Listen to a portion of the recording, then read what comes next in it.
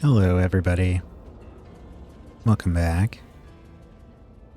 Playing some more Shadows over Loathing tonight. Yesterday we kind of did a lot of side questing, exploration. Yeah, looks like we hit everywhere in here. I'm sure there's other stuff we have to do around here. But I figured today we'll focus primarily on going to the new location and seeing what's out there. We should still have all of our buffs from last time. Yep. Yeah, we do. Okay. Is there anything else that I want to do before we go? I don't think so. I think we're just going to head out. Bus stop. SIT Campus, Porkham. Chapter 3. Back to school. There's a scary thought. It's probably best not to wander aimlessly around outside the campus. You ought to go find that cursed book. Right, we're looking for a book this time around. Oops. Well, okay, I guess we're in here. Finite hallway left. Where did we come in from? This seems unsafe. You've seen finite hallways before. You really want to go back down that one? Oh. Huh, that's more finite than you expected. This hallway is so short and unremarkable that you passed right through it the first time without even noticing. Oh, this is where we came in. I was confused about that. Okay. The posters on this board are from years ago. I just wanted to see if there was anything else out here. No, doesn't look like it. That was it. All the events listed on this board either happened last month or are going to happen next month. Our founder, Junius Fitzgerald Technology. Oh, God. The nozzle of this drinking fountain is plugged up with chewing gum. What is going on here? Dangerous looking kinetic sculpture. Why is it out here? This guy must be the janitor, presumably. Hi there. Are you the janitor? Yep, that's me. Been the janitor in this place for nigh on 60 years. You got any questions? I figure I know about all there is to know about these buildings. Wow, everything? Well, everything janitorial at any rate. I do have a question, in fact. Yep, what can I do for you, kiddo? Ask about the finite hallway. There's a good hallway. Goes on for a little while and then it stops. Real traditional, easy to clean. Love it. Gotcha. Ask about the main lobby. What can you tell me about the main lobby? You mean this lobby right here? Yep. The one I was almost finished mopping before you came in without wiping your feet? Oh, sorry. No, just yanking you. Ain't no difference to me which floor I'm mopping. I see. Anything else you want to know? Ask about the infinite hallway. What's the deal with the infinite hallway? They said I can't start mopping down there till they've finished painting it, which suits me since they ain't never gonna finish painting it. No matter how many clever math tricks they come up with. Super tasks my foot. Anything else you care to know? Leave him to his endless mopping. Infinite hallway? This hallway stretches as far as you can see. To infinity, though? Surely not. Find out.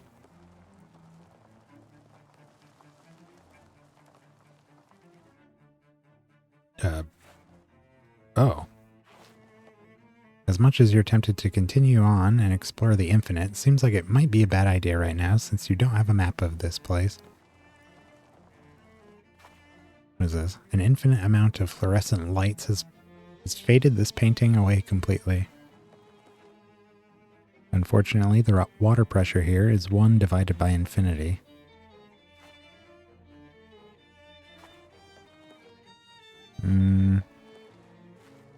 We don't have any of these. Any business in these. These events all happened millennia ago. What? What? Oh, we could go in here. A steam-powered toilet. You don't see these very often, and it's not hard to imagine why. As far as you know, the sink is capable of providing an infinite amount of water.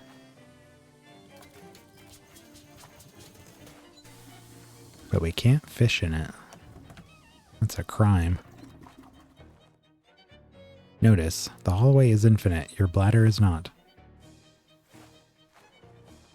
Okay, let's start back at the beginning of... Oh, what is this? Okay. I'll just start here. Theoretical Topology Lab, number 1. You don't have time to poke around in weird labs. You need to go find that cursed book. Well, the library, surely. As you enter the library, an elderly man, presumably the librarian, waves you over to his desk. Hello, I'm afraid I don't recognize you. Are you a student here? Oh no, I'm just looking for a book. I'm sorry, the Institute's library is only for students, alumni, and faculty. It's really important that I see this book, though. I do wish I could help you, but rules are rules. You'll have to inquire at the admissions office first. Shoot. Well, that's right here. These fronds look very educated. These plants grew from the seeds of knowledge. Shelves of file boxes, presumably student records. A little plaque under the photo says Lucian P. Wormwood, Dean of Students.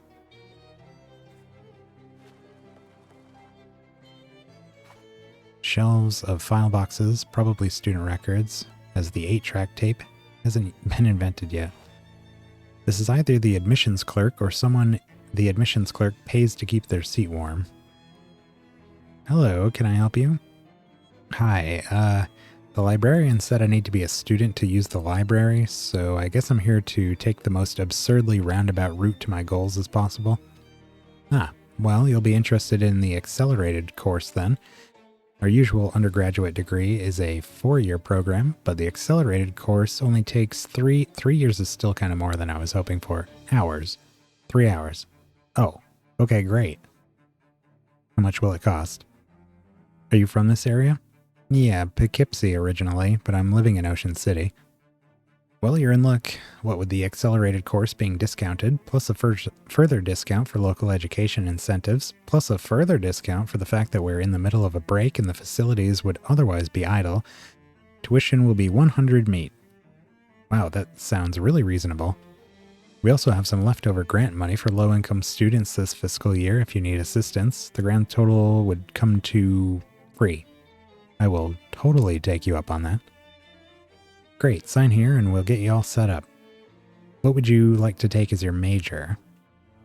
That's a big decision. Well, since we're on break and a lot of teachers are out of town, it's actually not all that big. The 3 options available are botany, robotectronics, and chemicals. Botany is combat.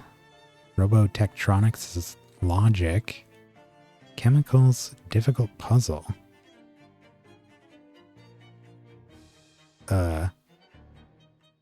These are our major.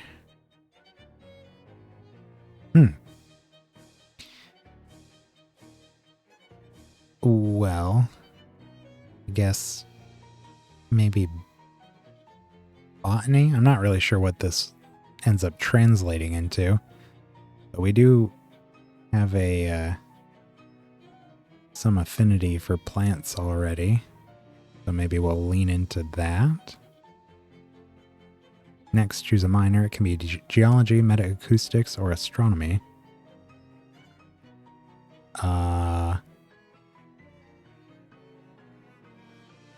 Combat puzzle or sillier puzzle. Let's do a Astronomy? Astronomy. I love to graze on great grub. You're thinking of gastronomy. Oh, well, I like to raise on reach rub too. Astronomy's fine. And finally, you get one elective, spiders, culinary science, or phys ed.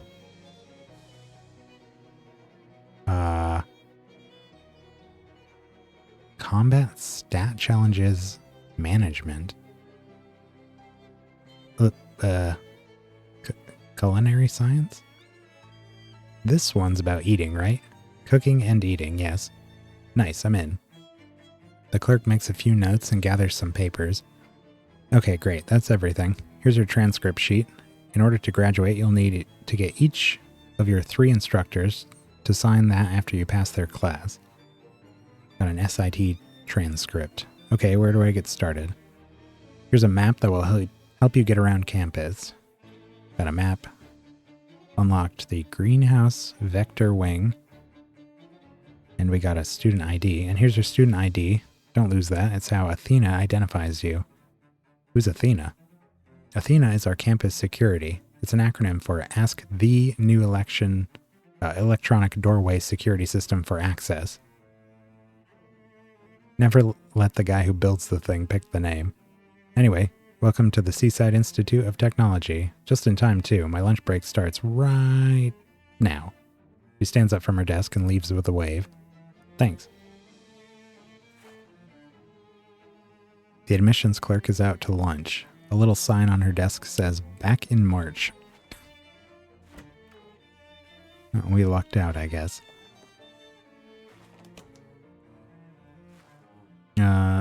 Not so long ago, shorts this short would have caused a nationwide scandal. Jazz pants are popular with the youth of today. A rack of sturdy branded kitchen breeches. There's a hole here. This is the most coffee cups you've ever seen in one place. The clerk smiles at you as you approach. What are you selling? Replica SIT class ring. 5 extra XP from fights. This is indistinguishable from an actual SIT class ring unless you look at it very closely. You look very closely at the carved badgers, whereupon you will see that they are not themselves wearing class rings. Why do they sell replicas? Coffee mug. Souvenir mug from the Seaside Institute of Technology. It has the school's motto on it. Summus Valde Capitiosis.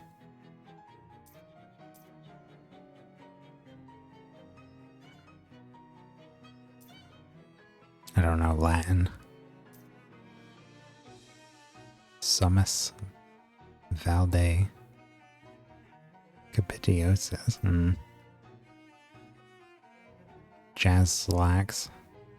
These pants are flexible and low friction to facilitate all of your shimmying and Lindy hopping and whatnot. Kitchen breeches. Pair of SIT branded chef's pants. Pennant. This pennant either proclaims that you went to SIT or very loudly commands your guests to sit down. Hang it on your wall. That will do that. And the sports shorts.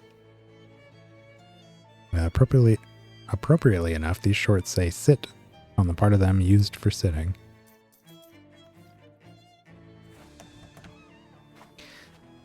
So, can we go in here now? Ah. Good. What the heck?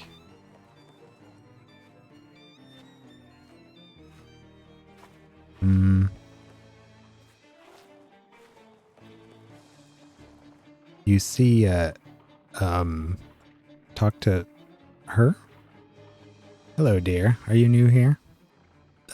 Yes, I'm Turnigus. My name's Janet. Please don't be alarmed by my visible mechanical insides. I'm in no pain.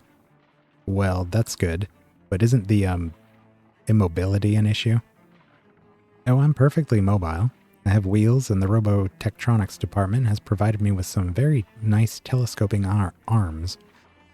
I'm just sitting down right now, because with the majority of students on break, I don't have any books that need shelving. Ah, okay then. Anything I can help you with, dear? I'm looking for a certain book. Would you say it's an important and rare one, or an easily replaceable one? Oh, the former, definitely. You'll want to ask Douglas about that then. He keeps track of all the books that we actually care about. Okay, thanks. Know anything about botany? Oh, you should ask Douglas about that, dear. He has a lovely little vegetable garden behind the staff housing. What about astronomy? Douglas does a bit of stargazing. You should ask him. He can see both sides of the sky at once. Can you imagine? I think I'll get a headache if I try to imagine that. Know anything about culinary science? Douglas does all our cooking. You should ask him about that. He's very good at it. Does he get a lot of practice? Oh yes, besides me and Ted, he's got 2 mouths to feed. Great. Thank you for telling me to talk to Douglas. Are you Douglas? An elderly gentleman greets you with a politely inquiring smile. Hello again. Are you a student now? I am, yep. Got my student ID and everything, see? Yes, that looks to be in order. Very well then. My name is Douglas. What can I do for you? Looking for a certain book, but this is going to sound dumb. I've been doing my job, this job for years, and I assure you, whatever it is, I've heard dumber. Well, I don't know the title of the book or what it's about. All I know is that it's a hardcover and about so big and probably an antique. Well, something of that size and age would be in our stacks. All the books out front here, the ones that won't be mourned if an undergrad doodles in the margins or uses a slice of bologna as a bookmark. Okay. Is there anything else I can help you with? Yes. Why does that man have an eyeball for a head? He's quite a sight, isn't he? Please don't be alarmed. I'm more confused, to be honest. Ted and I, and our colleague Janet, right over to my right, share a, shall we say, unusual past. What happened? We worked in a circus sideshow together. That was more than 30 years ago now. You don't seem like sideshow material. Perhaps not, but regard. He stands up and turns to face the wall, but he's still looking right at you. His entire back is identical to his front, with another face on the back of his head, and all of his clothes tailored to match. What? Please excuse me, but I do always enjoy the reactions of new students. He sits back down to a chorus of cracks and pops as his joints reverse into new positions. Holy jeez. Oh, don't worry. It sounds much worse than it feels. A little regimen of stretching exercises helps me fit as a fiddle. Keeps me fit as a fiddle. Anyway, after the 3 of us escaped the circus, we headed east. The Institute took us in out of scientific curiosity and gave us work as librarians. How did you escape? Well, it's not a story that really bears recounting. Besides, the 3 of us prefer to look ahead, not back. Even myself. Haha. Is there anything else I can help you with? I need help for one of my classes? I guess. I'll have to go talk to the teachers. If it's a subject I'm familiar with, I'm more than happy to help. Know anything about botany? I do maintain a small vegetable garden at our living quarters, but I'm afraid I don't know much about the science behind it. Professor Kalos does come in from time to time. His research into plant-animal hybrids sounds fascinating. Perhaps someday it really will be possible to squeeze blood out of a turnip. Ew. What about astronomy? I've been known to dabble. The telescope on the roof of SIT has a beautiful view, but it only shows half the constellations. Half? Oh, of course. It seems that way to you because you only have one face. What? You've only been seeing the western hemisphere of the sky. You need to see the southern hemisphere as well. How do I do that? Merely reposition the telescope and point southwards. Down, in other words. Down? But of course, you've seen maps before, surely. Okay, I'll take your word for it. Is there anything else you need help with? And culinary science. I do a fair amount of cooking, and rather well if you'll excuse me saying so myself. I've I've never used SIT's classroom kitchen. I understand it's rather more extreme than usual. If you require protection from the elements, I would suggest that a fire, such as the barrels that hobos use to warm themselves, might provide a reliable source of protection against the cold, and the furniture found in some of our more disorderly fraternities would certainly inure you to stench. Apart from that, I'm afraid you're on your own, but there should be plenty of sources to be found. Okay. A tall, wiry man with a single giant eyeball for a head glares at you as you approach. Hello? Douglas calls over to you. I'm afraid the stacks are off limits to undergraduates, faculty and alumni only. So I have to pass all my courses first? Exactly. Once you have all 3 signatures on your course transcript, Ted will verify them and let you through. And I should warn you, not that I think you'd attempt to cheat or anything, but Ted is very good at spotting forgeries and has a lot of pent-up anger and frustrations. Ted clenches and unclenches his fist while watching you carefully. Okay, then. Alright, well, I guess we'll go... Whoa. Hold on. How the heck? Wait, what? Where?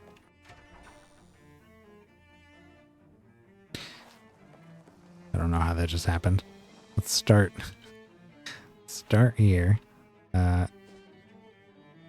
Okay, here's our map.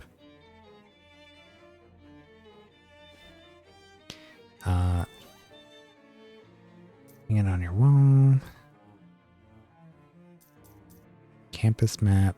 Transcript. Okay, so these are the classes we need to complete. Here's our map.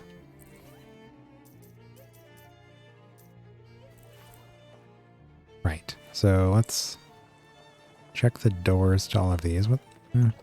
Oh, we went to the gift shop. Theoretical Topology Lab number 2. Is there anything down the infinite hallway? Low Energy Chemistry. Professor Laurel Brent. Split Physics. Professor Vincent Talbot. Narrow Occlusion Lab. Dr. Wilma Ash. Solid Foods Lab. Professor Bud Redman. Structural Fluids. Dr. Zoe Jin. Occult Photon Lab. Dr. Tiger Talbot. Tertiary Particle Lab. I feel like these are probably all randomly generated, and it just goes on forever and ever. That would be my guess. Yeah, it's gotta be. I don't see anything here that we need to, and we do go back through all of this. There's nothing here that stands out as a place we need to go right now. My goodness.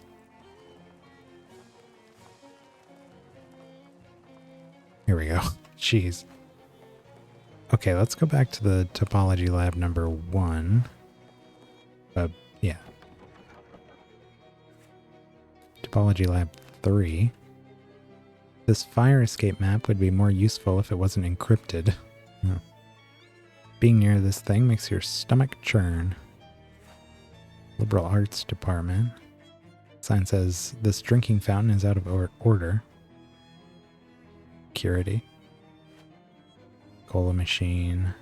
Geology. The door is sealed. Oop.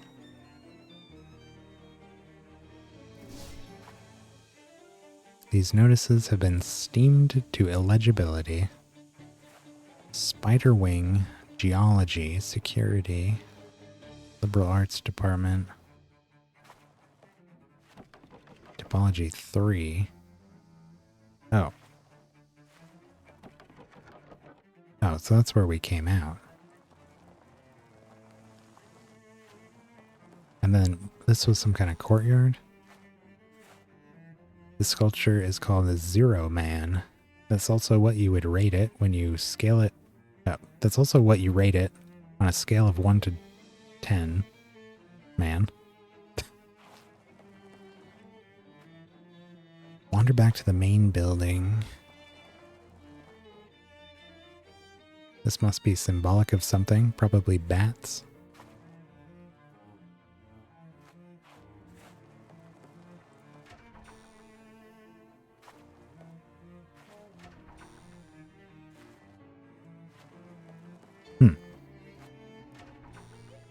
What the heck?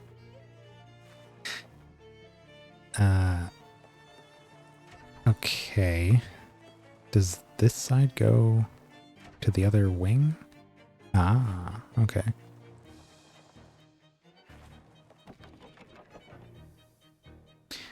Alright, I'm understanding the layout now. This soda machine appears to have been pretty comprehensively tampered with.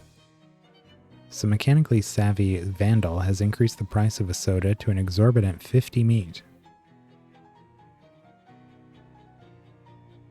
6 moxie adjusts the price.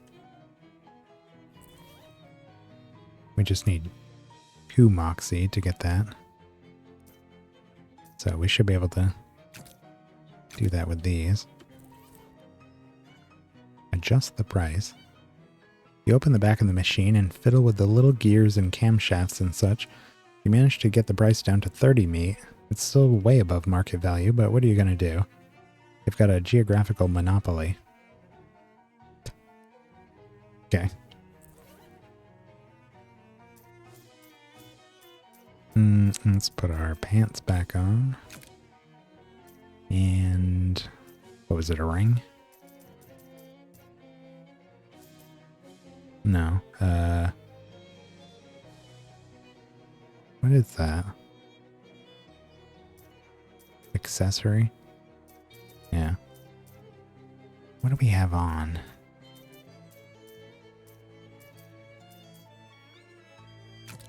Probably this.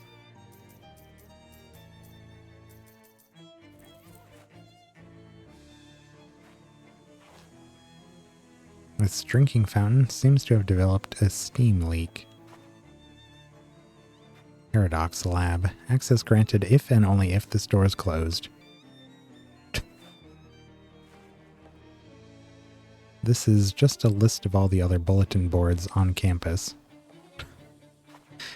Okay, well, we need to go to the astronomy class, right? You speak into the microphone. Ahem. Can I go in here? Student ID, Turngus Carter, identified. Access to this doorway is limited to students and faculty in the astronomy department. That's me. Authorization verified. Access granted. Thanks. You hear a thump as the door's internal lock disengages. Hello. Diagram of constellations. This must be the teacher, or at any rate, he's sitting at the teacher's desk. Oh, hello. Are you taking my astrology course? Astrology? I thought this was supposed to be astronomy. Astrology is the kind of unscientific for SIT, isn't it?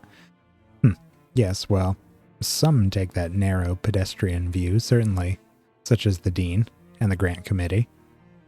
But I suppose if you're just here for astronomy, I can give you the edited version of the course. I'm actually in a hurry, so that'd be great. I have 15 constellations diagrammed on the blackboard behind me. Only 12 of them are genuine. All you have to do is mark the 3 false ones. Seems pretty straightforward. How do I find out which are which? By exploring the heavens themselves. Come again? There's a telescope on the roof of SIT Spiderwing. You can get there through the scalar wing. Scalar. Scalar wing. Scalar? Oh, okay. I thought you were going to teach me how to do astral travel or something. No, I saved that for the 2.0. The 2.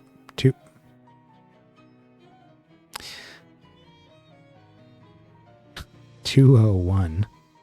For some reason, I was trying to say like 101. My brain was saying 2.0. I had to pause and rid my mind of that. Okay, I'll be right back. Okay, so we need to go to the scalar wing. Mention the spider lab. Or the spider room. That's just Texas. Let's see what's here. It's a diagram of the constellation, the Big Pickle, the balloon or lollipop or tennis racket, the cigar, the quadrupus, the pail or the bucket, Dennis, Texas, the demi-tesseract, the meat, the gun, the three little fishy friends, the astral Pilsner, Roberto's Whirl, the giant terrifying space spider, and the house.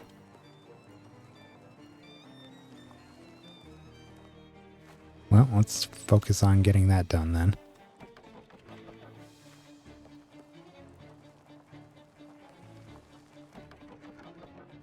So, spider wing. Oh, okay. I had confused that with just the course for spiders. There's the roof access. This Athena terminal has had some of its important parts replaced by a pineapple. There's one of those Athena locks on this door, but it seems to have been tampered with.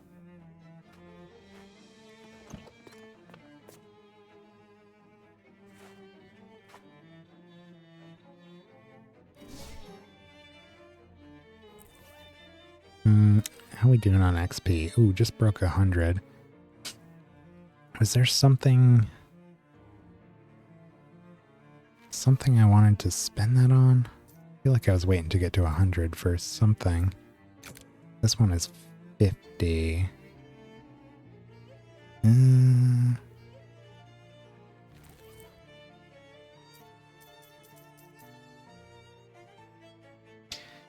2 times materials from gathering.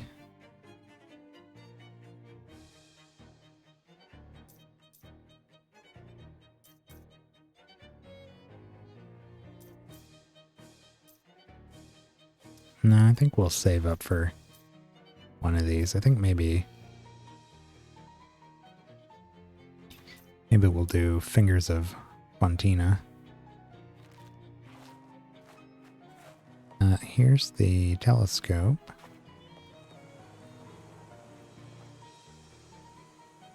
Oh, there's a little snippet of hobo code painted on this unit.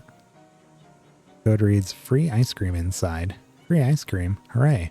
You reach in and grab a little treat. Extra cold ice cream cone. This cream in this cone has transcended ice and graduated to some new, even more solid state of matter. Increases hot armor by 5. Whatever these machines do, this one isn't doing it. What did that say? Oh, there's nothing over here except even more of these machines. The telescope is pointed at the stars. There's the cigar, the quadrupus,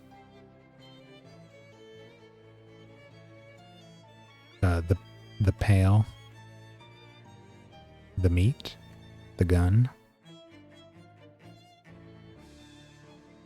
the fishy friends,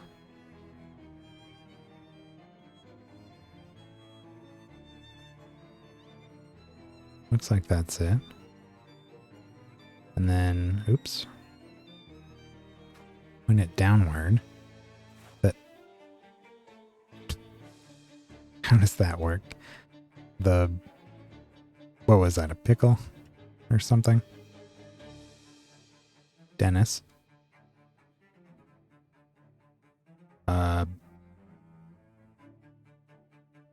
forget what that was. The whirl. The terrifying spider.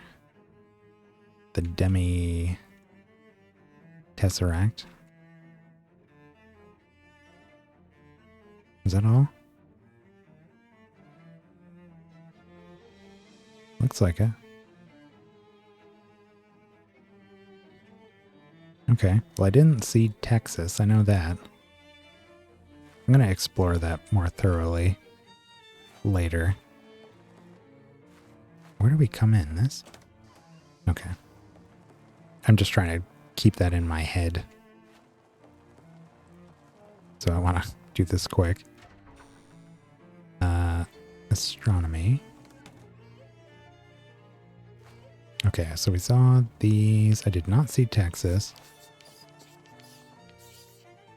I don't think I saw this. Or this. Definitely saw those. Yeah, I definitely saw the rest of these. What was this? Oh yeah, it is a pickle. Here you go. What can I do for your fellow traveler of the stars? I'm ready for you to check my work. Alright, let's have a look. He turns and scans the blackboard. Yes, well done. You're a quadrupus already. Here, let me sign your course transcript. Completed our minor. Great. Are you ready to take my full astrology course? I can sense the pickle rising in you. No, that's okay. Thanks for the offer, though. Well, I'll be here if you change your mind. Great. So that's astronomy done. We still need botany and... it wasn't... Oh, this is a whole wing. Hello. This goblin is concentrating on their, cooking? Culinary science. You speak into the microphone. May I go in here, please?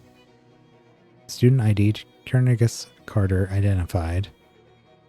Yeah, what's this whole song and dance again?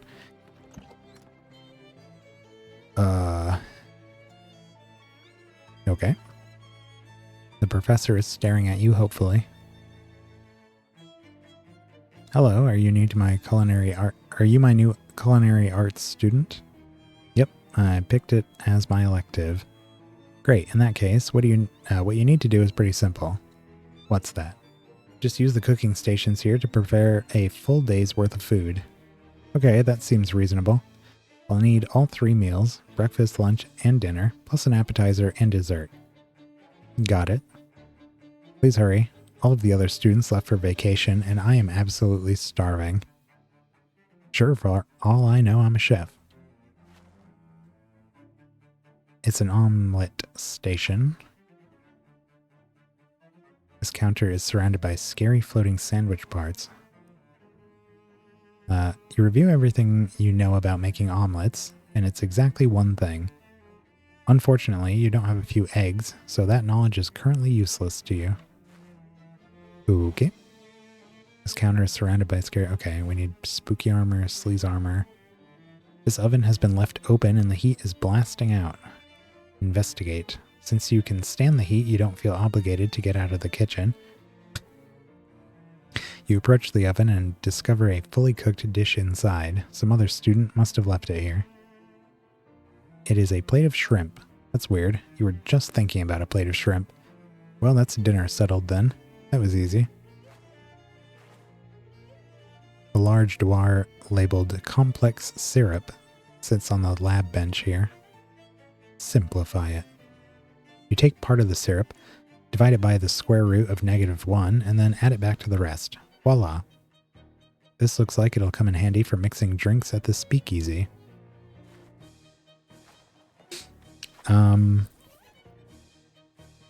Don't we have...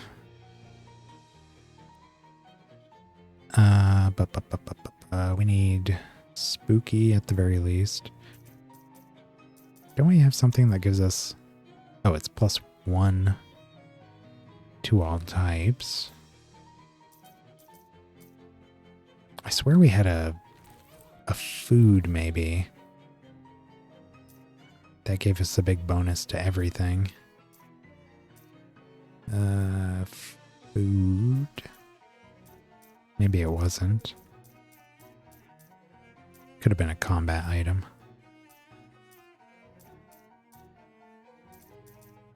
I'm sure it would have shown it there, though.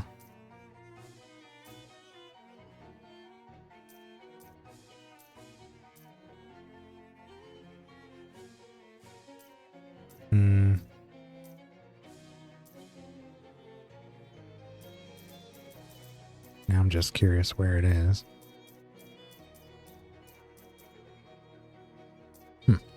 No, not there. Potion.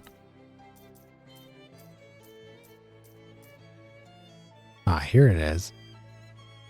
Hot, cold, stench, and sleaze. Oh, of course. Shadow is the only one not listed here. That's why it didn't come up. Yeah, that gives us +3 to everything. That would certainly help.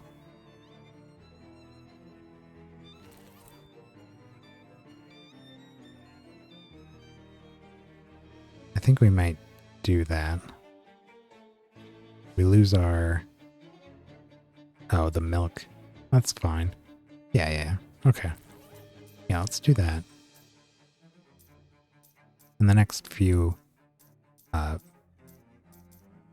whatever they're called, the tears in space-time there.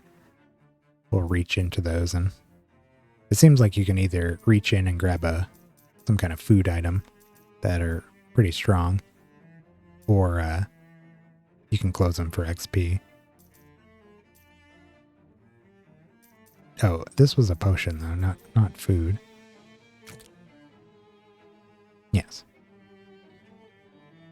You drink the wine, notes of ash, a faint aftertaste of typewriter ribbon, a pleasant numbness spreads through you, soothing darkness.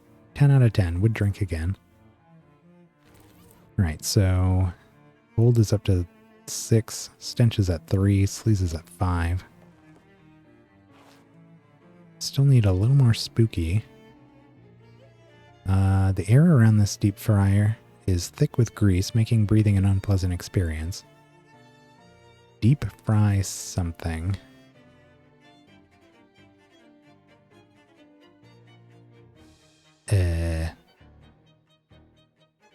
Deep fried ham panini? You drop your pressed ham panini into the deep fryer and watch it sizzle, then fish it back out when it seems done. Deep fried pressed ham panini.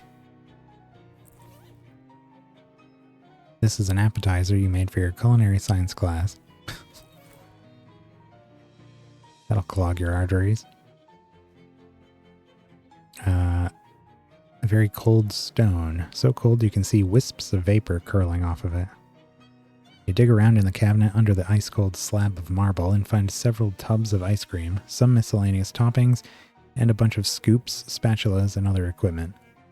Apparently, you're expected to devise some kind of ice cream sundae.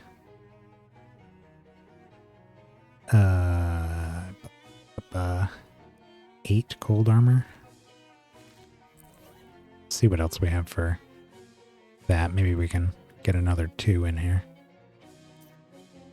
We can get 1. That's all we have for cold. Well, okay. Then we'll do that, I guess. Whip up a nice sundae.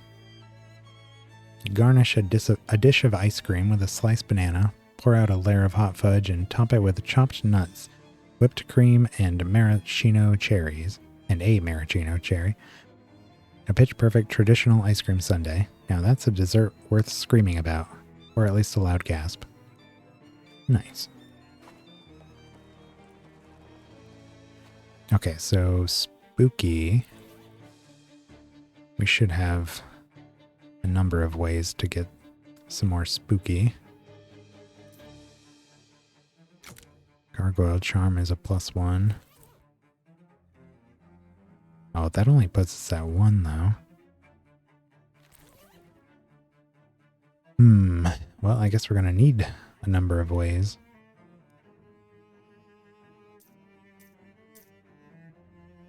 Creepy Locket, that one's better.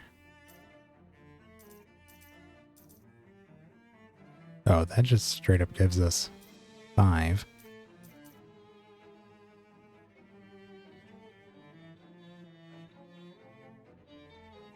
We'll probably do that because if we use the fairy dust, it's going to replace our +3 to everything else. for just a +3 to spooky. But if we do this, that won't replace the +3. It just replaces the fairy cake. Yeah, that's fine. You chomp down on the croutons. Instead of making crunching noises, they make unearthly wails. Ooh.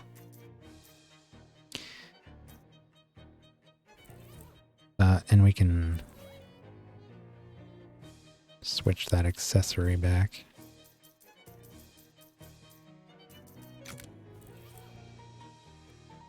You choke down your fear and approach the polter sandwich.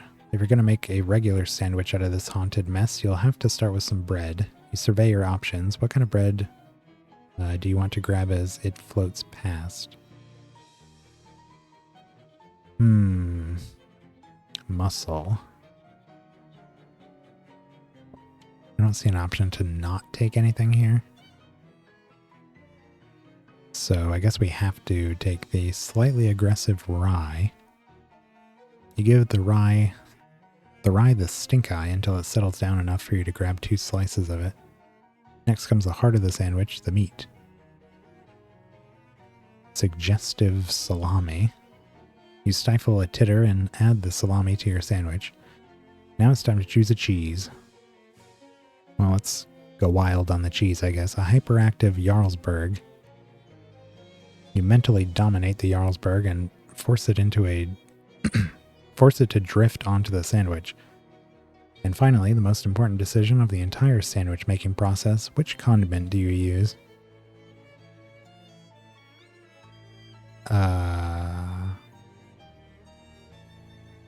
It's rye, salami.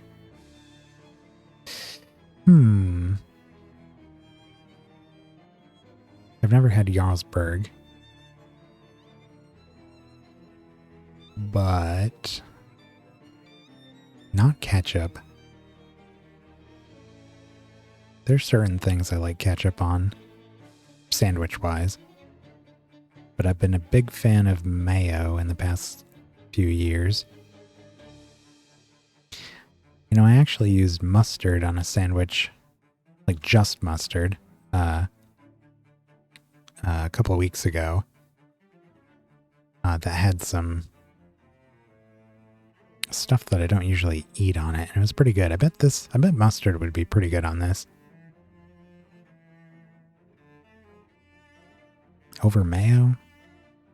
Salami? Yeah, I think salami and mustard goes better than mayo. Probably thinking too hard about this. Correct. Good job. I see you know your condiments. An acceptable sandwich. Great. So eggs.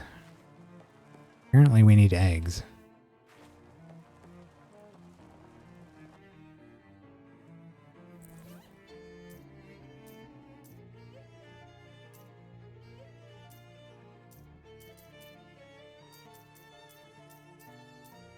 These 4 quest items. Yeah, we need that. I think that's probably our breakfast.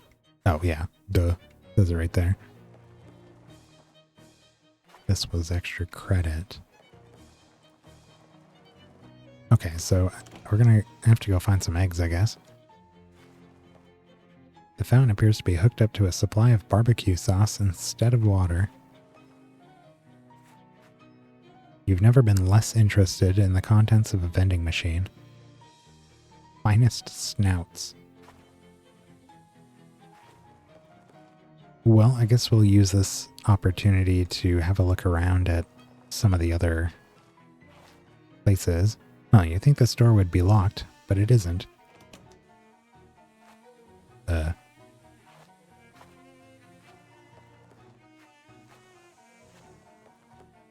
sign above the hatch reads, Steam Tunnel Access, protective gear recommended, but not provided.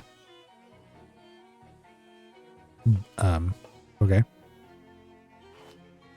It's a very old manhole cover, so old it's practically an ape hole. This ladder leads back to the barbecue wing. Spider wing maintenance access.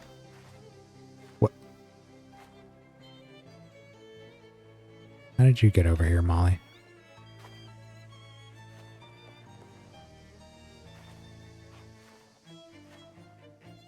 To Hex Rock Mines? What? Attention, access to the Hex Rock quarry is prohibited except with written permission from the Geology Department for a very good reason. Seems to be barred from the top side. Somebody found a warm, if not particularly luxurious place to sleep. The box says the box says free shoes on it. You're not sure if it's an announcement or a political statement. Find out. It was just regular free shoe sign. Sneakers. Shoes for sneaky business, but also tennis. Okay. Oops. Some hobo code is scribbled on the brick here. The code reads, try ordering stuffed pepper style. Ooh, a secret menu item. Hello?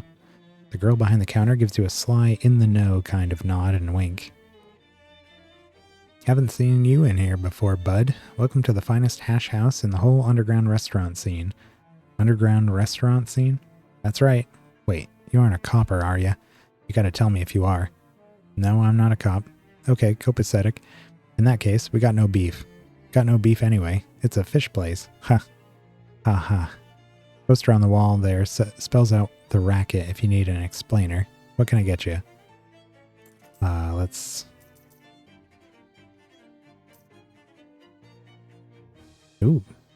Increase item drops by 20% and meat by 20%. Here's one that increases all different armors except physical, including spooky, by 2. Mysticality and Moxie, Muscle and Moxie, Muscle and Mysticality. These are pretty cool.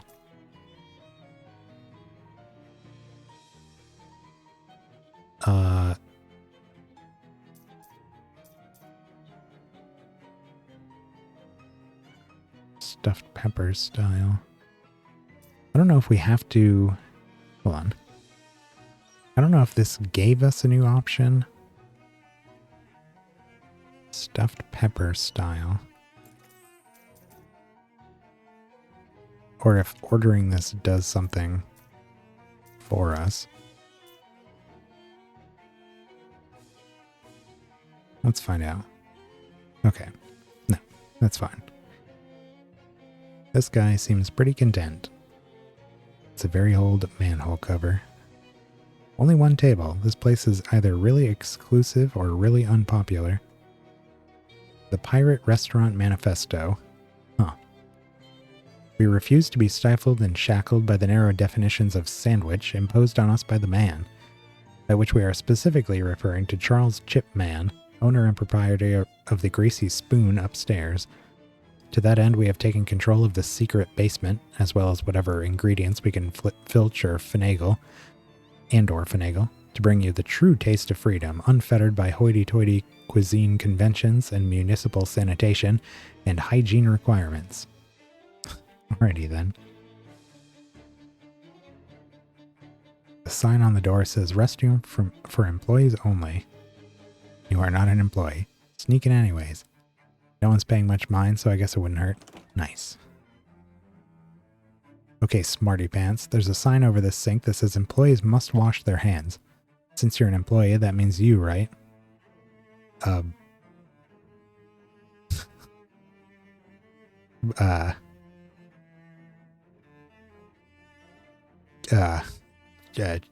Sure. There we go. All clean and sanitary, which will be extremely safe for the customers of this restaurant when you're serving them food later during your shift because you work here. Whatever, weirdo. The employee responsible for cleaning this toilet has been shirking their duties. Okay, bye. Tools abandoned by some fleeing prankster, no doubt. Wow, they were really up to some serious prankery. Chunk of lead, 11-in-1 oil, and 2 anarchist hardware. increase damage of a weapon by 1.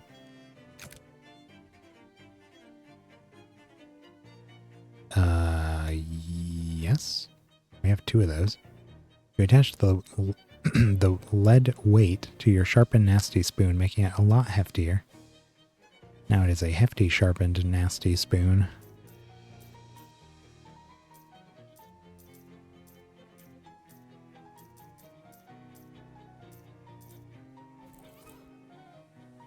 This door has a combination lock on it. There are a few hot flies buzzing around this vent. Hot flies? The sign has been scraped off this door. Curious.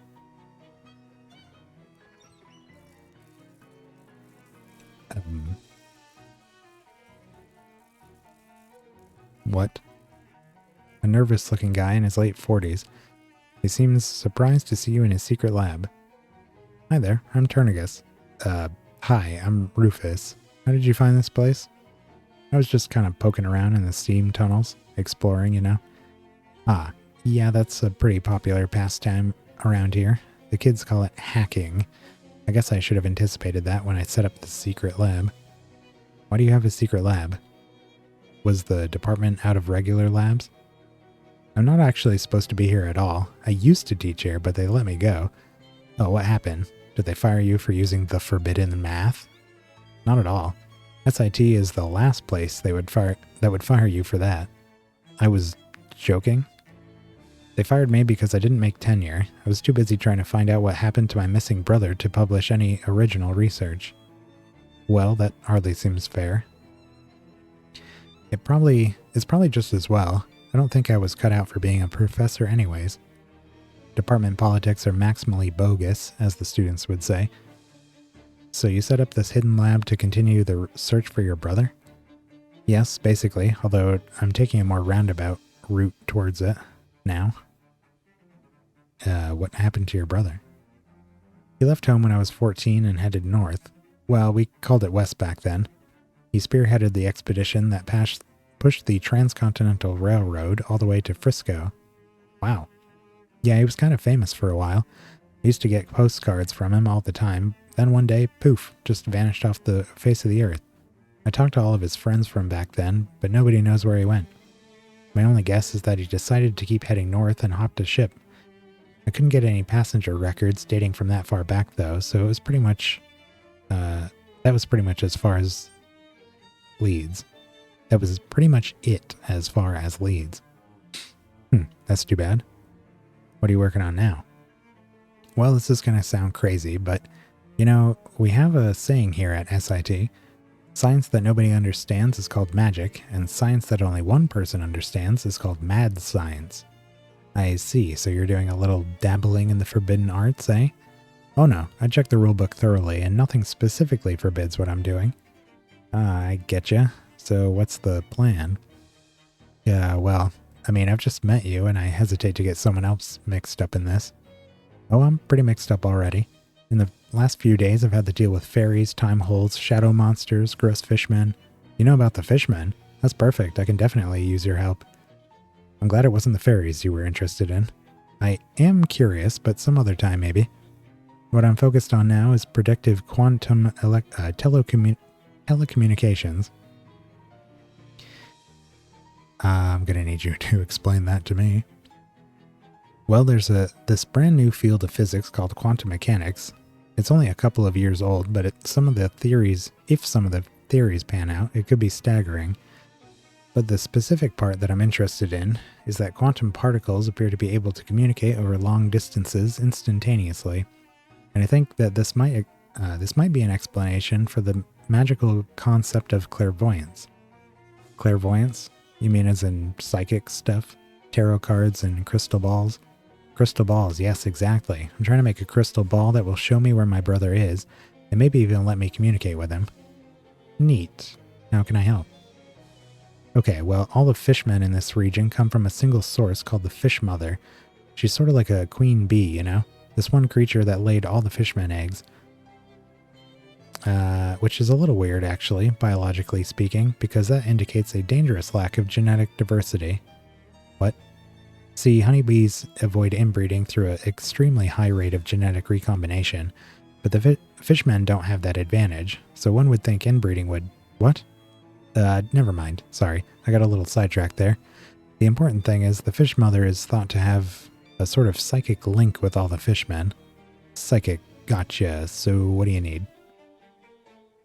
Well, legend has it that fish mothers occasionally make huge, beautiful pearls.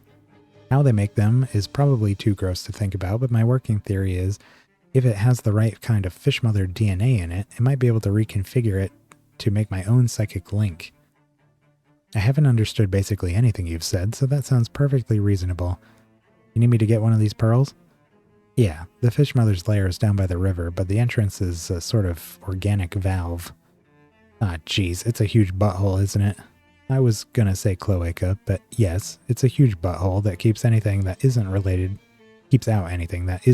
to the fish mother. So, how do I get in? You aren't gonna like it. I already don't like it. I can make sort of a disguise goop to cover you. Swell. How much am I getting paid for this? I don't actually have much meat left after setting up this lab, but maybe the fish mother's lair has some treasure in it? I mean, definitely. The fish mother's lair definitely has a lot of great treasure in it. Sure. I'll help. Great. In order to make the fishmen disguise goop, I'm going to need some fishmen eggs. About 3 pounds of them, according to my calculations. But if the eggs are in the fish mother's lair... No, the regular fishmen carry them around to keep an eye on them. They have a bunch of little hideouts all over SIT campus and Ocean City. Or rather, all under, I should say, since they're mostly in the sewers. Well, this keeps getting better and better. Here, you'll need one of these to open up the manhole covers. Antique manhole... Oh. Ooh.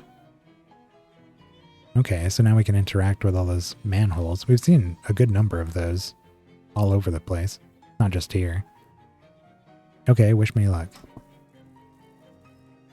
Neat.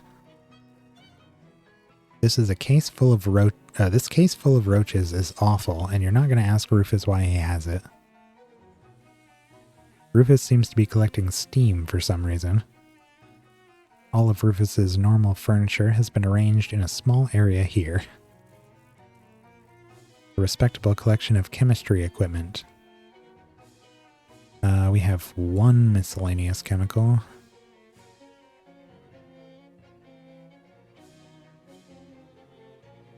I don't feel I need to make any of those, though.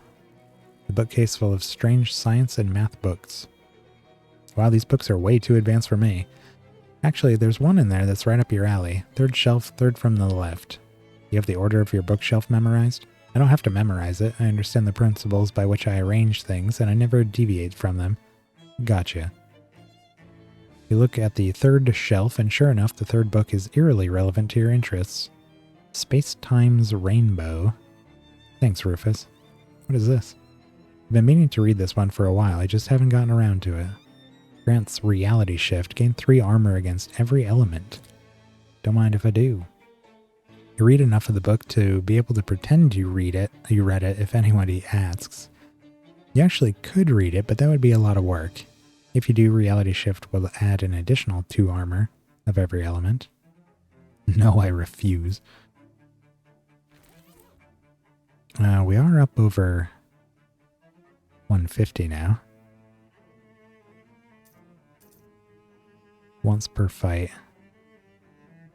3 against every element.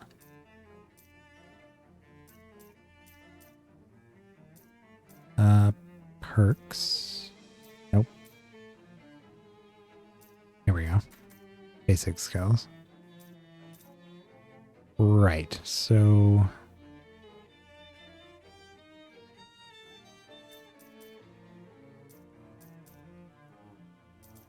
one of the 150s. 5 XP from fights. This probably would be good coming up, since I expect we're about to fight a bunch of fishmen. What are our skills at here? 4, 7, and 4. Okay, so it doesn't matter too much whether we level muscle or moxie. Oh, plus moxie gets the +1 max AP next. That would be really nice. Yeah, let's do the Gorgonzola's Guile.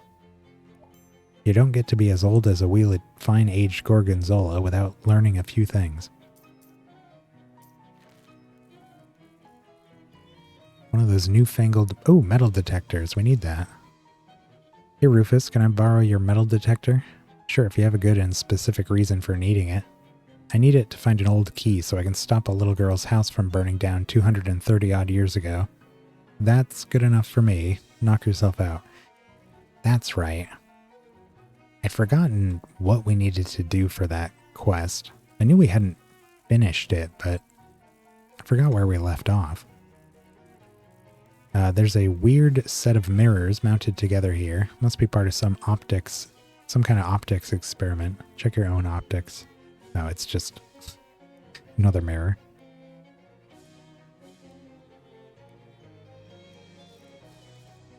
A scientific vessel of some kind.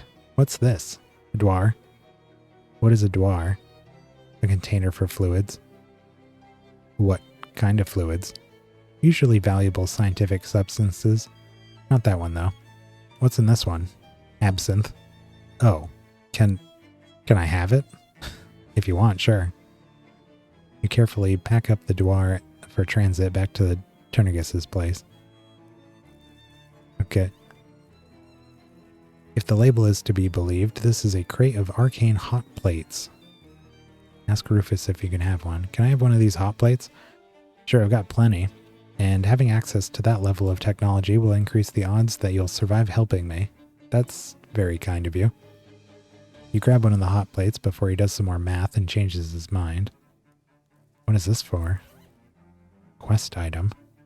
A portable convenience for chef magi who are bachelors or have been imprisoned for forbidden sorcery.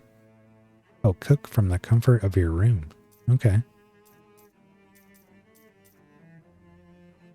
Rufus's metal detector. A portable metal detector you borrowed from Rufus. These won't be available commercially for 3 more years, so please be careful with it.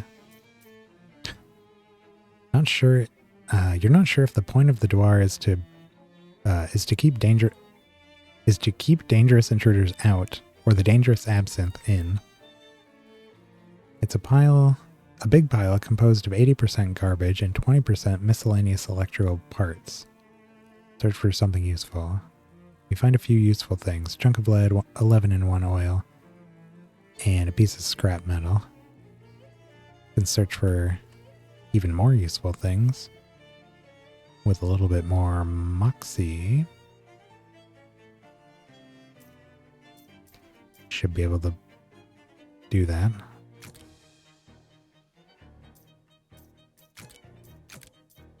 Oh, these do the same thing.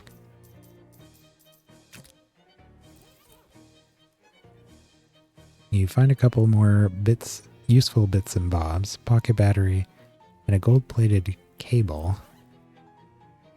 Rufus apparently discarded this cable after it was chewed on by rats. Just sell it. We need 9 to get the next one. I don't know that we can do that. Not without consuming things. Yeah, we'd have to do the cheese and one of these. Just gonna leave it for now.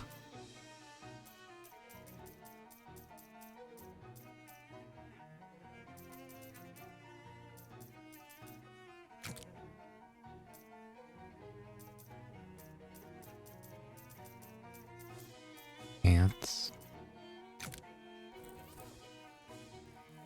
Robot Battle Arena.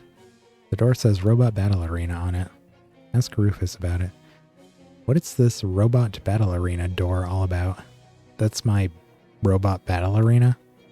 Why do you have a Robot Battle Arena? The fact that you even asked that question makes me think you'll never understand the answer. How many robots are in there? They're capable of self-assembly and replication, so it's hard to say. It's also critical that you never accidentally leave that door open. Gotcha. Well, now I need to know. Enter the Robo Fray. Oh, okay. Just a place where you can fight these guys a bunch. They do some pretty good damage. 8 bleeding each. They're all targeting me. 11 damage.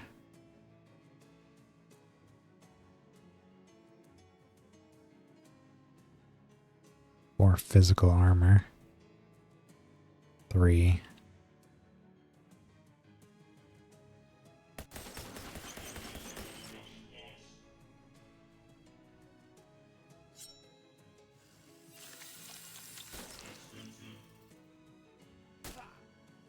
Ow.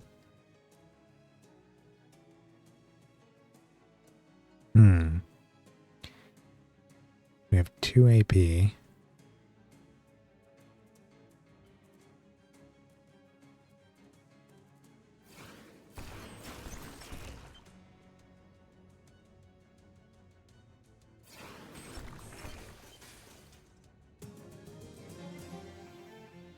XP. You won. You successfully disassembled some of Rufus's self-assembling robots. We'll get over it. Let's fight one more. See if we can get... Oh, jeez. Zapping robot. Gonna charge its coils. My god.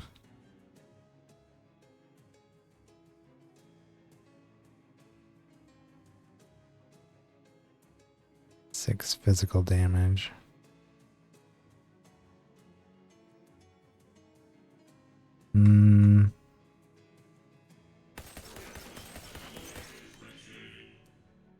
That's probably the best bet.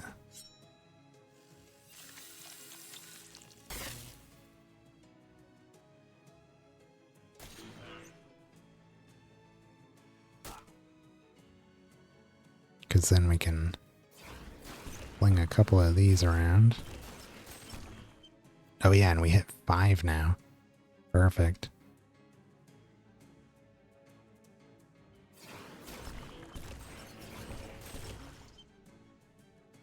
Well, we can't kill both, but can drop them down to 1.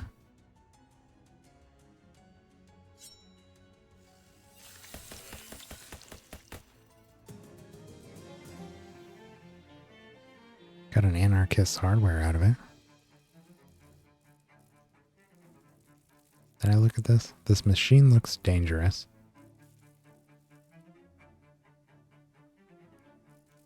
Maybe those eggs they drop are what we need for the culinary course as well. We need eggs. Somebody has tapped into the steam pipe to power this radio. Greenhouse access. That might be where the botany class is.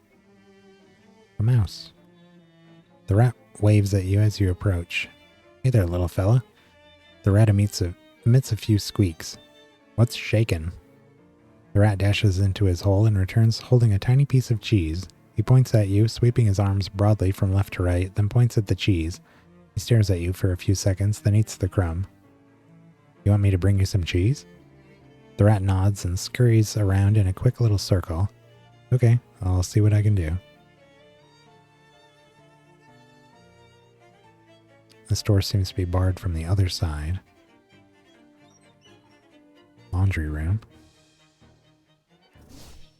Ah, got another shadow wine.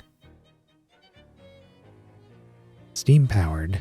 This would dry your clothes way faster than boiling them. A trove of dangerous laundry chemicals. It's a steam-powered washing machine. This door is painted shut from this side. Okay. Barbecue wing maintenance access. That's where we came in. Or, no. We came in from the ladder, right? Harsh buzzing noise and a shower of sparks are her only reply. This terminal must be broken.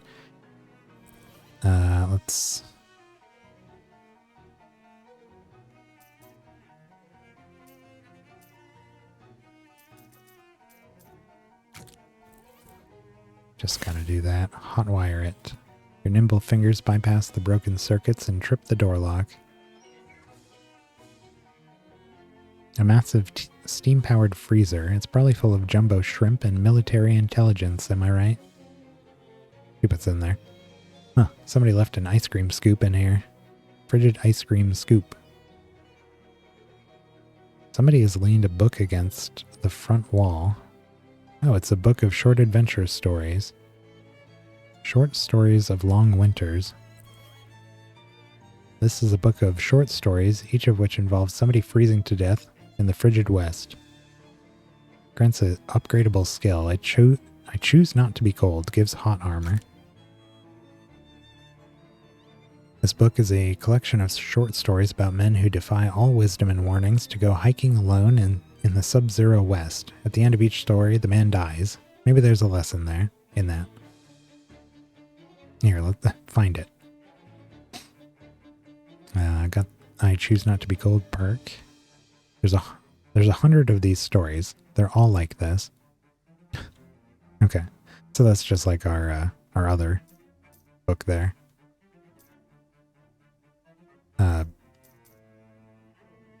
Yeah, this is sleaze armor.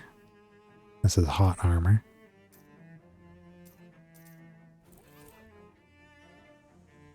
The store is painted shut from this side. Why do they paint them all shut? Was there another... Oh, here's a manhole cover. Was there another... Oh, here we go. Seems to have a blown fuse. You hear a thump as the door's internal lock disengages. This strange-looking machine seems to be broken. A nondescript-looking locker. Oh, treasure. An SIT portable radio. Accessory, +3 to range weapon attacks. Huh. Painted shut. We couldn't go there. That's the restaurant. Can't get in there. That's the lab.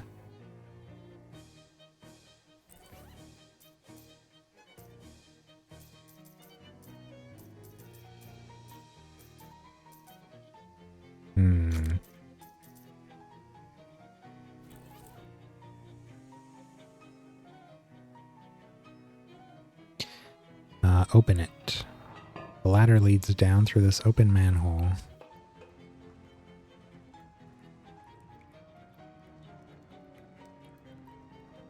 Do you want? A wise person said that fishing is not a good use of time, but that person probably didn't have as much spare time as you. Let's get fishing. Nice, you got a filth herring. You toss it in your fish sack.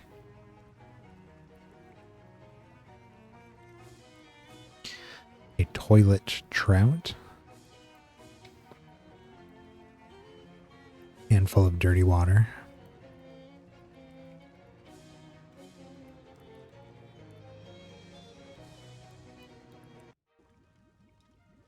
Oh God.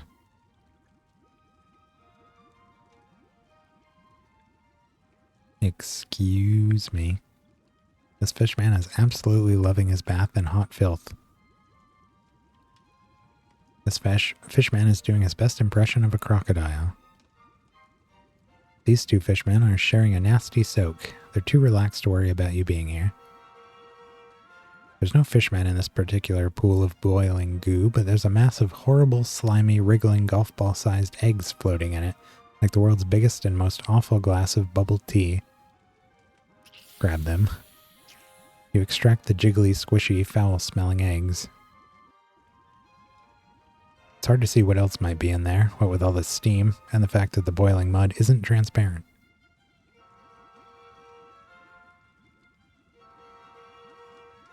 A poached Damon Runyon. Damon Runyon? Scalded shoe leather.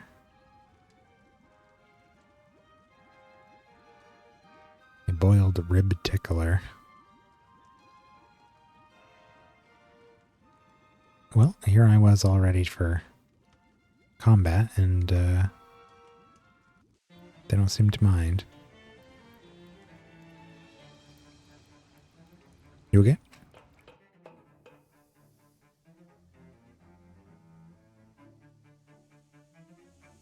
Well, I guess we just need the one egg for him, right?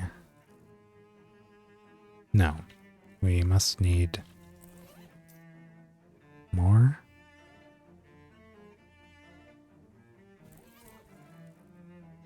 Still looking for the eggs. Did he say how many we need? What is the to-do list? Find a few eggs. Okay. Well, maybe with this one we can complete the culinary class and we'll just use all the other ones we find after for that.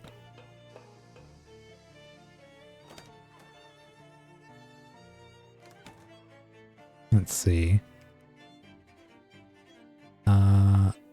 Wait, oh, okay. We need a few eggs for that as well. Frozen food. Oop.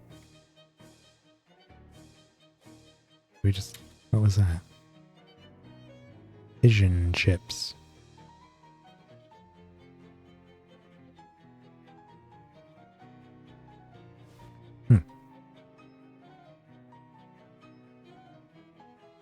They spelled notices wrong, but they were hoping nobody would notice. Phys ed. Okay.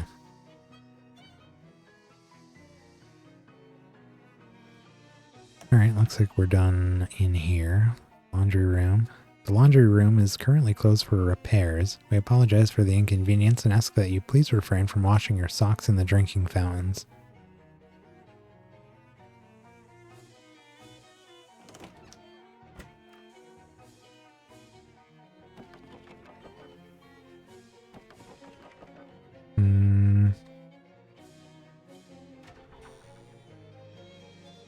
Okay.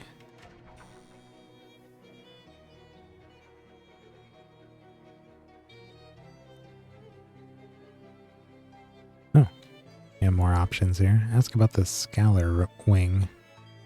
Oh, the good old Scholar Wing. That's my alma mater, you know. Oh, really? Yep, liberal arts class of 1869. That's nice. Spider Wing? What's up with the Spider Wing? Sheesh. Ugh. I pretty much gave up on that place long ago.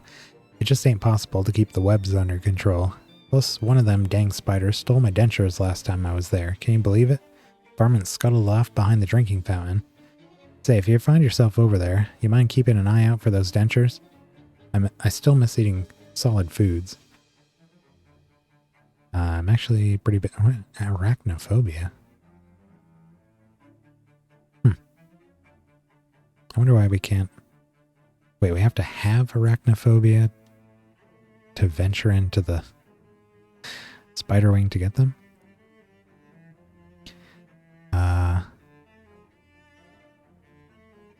Ask about the vector wing. You say you're curious about the vector wing? Somebody scribbled some weird symbols on the wall next to the paradox lab. Don't know why anybody'd want to do a fool thing like that, considering how every classroom has got a chalkboard for scribbling weird symbols on. Couldn't get any paint to cover it over with because they're using all the paint in the infinite hallway. Had to use chalk instead. Interesting. What about the barbecue wing? The barbecue wing, eh? Used to keep my lunch in the freezer in the frozen foods room there. Why'd you stop? The door got wedged somehow. Only way to get in there now is to go in through the steam tunnels. Ain't much point in keeping lunch in a freezer if you're going to carry it through those hot steam tunnels after. What kind of lunch do you need to keep in a freezer anyway? Ice cubes. Oh.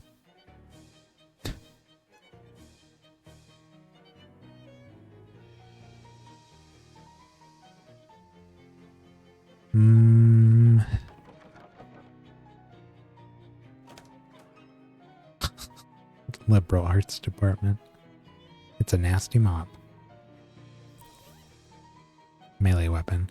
The greatest trick the devil ever pulled was convincing everybody that a mop does anything other than just evenly distribute the filth on a floor. Actually, probably wasn't the devil, it was probably whoever invented the mop. Muscle plus 4 stench damage.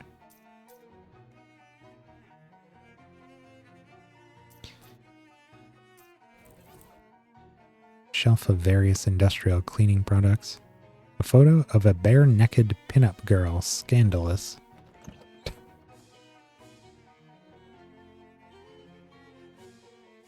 This is the most locked door you've ever encountered.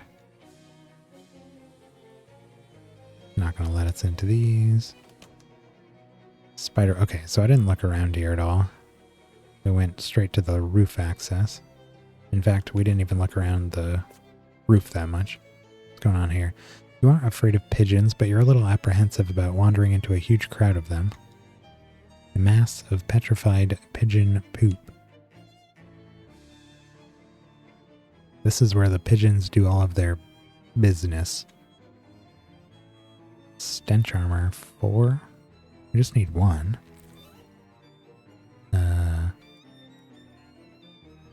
Stench.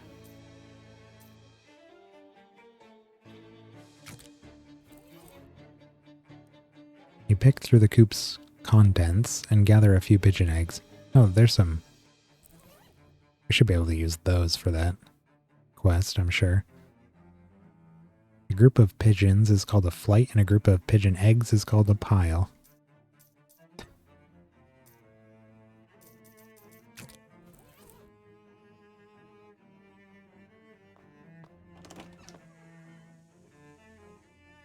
Spiders, not going to be able to get in there. There's a flyer for a frat party on this notice board. Ah, too bad. The party was a week ago. You note down the address just in case they have another party later. The Zeta Omega Omicron Zoo. Test door regard. I don't know why I said it that way. Test door, disregard. It's a door, regard it. By regarding the door, you are instructed to disregard it. Disregard it. By disregarding the door, you render it once again regardable. This drinking fountain is filled with spider eggs, making it the second grossest drinking fountain you've ever seen. This warrants further investigation. Someone else is going to have to do it. If it warrants further investigation. Why is arachnophobia on? I don't remember turning that on. What? You will encounter so many spiders. It unlocks arachnophonia. All combat sounds will be replaced with spider noises.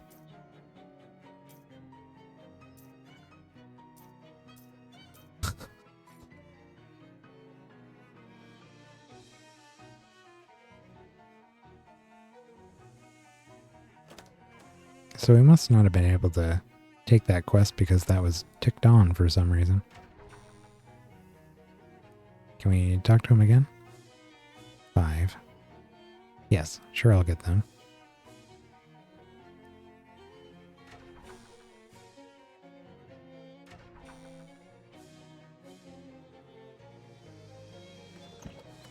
Is this them? No? Oh, look behind the fountain. You peer behind the fountain and see a massive spider with human teeth. Every inch of your skin suddenly trades places with a different inch.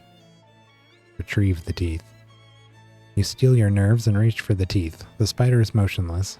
The spider remains motionless as you grab the teeth and continues to remain motionless until you wrench the teeth out of its mouth, at which point it crumbles to dust.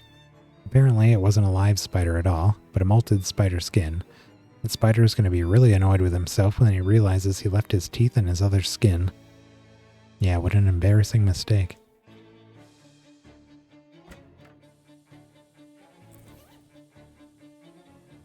Janitor's dentures. False teeth covered in little pieces of spider. take them back to the only person who could possibly want them.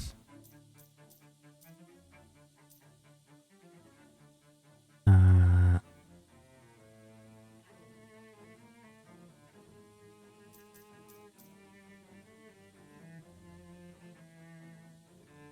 thought that Oh, it was the hat. Never mind.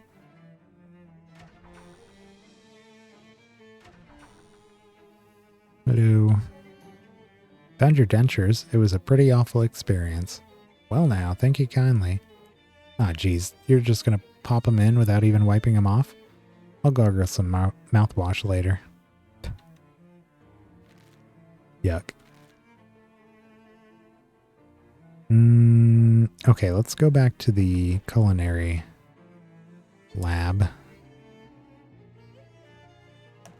Or whatever, culinary science room. You butter up a pan, whisk your eggs, and get them sizzling nicely. Now it's time to pick some stuff from the station's frankly intimidating variety of omelet fillings. What do you want to put in first?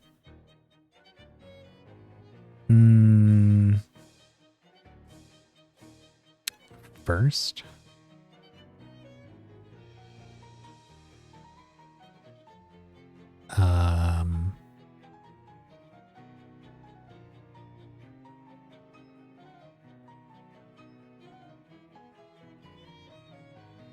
Let's see, if I was making this, it'd probably be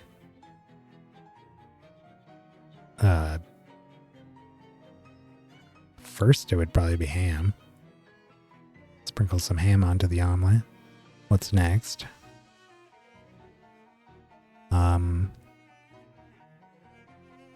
Parsley, cabbage, cauliflower, celery, fig, pepper, pomegranate. Holy pepper. Oh. Well, yeah, I guess that's fine. I was thinking peppers, but pepper also works, I guess. It's almost ready. Needs one more ingredient. Licorice, goose, watercress, parsnip, rice, plantain, veal.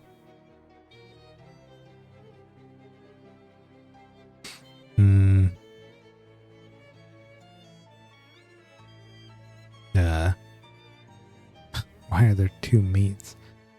Plantain. Rice. What did we did? Well, I don't know about pepper and rice, but let's do rice. I've never had rice in an omelet. I'd like to try that, though. I'm aware of omelet rice, but I've never had it. A little of rice, a flip of the spatula, and your masterpiece is complete. Behold, the perfect ham, pepper, and rice omelet. Bon appetit. Yeah, I don't know about the pepper in there, but it's probably fine. Okay, I think that was everything. Hello, you look delicious. Excuse me? Oh, sorry, for a second there I hallucinated that you were a huge talking roast chicken. What do you need? Oh, we could have asked her about the eggs. Ask her anyways. Under a few... Any idea where I can find a few eggs? Under a few birds, I suppose. Uh-huh. Any idea where I can find a few birds? There's a chicken coop on the roof of SIT's other main wing. I doubt anyone would notice if you swiped a couple eggs from there. Okay. Yeah, so she would have directed us there if we'd bothered to speak with her.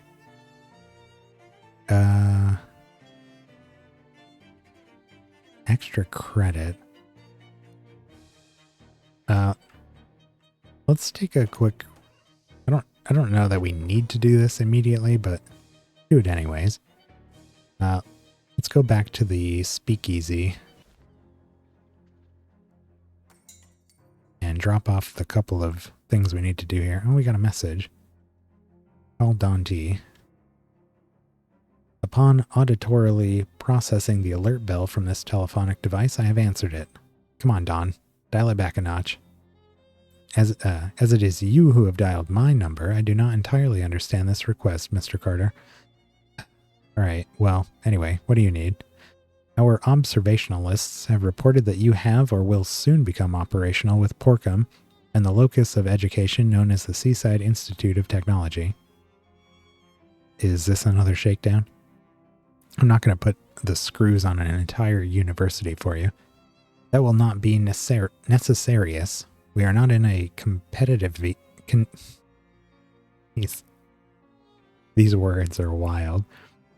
We are not in a competitivious relationship with this academical institution. No kidding. The specific task we require of you is too sensitivinal to communicate to you in a telephonular manner. Proceed to the luncheonette fission chips, whereupon you will meet with one of our operatives, who is known by the sobriquet Greasy Steve. You will recognize him by, no, that's fine, I'm pretty sure I'll know him when I see him. Then fortuitous, that's not even a made-up word. I just, for some reason, could not think of how you say that. Then fortuitous chance on your objective. Hang up. Speakeasy. Talk to Fancy Dan. You're back, baby. I am. I've had this case of absinthe. Ah, this will attract some dour artsy types. I love it. I found this simple syrup. Simple syrup, nice and easy. We can order drinks here. Huh. That's what these do. Okay.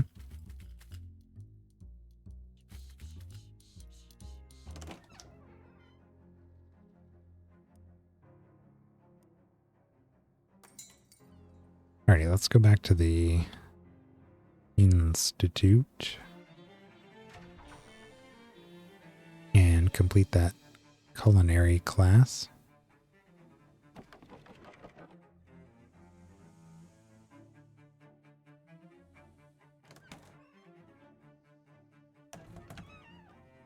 Let's mention the extra credit first, I guess. I did the extra credit assignment. Oh, the syrup? Good job, but it doesn't look like I'll be needing it for today's menu. You can go ahead and keep it. Okay. I have finished all the cooking. Okay, great. Let's see what you got here. Ham, pepper, and rice omelet. Interesting choices. Not what I would have picked myself, but I'm intrigued. And for lunch, now that's a fine-looking sandwich. A classic example of the form. Now that's dinner. Let's see. Appetizer is a deep-fried pressed ham panini. Wow, I haven't seen that one before. Can't wait to try it. And a plate of shrimp. Scampi, I guess? Looks a bit overdone, but shrimp is tricky, so I admire your courage. Oh, and this ice cream sundae is a real classic. Nice job. So do I pass? Yes, absolutely. Great job. She reaches into a desk drawer and pulls out a fork for each hand. Now please, leave before you see me do something you can't unsee. I need you to sign my course transcript first. Oh yes, right. Here you go. Completed the elective. Thanks. Bon appetit. Can we go back in?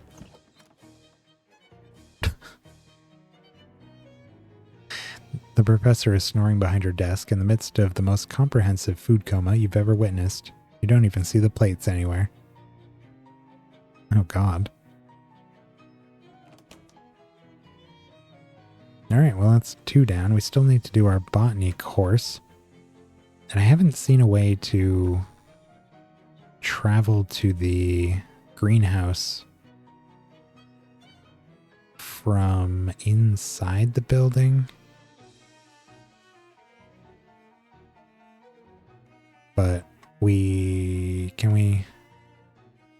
Okay, we can just go there from here. While exploring the halls of SIT, you happen upon a group of tough-looking goblins wearing backwards baseball caps, slouching around insolently and watching for nerds to harass. Given that this is SIT, you'd think they'd be spoiled for choice, but apparently they've settled on you. Hey, you who are there, being a nerd. Who, me? A nerd? Yes, a book reader weakling you look like. This is nerd actions, not tough like Jocelyn, which is us. I agree.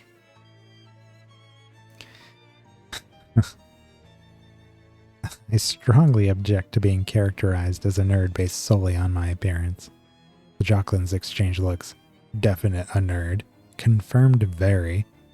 They stand up and approach you, cracking their knuckles. Hey, what are you doing? We are swirl your head into a toilet. That is the fate of a nerd. Okay, we'll fight them. Tackler, football, quote unquote, player.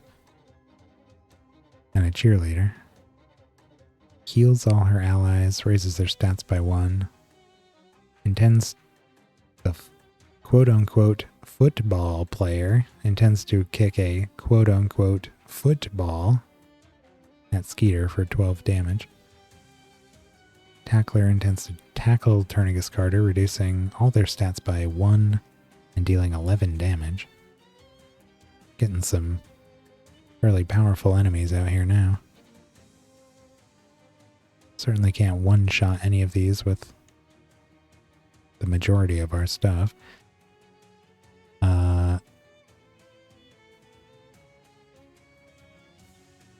This is usually a pretty good bet.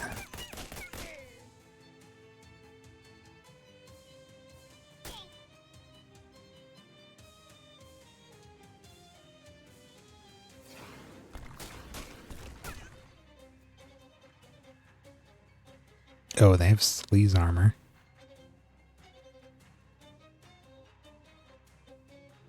Ooh. Okay. Well.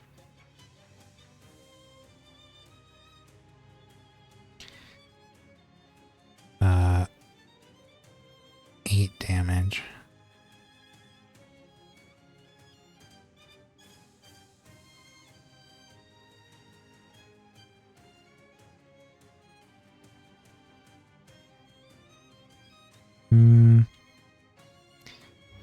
Let's whack her with this.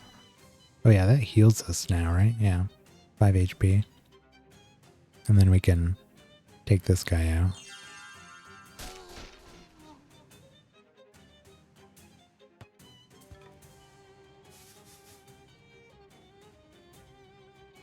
Whoa. A student who is on fire. What was that? Said something like a student who is on fire ran in and just set fire to a couple of us. What? 9 damage.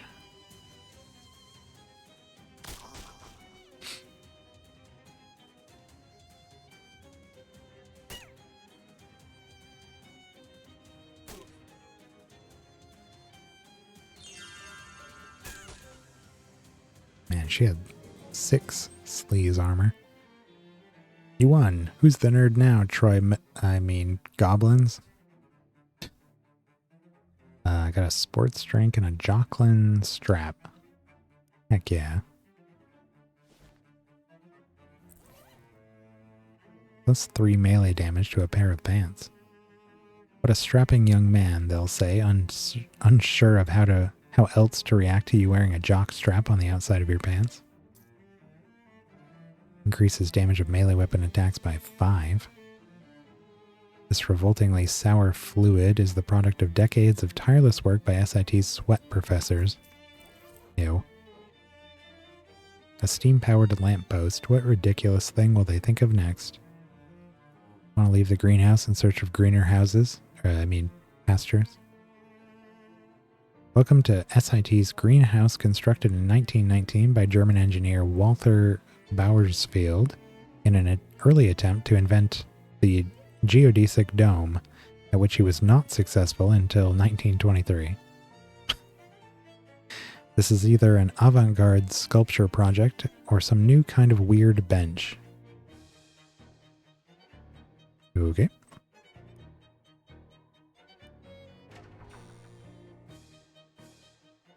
Native to the nearby moist lands, the eastern cattail smells extremely bad and has no known industrial or culinary use.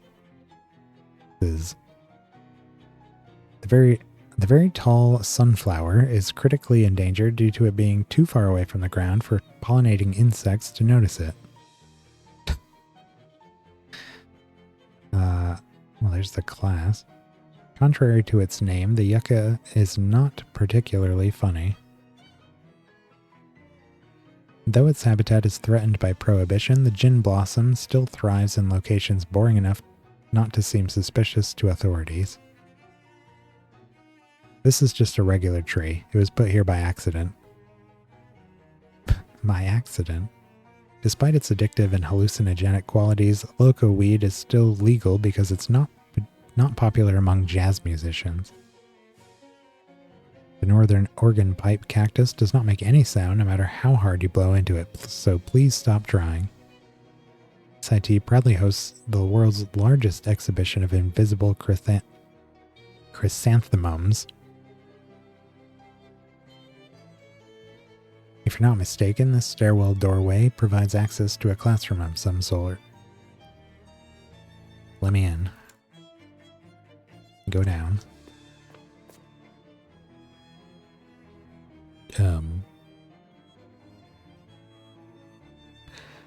What you doing down here? A grad student is sitting at the desk, staring blankly into the middle distance. Excuse me? I'm a botany major. Nice, me too. I'll elaborate. I'm a new botany major, and I need to know what I'm supposed to do here. Oh, okay. Well, ultimately, you need to get your transcript signed to show that you passed the course. I'm just a TA, so I can't do that for you. But Professor Callow should be in his office down at the other end of the lab. Is there a lecture or class or anything first? You'd think so, right? But you're the only student here today, and nobody gave me any lecture notes or anything, so... Well, okay then. Pooba gear.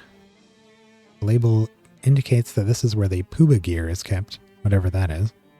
The cabinet is empty. Geez, now how are you ever going to find out what Pooba means?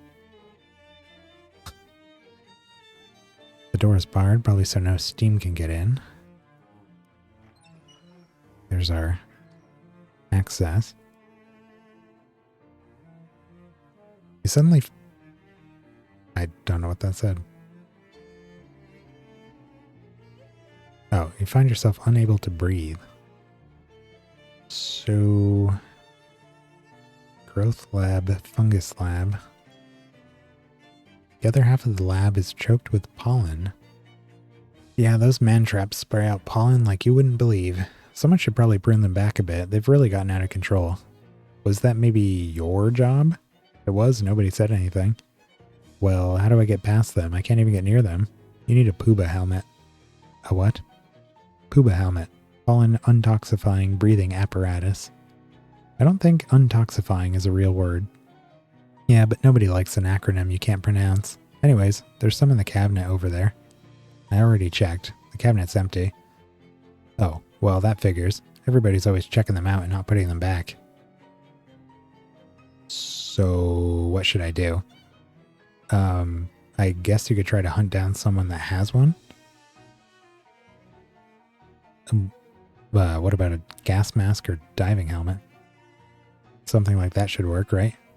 Nah, those things don't have the untoxifying properties of a Pooba helmet. I still don't think that's a word. The Pooba filters are designed to counter the specific poison stuff of its pollen. The air filters and other kinds of breathing gear can't handle it. You know who has one? He must have a record of checkouts, right? Oh yeah, probably. Let's see. He pokes around in the desk until he finds a small notebook. Got it. Most of these kids are going to be gone for the break. They wouldn't have taken the helmets with them though, right? Well, no, probably not. But it's not like you're going to go breaking into their dorms, right? I absolutely will. That's fierce. I wouldn't recommend it though. Dorm security is the real McCoy as after last year's big April Fool's hack. What happened? Someone broke into the maintenance and rewired all the elevators to go sideways. Wow. Oh, Chip has one. There you go. Chip who? Chip Noonsley. He's a frat guy I know at Phi Upsilon Tau. He didn't leave for break because he's monitoring some plants he's been working on. Phi Upsilon Tau is in the middle of Greek Row, west of campus, across Fission Boulevard. Great, thanks. Okay. At least we have some direction. And that'll give us a chance to explore the other areas out that way while we're out here. Got a few different ones here. Let's stop by fission chips, rather. The opposite of fusion chips. You wind up in a spooky, dark hallway in one of SIT's lecture buildings. There's not anything sinister about it. It's just dark and spooky because a couple of the lights have burnt out and nobody's been around to change the light bulbs yet. Probably because it's kind of dark and spooky in here. Oh wait, it just got a little sinister actually, because a weird pale bald guy with a goatee has stalked out of the shadows and is waggling his fingers at you. Look into my eyes. You are growing sleepy. Hey, are you trying to hypnotize me? Yes. Fail to resist and attack him. Hypnotize him back. That's my trick. Assuming I've previously gotten one of the random encounters where the solution involves hypnotizing someone, which isn't guaranteed, but that's potentially my trick. You don't own it. You hypnotize him into punching himself in the face a bunch of times. This is trickier than it sounds because your natural inclination is to be like, stop hitting yourself, stop hitting yourself. But if you say that, he'll interpret it as a command and will actually stop hitting himself.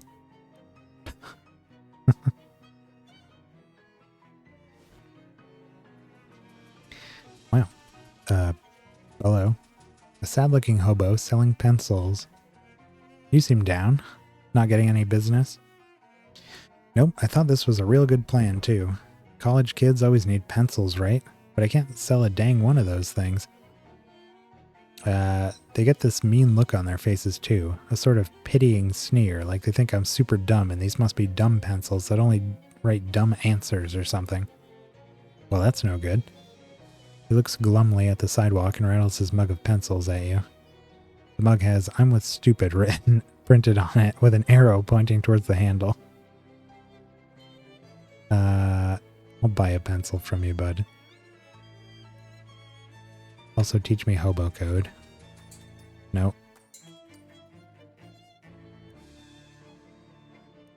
You have any hobo codes to share? You wouldn't want any hobo code I could give you. It'd probably just be dumb and wrong. I'd probably mix up the ones that mean free pie here with the ones that mean bottomless pit or something. Jeez, man. He looks glumly at the sidewalk and rattles his mug of pencils at you. No, it's the... Okay, just saying that again. Didn't even give me a code. A wooden statue with a metal diving helmet for a head.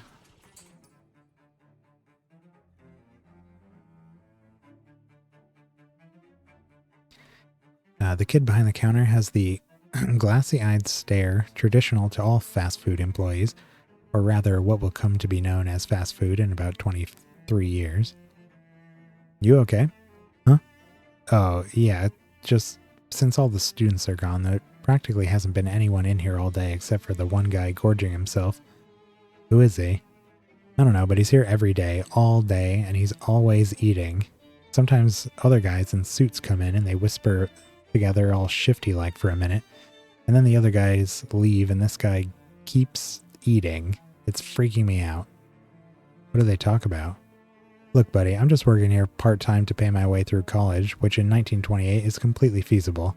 I'm not getting involved in whatever this guy's deal is. I see. What's on the menu?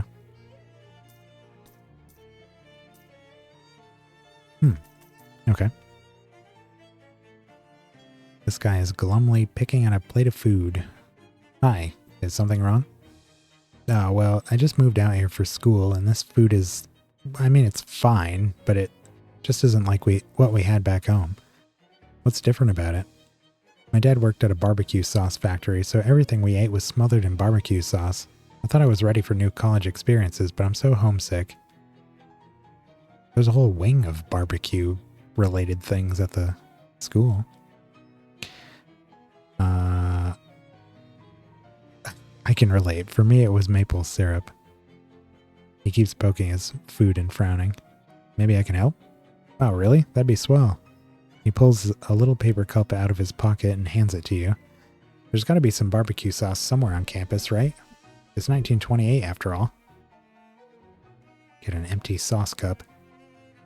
You carry sauce cups around with you? Yeah, well, like I said, barbecue sauce is really a really important part of my identity. Well, I'll see what I can do, Floyd Carbuncle. I'll see what I can do, Floyd. This is a grid that explains what kinds of things are and are not sandwiches. It's surprising how often it errs on the side of sandwich. This trash can is about what you'd expect from a trash can at a fish restaurant. It's all just trash, but one of the pieces of trash is big enough for your head to fit in it. Greasy paper hat. +2 sleaze armor and +1 moxie. A little paper ramekin full of nothing but delicious potential. What's the deal with the pencil? Oh, it's a quest item. The pen is mightier than the sword, but the pencil is greater than the sun and the stars. The pen is pathetic in comparison. Alright, you must be Greasy... Oh yeah, Greasy Steve. A man who is really... a man in a really slick suit, described as such because it's both expensive and covered in grease, is stuffing his face.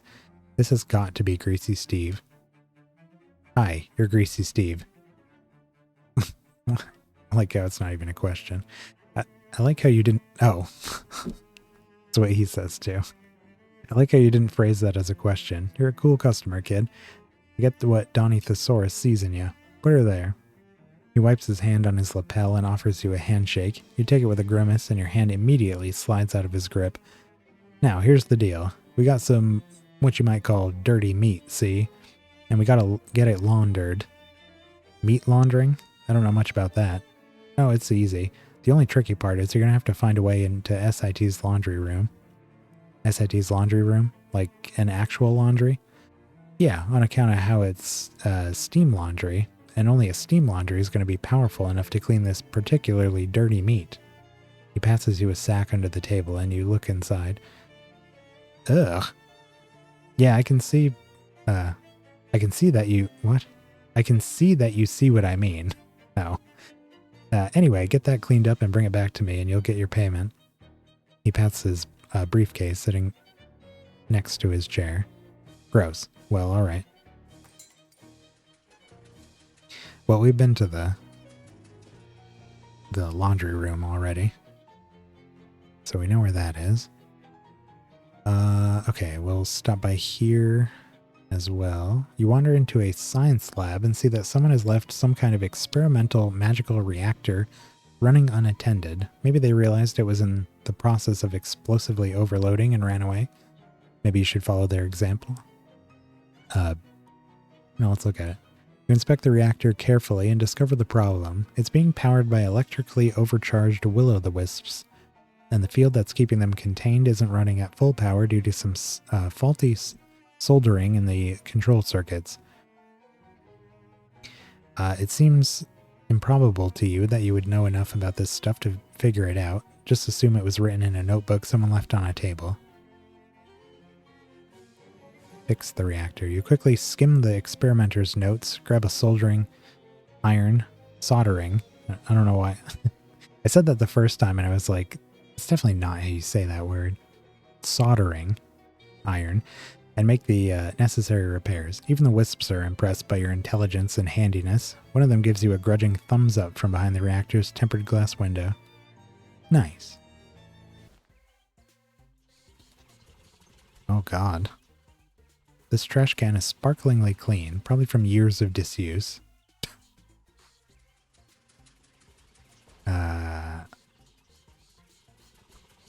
Anything else? Some very muscular flies are buzzing around a pile of discarded protein powder.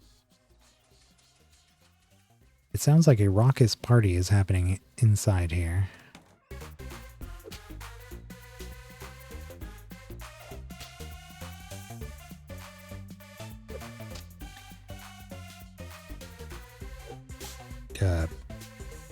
Just a frat guy doing a little grilling indoors. Hi, is it safe to grill indoors like that? I mean, it's not my house, so whatever. Fair enough. Can't really get the taste I'm looking for, though. Say, can I get you to do me a favor? Sure, what? I got a buddy over at Phi Upsilon Tau. His burgers always come out super good. Some kind of special wood chips or something. Could you go over there and get some for me? I gotta stay here and watch the queue. Alright.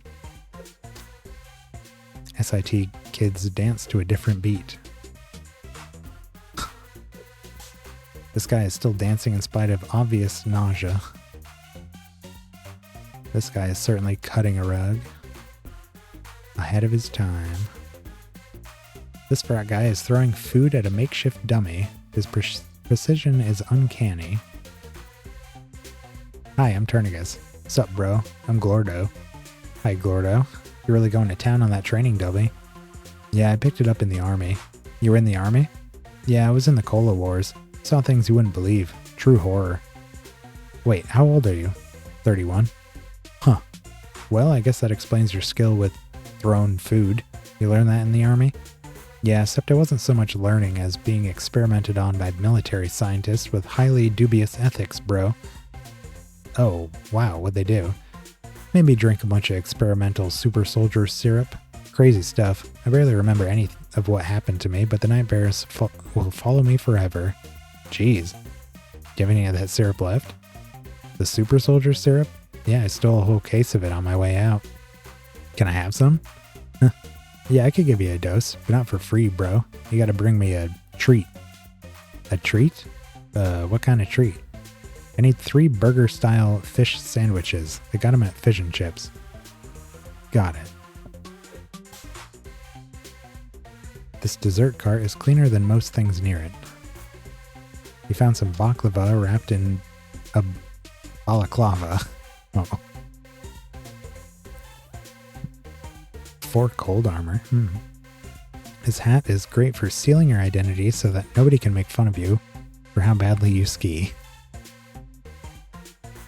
A fancy and exotic dessert made from phyllo dough, honey, and nuts. To this day, nobody knows what phyllo dough is. Whoa. This couch has some moss growing on it. You squeeze the moss and extract some of the hidden nutrients within. The knob of this door is slathered with bacon grease. We need... Wait, what was it? Sleaze.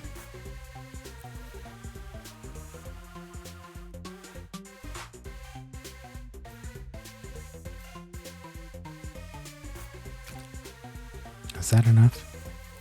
Oh yeah.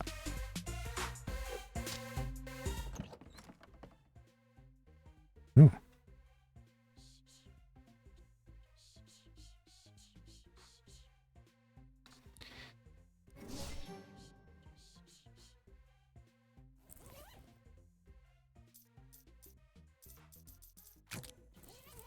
The fuse box has been stuffed full of celery.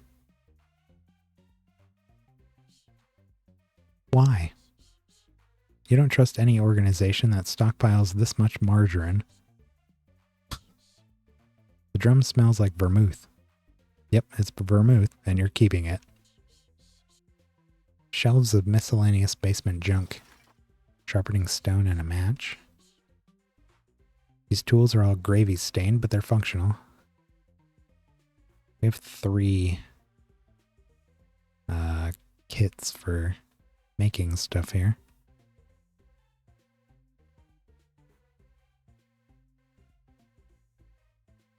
Which of these do we have already? I like that you can still kind of hear the music. Might be a little too quiet for you guys. You can kind of hear it off to the left.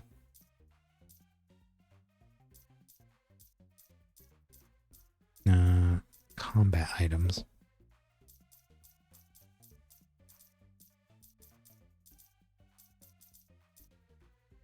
We have the benzol bucket, and the ice bomb, and the nuclear bomb,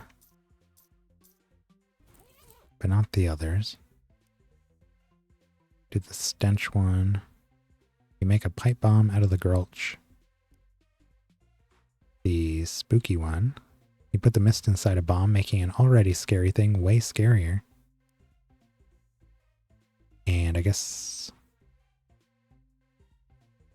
Grease Bomb's really not necessary. We have that spell that does this already. Could do an abrasive discus, I guess. You add the grit to a disc of sandpaper, making it even more sandpapery.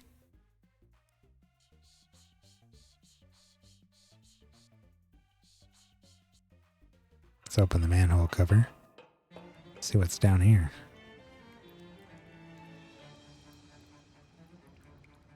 A toolbox abandoned by some sewer worker in the distant past. Old tools, presumably useful for various sewer-related purposes. Piece of scrap metal and some 11-in-1 oil. We have so much of that.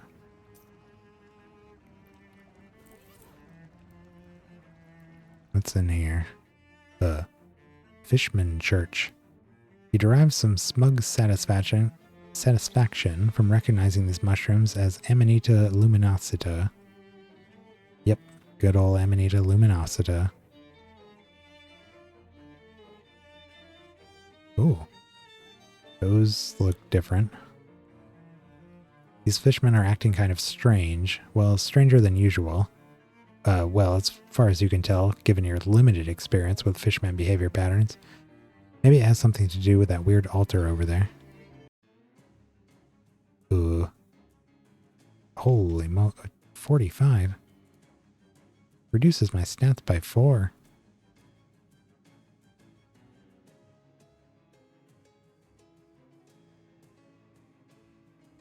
And they're all buffing this. Yuck. Spooky armor 13.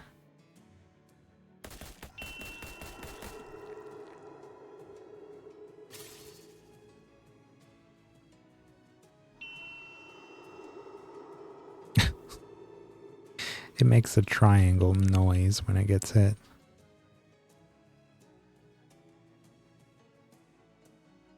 Well, buffing its mysticality is just going to make our mind melt more powerful.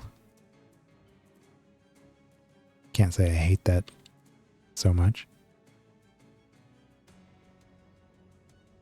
But we do want to get rid of all those fishmen ASAP before they start doing things other than buffing them, I guess.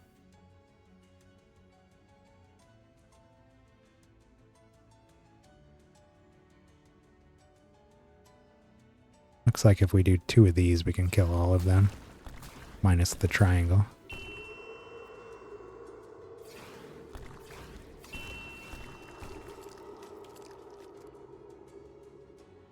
And whack it for 13.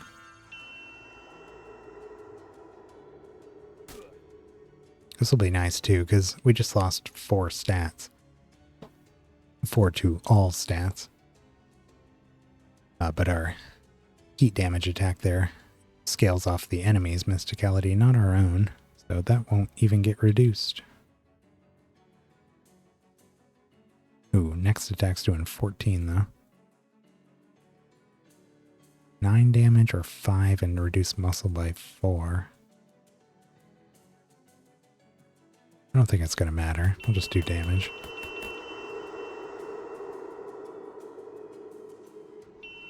Oh yeah, that thing's very dead.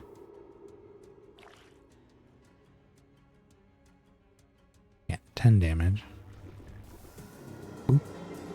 You won. That's 1 triangle that won't be bothering any more fishmen. A profane altar left over from some especially evil hazing rituals, presumably. Looks like there's something in the front of it. I mean, in the font in the front of it. An offering bowl full of jiggling, glistening fishman eggs. Oh, there's some more.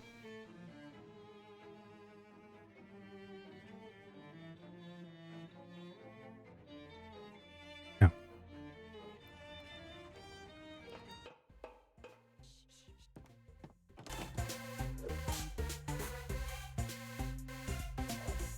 volume on this radio is turned up to an irresponsible level. This door is stuck shut with some dried pudding. This recliner has a sign on it that says free, which you assume means something other than it being free of stains. You can drag it back to our room. There's a necktie hanging on the knob of this door, and you refuse to find out what that means. Ugh, someone spilled cantaloupe all over the stairs. How does that even happen? What the heck? From the grunting and shouting, there's either a brawl or a sporting event taking place in this room. Possibly both. Barge in and join it. Oh god.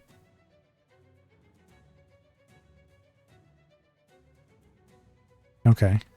Just a bunch of cheerleaders and a couple of football player and a tackler. Try to take out those guys first.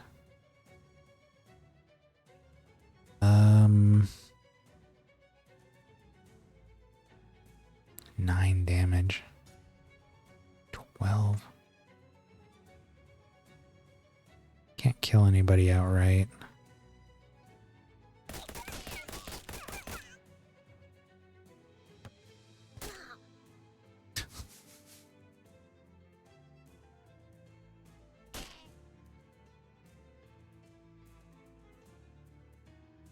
Sleaze damage. Oh yeah, they all have sleaze armor.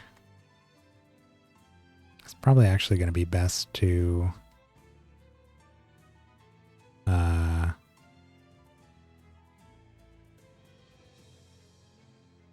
6.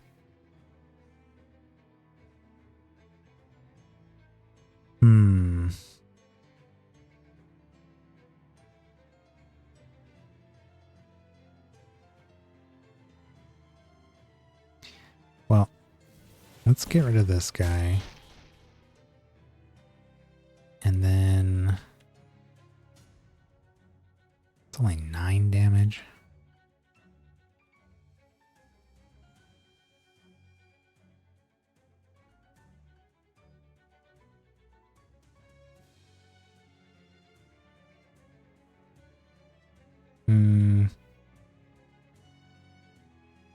What are they doing? Same thing. Okay, they only heal. They don't increase their max HP. So yeah, we definitely want this thing dead. This turn. This guy.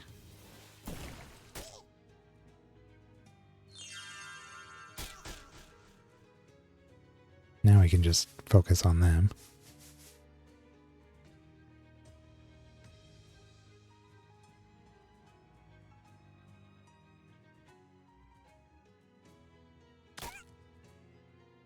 Probably makes the most sense to take them out one at a time. Oh, jeez. No, they keep raising their stats, so the amount they heal keeps going up. But just like with the triangle, that also means our mind melt is doing more damage to each. 12 damage. I can just outright kill this one.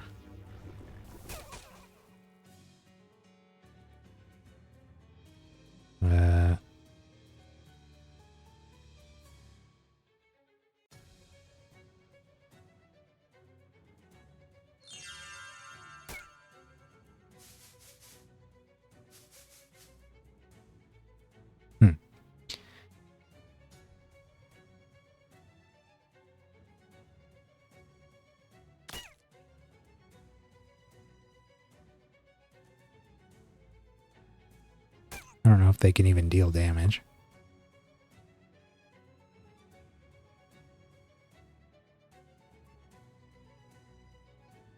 14 damage.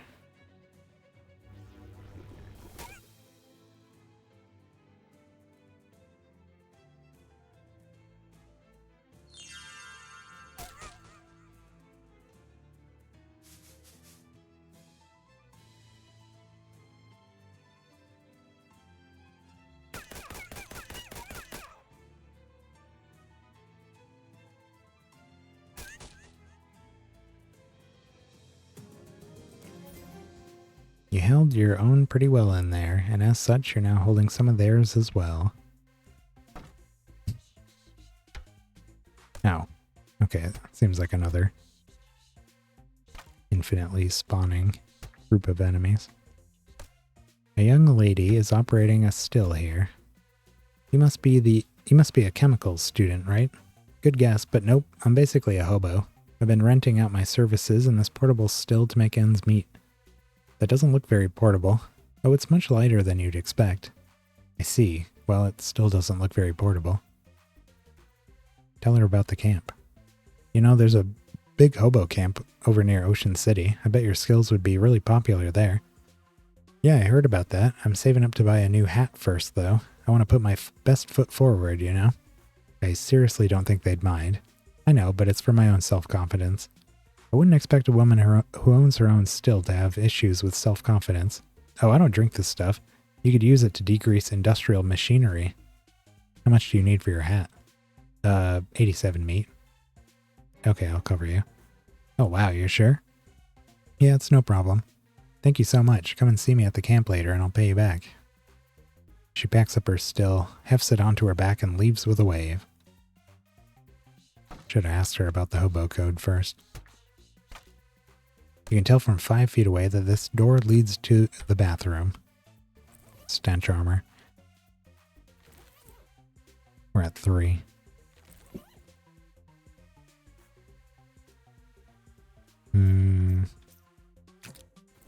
Gas mask seems appropriate.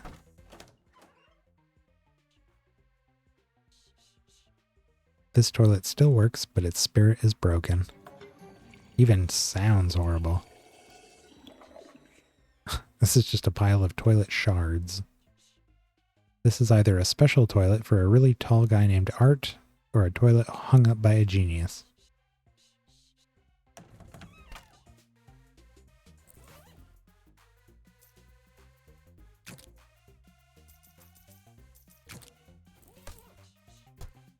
It's the fraternity's communal wardrobe.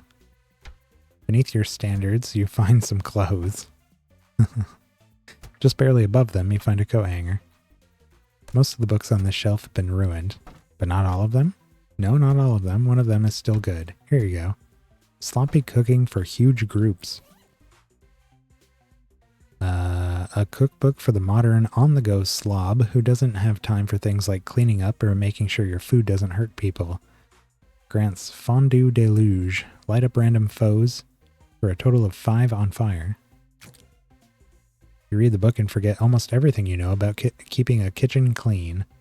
You get the sense that if you read it again, you'll forget the rest of it. If you do, Fondue Deluge will set enemies on fire for an additional 1. Okie doke. New combat spell. We're up to 200 XP.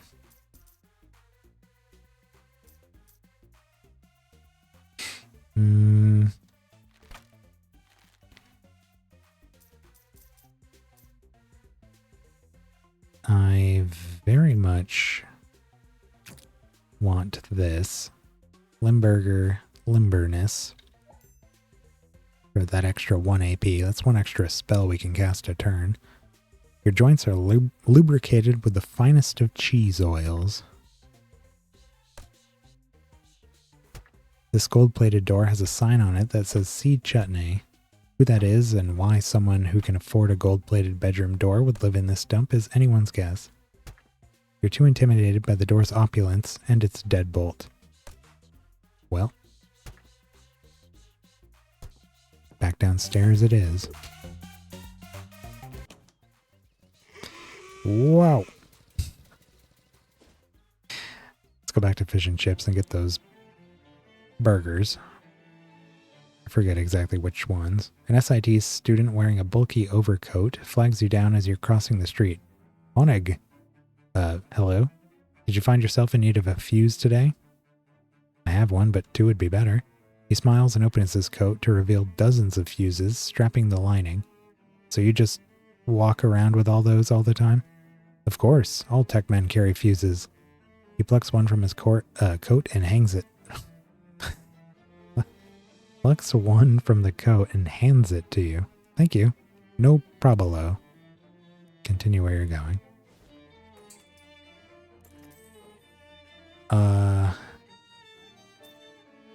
I'm pretty sure he wanted these.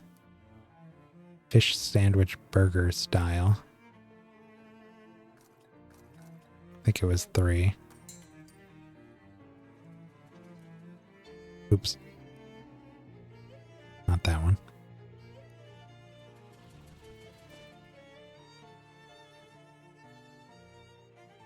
Your walk across campus. On your walk across campus, you get a nod from a disheveled rail rider with a grossly swollen bindle. Howdy, you buying? I don't know, what do you sell? Wares and such? Sure, let's see what you have. Good to hear, good to hear. Now hop on and follow me. Name's Ovid, by the by. Ovid Lobdell. Huh? Where's my wares? Are you wondering? Oh, where's my wares? Are you wondering? It's all at the store, pal. I don't carry my inventory on my back like some cargo ant. So are you coming or what? What's in the bindle then?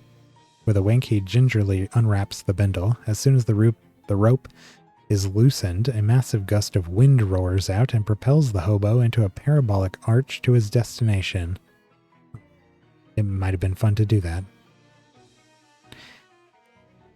We'll finish what we're doing here. You. How's it going, Glordo? Oh, you know, another day, another flashback to the atrocities of war. Did you bring my treat, bro? Yep, got it right here. Thanks. Don't mention it, unless you decide you want more later, in which case, mention it. You got it. Super Soldier Syrup. This little vial is stamped with a serial number and lists a list of complicated and scary-sounding chemical names. Increases damage of ranged weapon attacks by 5.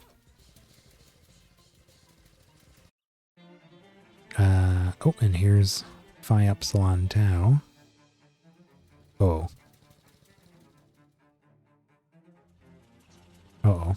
The front door is overgrown with vines. Looks like this guy's plant project may have gotten a little out of hand. Or... hello. This trash can smells as good as it looks. Fraternity guy is tending the barbecue here. Oh yeah, we need to talk to this guy. Hi, what you doing? Queuing. What? It's a cute way of saying barbecuing. Here, try one of these bad boys. Vegetable sausage. What is it? Hold on. It's a special plant-based sausage I'm working on. Is it any good? I didn't call it a good boy just now. I figured I need another, I don't know, 80 or 90 years to really get it right. I see. Well, thanks all the same, I guess. Don't mention it. Say, do you like to queue? Yes, I love it more than anything. Exaggerate. Who's asking? Pointless secrecy. I've never tried it. Well, here, have one of these queuing forks. I've got like 10 of them.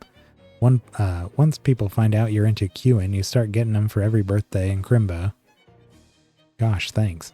He nods and returns to his queuing. Hey, a guy over at Zeta Omega Omicron sent me over to get some kind of special wood chips. Oh, sure, I know who you mean. What he wants is mesquite. Just shave a little bark off the mesquite tree over there. Thanks. This is a mesquite tree, unless you're a mesquite... Mestiqueen. Shave off some chips. You gather some chips of bark, leaving the tree none worse for wear, you hope. I've only ever had mesquite wings, which I really enjoyed. I haven't had them in a long time. My mouth is watering right now. Dang, I could go for some wings. Barbecue fork.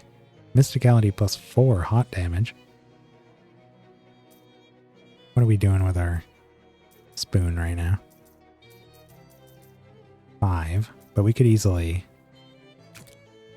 bump that up with a stone, sharpening stone, and a chunk of lead. That's plus 6. Oh, I hadn't even looked at the ice cream scoop. This makes easy to serve ice cream without melting it, but hard to stop serving ice cream without losing a bunch of hand skin. Looks like it's the same thing, but cold damage.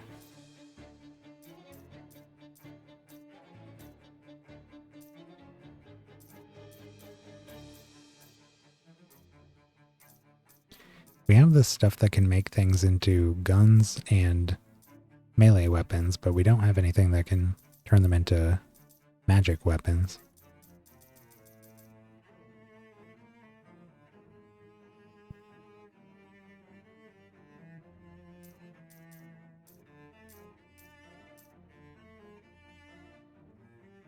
Flash it to increase your current HP by your Moxie. Oh, max HP and current by your Moxie.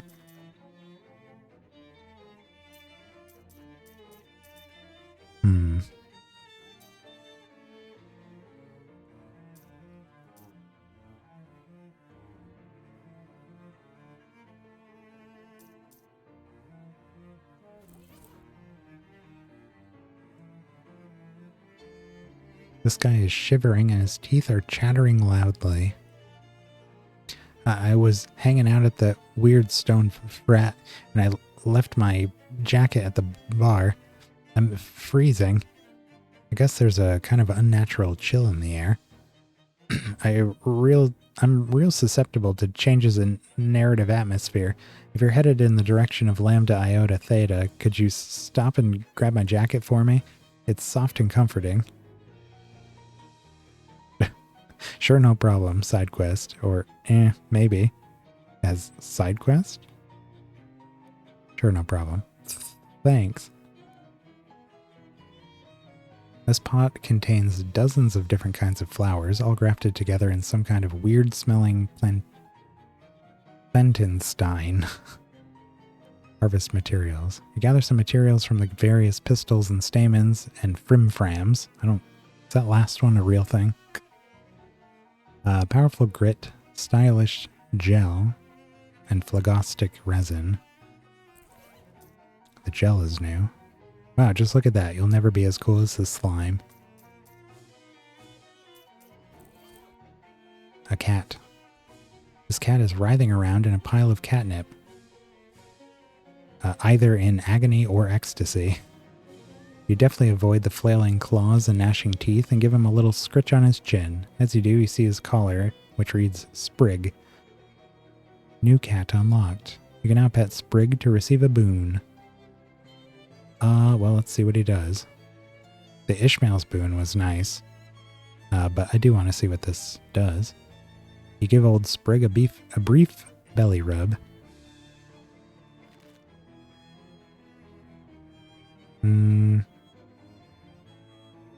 +1 muscle. Okay. Ishmael's was, mysticality. Wow, this house is even more vined up on this side. It's a shrubberman of some sort. What is this shrub you're working on? It's a new strain of super aloe. Oh, interesting. Now that you mention it, the leaves do look like aloe vera, except they're wider. That's right, I'm trying to find the best balance between increased phytochemical production and concentration. How's it working out? Pretty well, now that I've given up on why did I say hands? Where did that come from? Pretty well, now that I've given up on crossbreeding it with Toxodendron radicans. Here, have some ointment samples. Glob of super aloe. Neat, thanks. It said leaf instead of leave. When you're on fire, nothing brings relief quite like wet goo on a rag. Heal for 10, remove fire. Oh, that's Molly. This frat guy is tending a row of malty-smelling plants. Hi, are you Chip? That depends on who you are and what your badge looks like. Oops. What?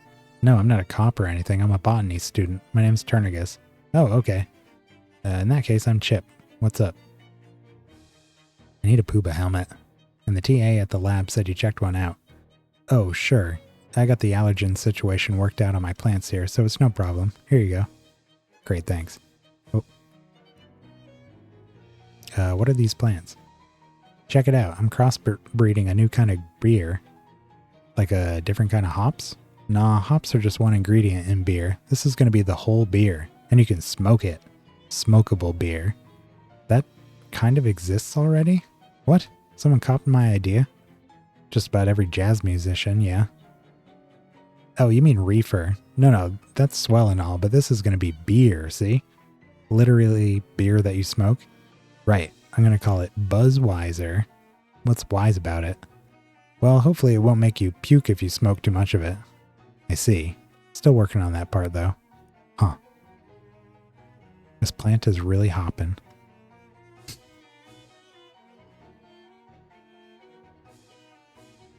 Alright. I guess they just live outside here. Lambda Iota Theta is in this direction. They did say it was stone, didn't they? This mailbox is made of foreign stone, which means it's not a federal crime to steal mail from it. Let's steal it then. No, it's just junk mail. Wow, these frat guys are super into geology. The entire frat house is carved from a single huge block of stone. Really nice craftsmanship, too. It must have taken forever.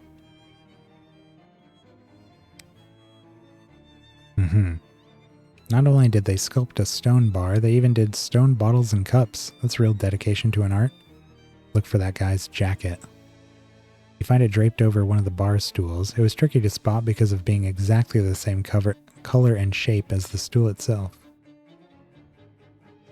You're not sure what this counts as, a painting or a sculpture.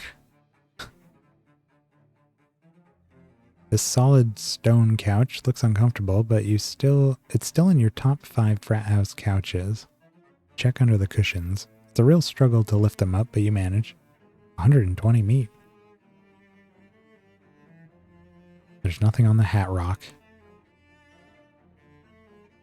Members of this frat apparently don't care about comfort or privacy as much as they care about sticking to a theme.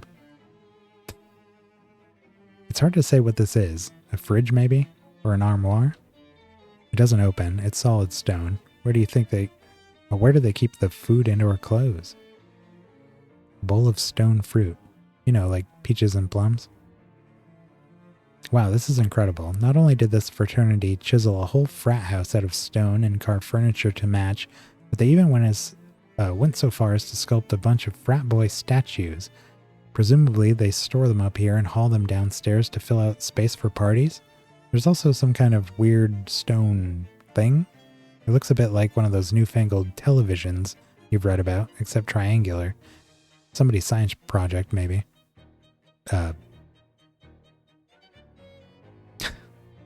Yeah, surely that's what's going on here. Oops. The statue has a kind of nervous expression. Maybe it represents the sculptor's academic stress. Some kind of weird hovering rock. Pretty fancy. The statue's doing some kind of crazy dance. They definitely bring this one downstairs for parties. The statue is holding its hands up in a desperate warding gesture. It must be symbolic of the student's fears of leaving school and having to join the workforce. The statue is covering its eyes with one hand. Some kind of political commentary, maybe? This statue is praying. How traditional. Oh, this statue fell apart. That's a shame. Oh, God. There's a stone hat on the floor here. Oof. Stone frat cap. Plus 4 physical armor. There's no way the wolf is blowing this thing off your head.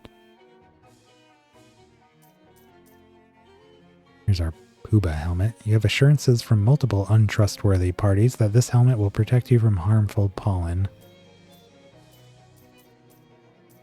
Do we have upgrades for any of this? Doesn't look like it. Oh, this. Spooky armor.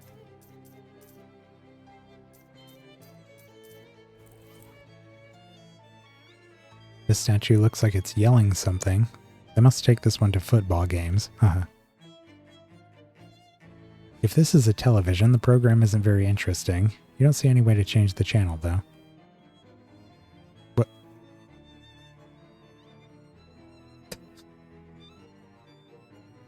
We can't do anything else here? Okay, well. Goodbye.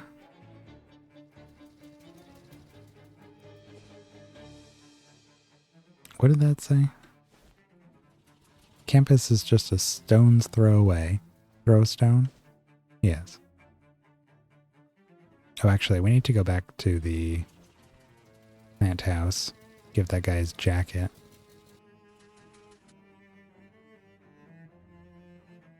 Hello.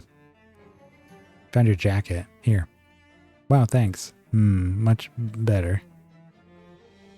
This guy looks much more comfortable now. And we need to go back to the loud house. And talk to this guy. Give him the wood chips. Hey, fantastic. Thanks, bro. Those are probably going to make it real smoky in here, though. Haha. Yeah, that's how you know it's a party. Woo. Just a frat guy doing a little queuing indoors. Smells great, and thanks to those mesquite chips you got him thanks to those mesquite chips you got him, and nobody seems to have asphyxiated yet. Great.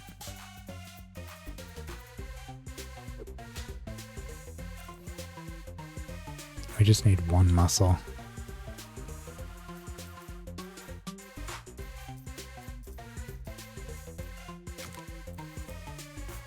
Give me this. You hang your SIT pennant on the wall. Now anybody who will come to visit will think you're educated, and that's the important part. You set Rufus's hot plate on your desk. Convenience, thy name is science. Now we have this recliner is terrible, but the price was right. Sit in it for a while. You sit in the terrible chair until you can't stand the stench anymore. And then you keep sitting in it until you get used to the stench. Not that.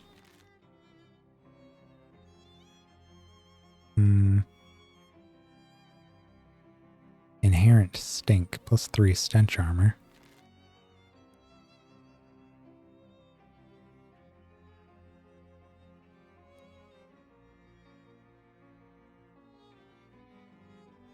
A shelf for knickknacks and tchotchkes. One of those weird rocks from Dirch's yard has made it into your room. That's probably fine. Oh. Rufus's hot plate is here, ready to go.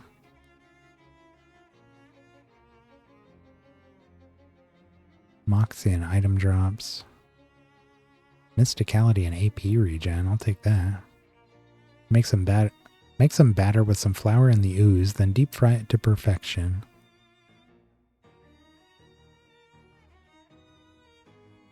We did use some of these croutons. Let's make one to replace it, I guess. Huh. Was this flower pot always here? I had a tentacle seed in it. It's your little tentacle buddy. Tickle him. Okay.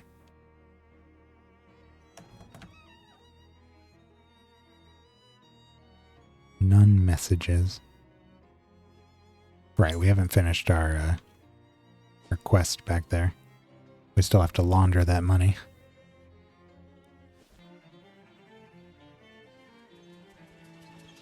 One moment.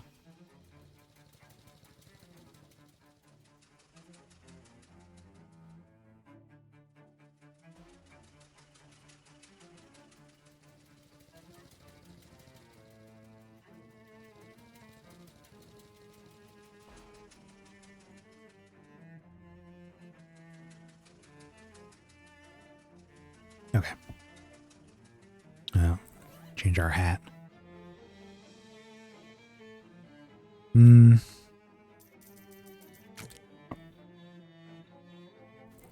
If we could put Mysticality on another hat, I would love to change this.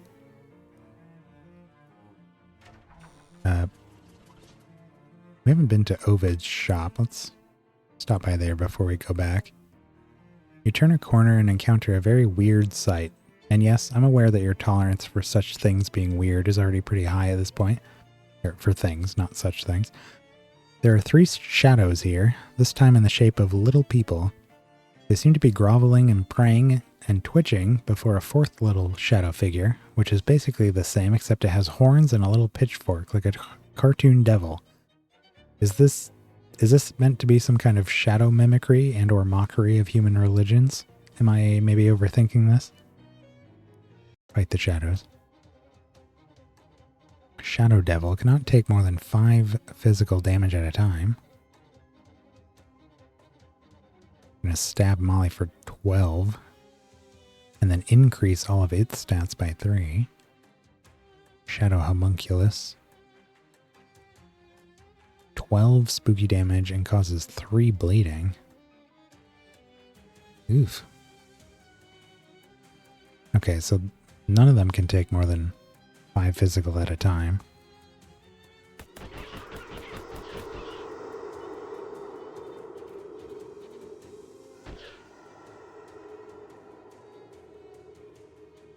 Oh good, we all go first.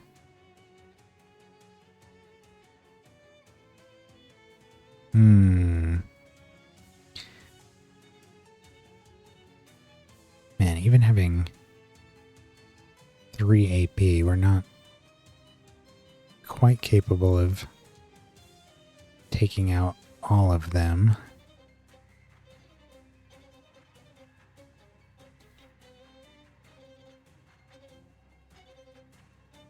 Well, let's do a couple of these at least. Can get rid of the devil. They're all down to 7.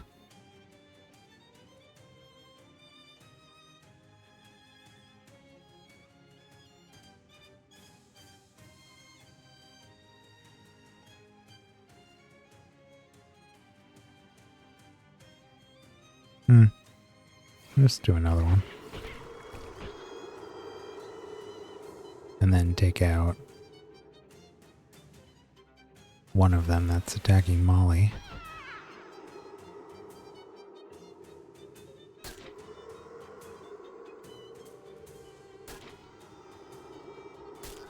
No, she's still got taken out by the bleed.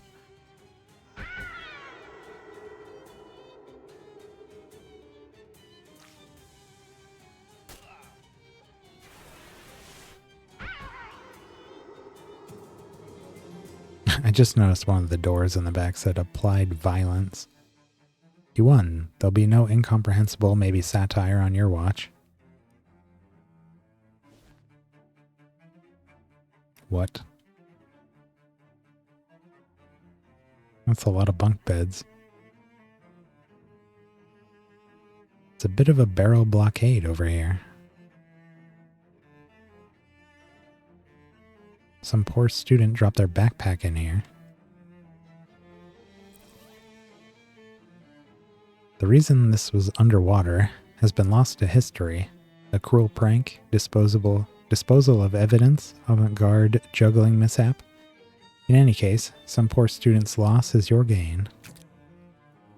You open the wet bag and divest it of its somehow still dry contents. Ultra condensed soup, sports drink, and a binder clip. Binder clip increases the target's stench armor by 4. These are designed to hold sheaves of important grown-up documents together, but I'm sure you'll come up with some other dumb way to use it. And this soup, they've gone too far this time. Increased damage of melee attacks by 4.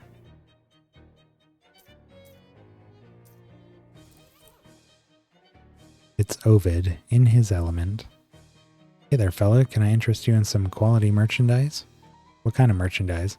I don't know, just some stuff I found. Have a look and see if any of it catches your eye. What's up with all these beds? University's getting rid of them. And find your sleepers, I'd say. Oh, that's right, we were supposed to... we'll bring that up Right, I forgot the Hobo King told us to summon this guy. So, what can you teach me about the Hobo Code? Oh, sure. You know the one for free bed yet? Let's see, selling. Baseball. Gymnast shoes.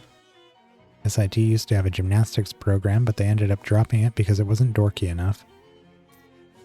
His Majesty's least favorite poems. 300.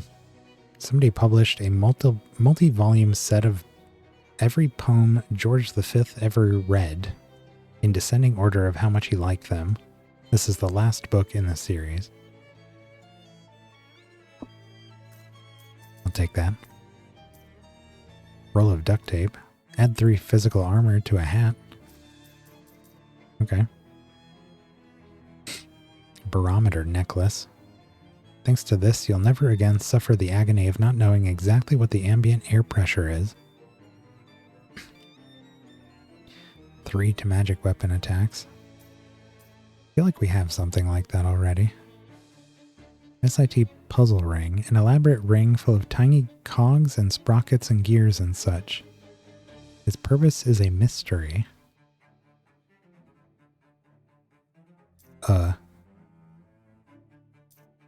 Okay. Titanium staple remover, quest item. This tool is way fancier than it needs to be. An executive affectation.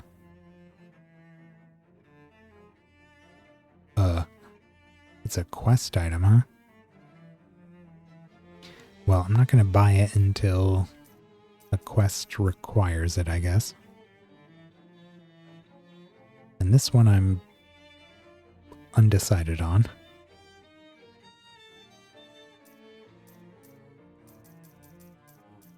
I guess we'll just hold off on getting any of that for now. The Hobo King requests your presence. Come again? There's a hobo camp just outside of Ocean City, and the guy in charge heard you're rich in beds. He asked me to give you this official summons. Oh, hey, that sounds like a good deal. Can't use more than 1 or 2 of these myself anyway. I'll head on out there then, thanks. And he's gone. With all the beds. Ovid has taken his beds and gone home. To his new home, that is, back at the hobo camp.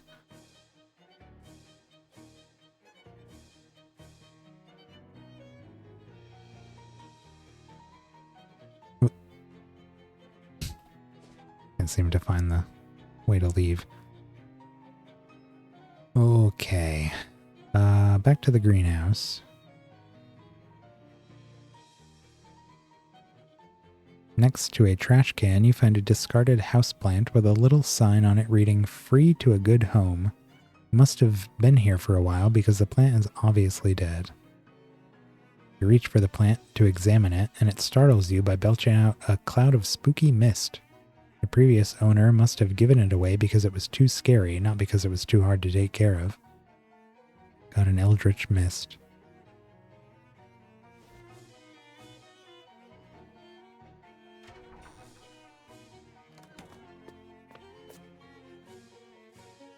Okay, so now we can put on our scuba helmet.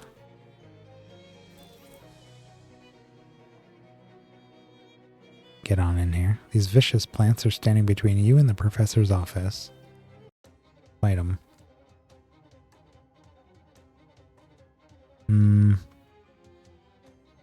Intends to poison our entire party for 6. Didn't even hit that one. Ow.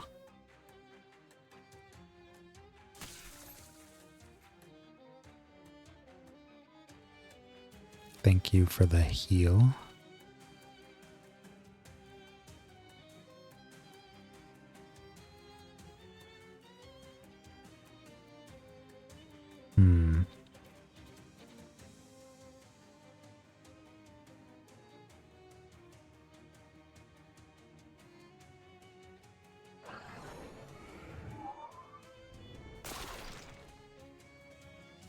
Two AP left.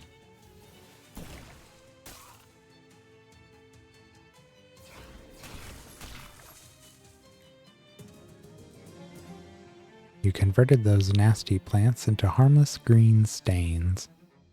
Got a pulsating seed pod. This is a pulsating pod of a plant material. This thing is about to burst. It would be what? It would be the work of the moment to open it. See what's inside. This thing is about to pop open this pod and collect everything that oozes out of it. There's more in here. Your expertise allows you to scrape some more stuff out of the pod. Okay, it's just crafting materials.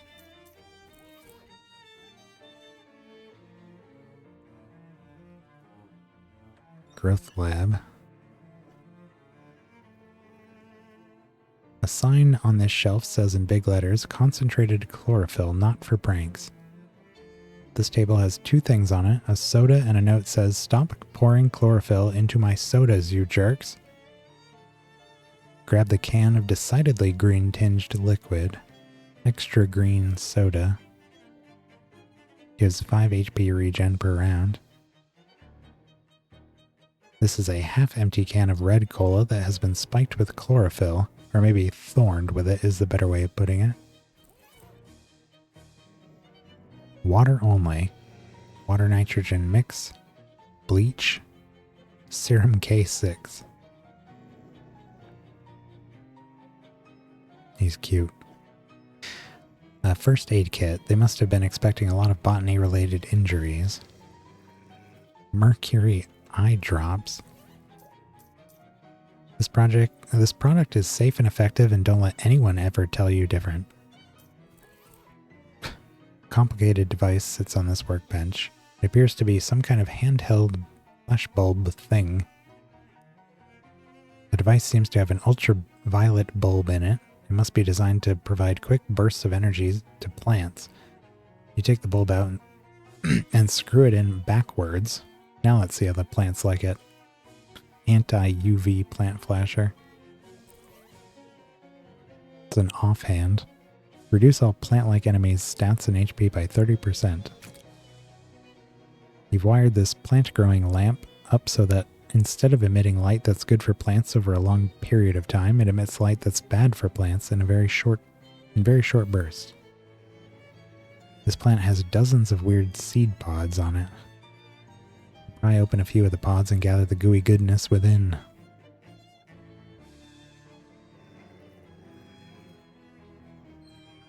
Okay, well that'll make these fights easier. Good grief, who would have thought who would have thought the botany department would have so many plants?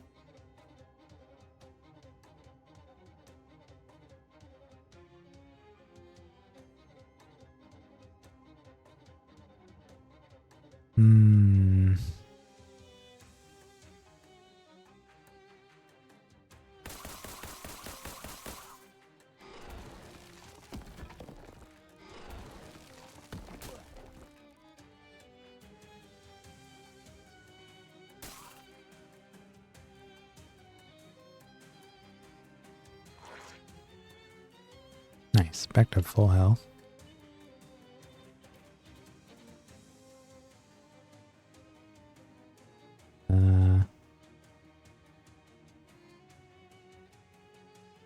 This is the only one that won't.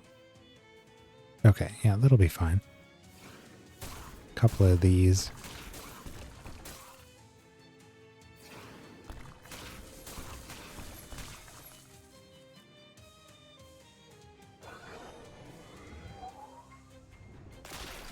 They're out of here.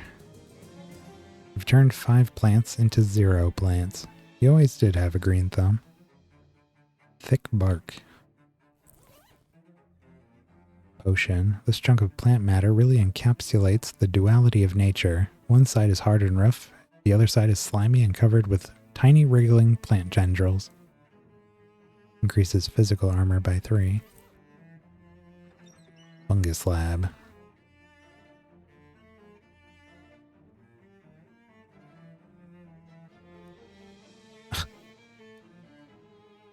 Some kind of fungus experiment is in progress on this bench, you think. It's kind of hard to tell on this light. A couple a couple of titers here and a couple of isotopes there, and the results are clear. Well, as clear as they can be in near total darkness. Concentrated mushroom distillate. Increase damage of your, well, all different weapon attacks by 4. Oof. This fluid is the distilled essence of way more mushrooms than you could cram into a test tube of this size. Notice, absolutely no light in this lab. If you can read this, there's too much light. Lots of mushrooms growing on a substrate you prefer not to consider.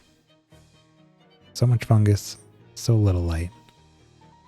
This appears to be every kind of mushroom all at once.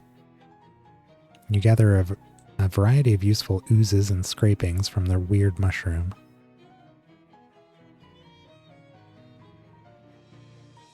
What did that say? You've already completed this experiment and now you're awaiting your Nobel Prize.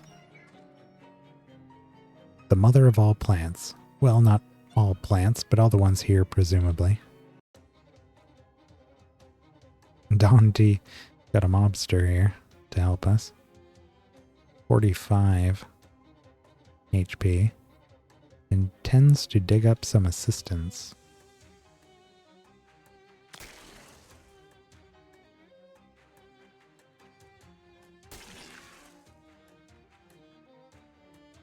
$30.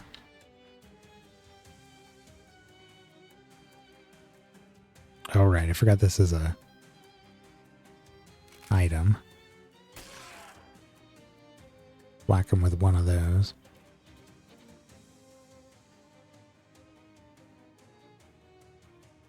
I haven't used this one before. I'm just curious what it...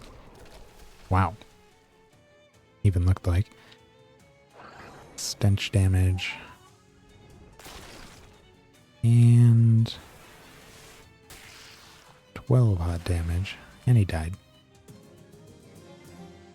You put an end to the giant plant's reign of terror, also its reign of pollen. Pulsating seed pod, wriggling wreath. And Skeeter got some more HP. At Moxie and max HP.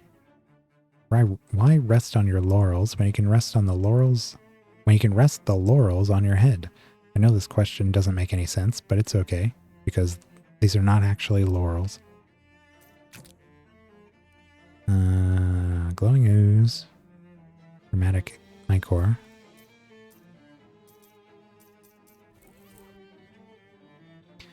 Dr. A.H. Kalos. Hello. A little glass case full of various hollies and ivies. A steamy glass case filled with ferns. A glass case full of pointy plants. The sign reads, Sample Storage. Sample the samples. Since all samples are free samples as far as you know or care, you help yourself. Thick bark and murky green juice. Increase max HP by 9. Someday people will pay a fortune for this stuff at sidewalk cafes, but for now you can only get it by fighting weird plants. Judging by the layer of dust on this desk, Professor Kalos hasn't been here for quite some time. Looks like this chair is on break too. This chalkboard is covered with complex diagrams of plants. A lot of it is beyond you, but you managed to learn a few things. So...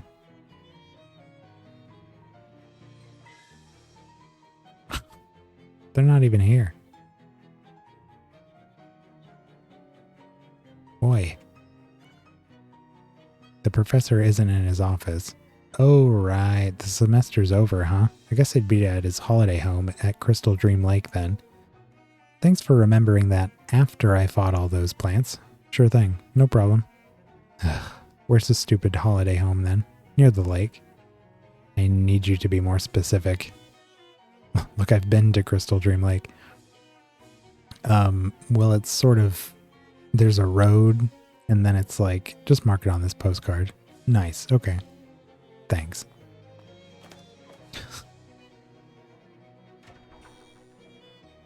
Right.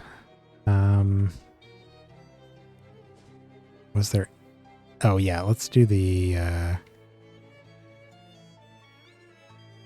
well, I don't know if we have enough eggs yet for the lab, but maybe we'll try that. You walk past a phone booth and, well, there's clearly something not right with this phone booth.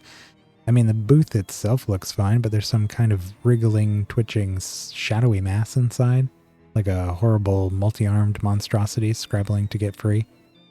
As you're standing there watching, one of the arms manages to grab the door handle, and the shadow spills out onto the sidewalk, splitting into 5 creepy little human-shaped shadows. What is this, some kind of shadow fraternity prank? A bunch of these. Oof. That is a lot of damage.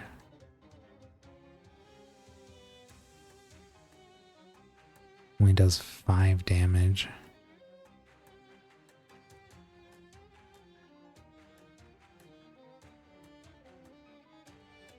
Hmm.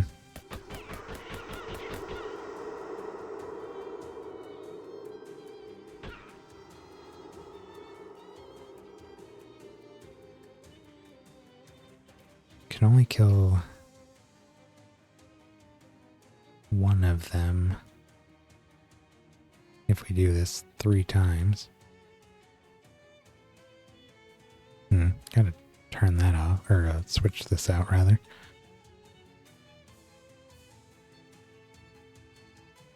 Oh, and switch our helmet. Oops.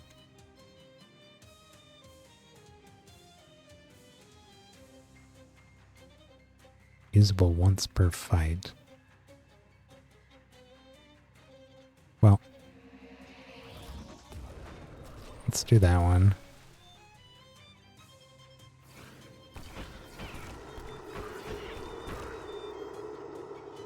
Oh, that does not work the way I thought it did.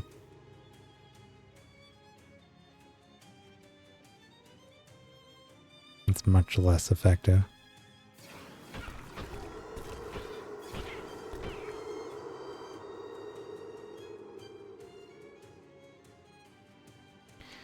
Oh boy.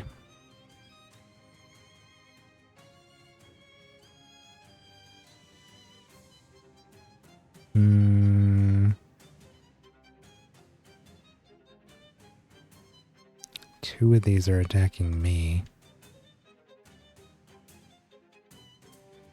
These 2 are attacking Skeeter.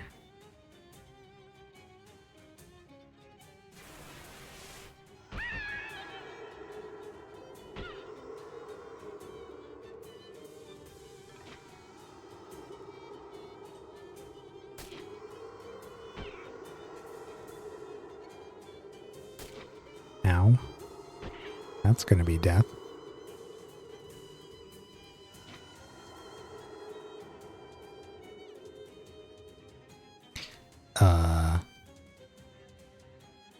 7255.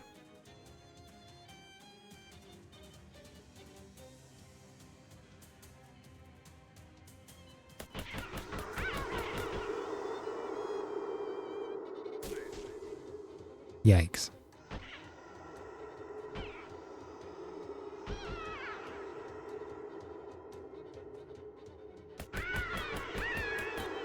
Wowee.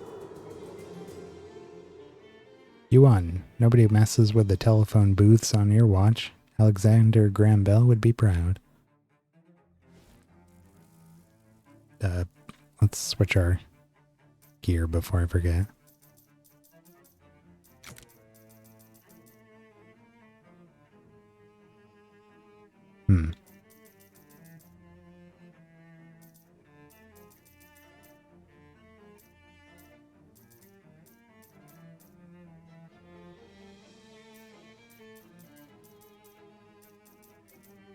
Yeah, I really don't see anything else here that I'd like to upgrade. I'm gonna put this on the hat. Tape that bad boy up. You tape the duct tape around your hat, making it sturdier but less stylish. Sturdiness is a kind of style. Taped up, comfy, uncursed fedora. And what else? Oh, the the offhand.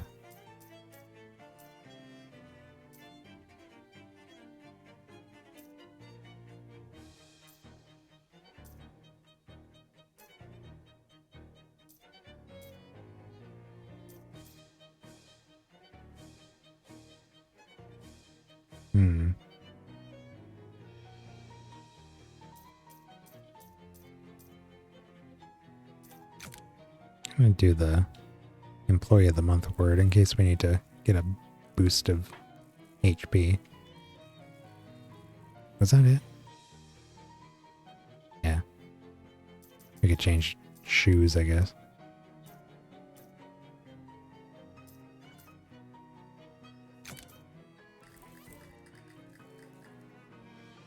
Hello. Oh, okay. I'm still looking for eggs.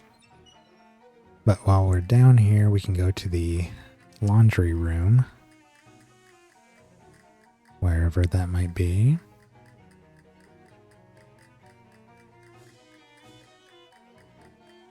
There it is. Oh yeah, we need cheese too.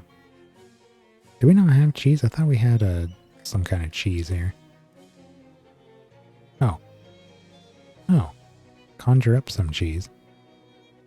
Didn't give us any of these options when we got the quest, so guess I should have just talked to him again. The rat looks at you with a hopeful expression on its tiny rat face. Conjure up some cheese. Got an item, conjure cheese, give it to him. The rat sniffs the cheese, makes a few delighted squeaking noises. He drags the cheese into his hole and emerges with a ring. Mood ring. Thanks, Mr. Rat. This kind of mood ring, the kind of mood rings you're thinking of haven't been invented yet, and you're not sure how that makes you feel. Probably makes you feel a different way every time you walk into a new room.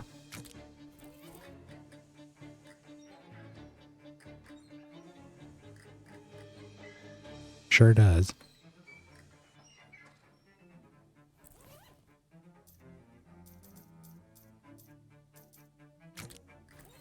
Oops. Launder the mob's meat.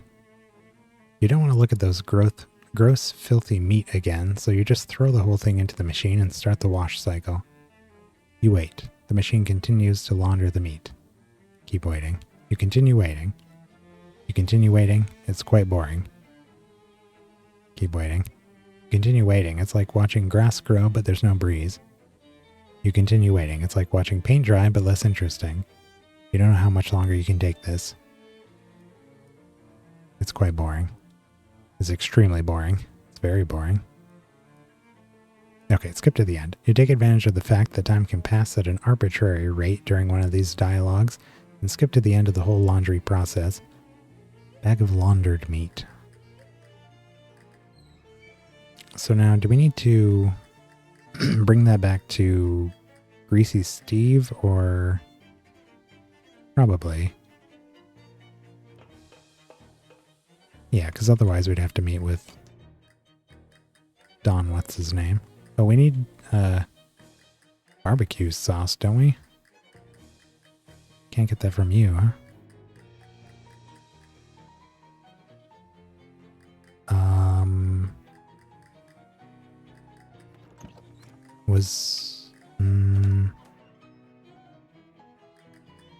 Where might we get that?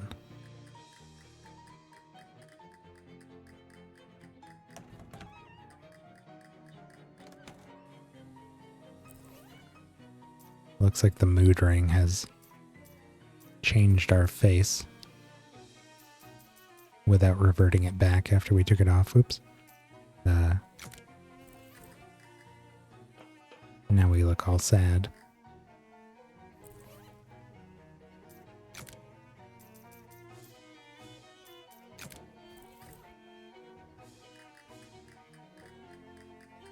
Spider wing maintenance. What about down here? You guys have any condiments?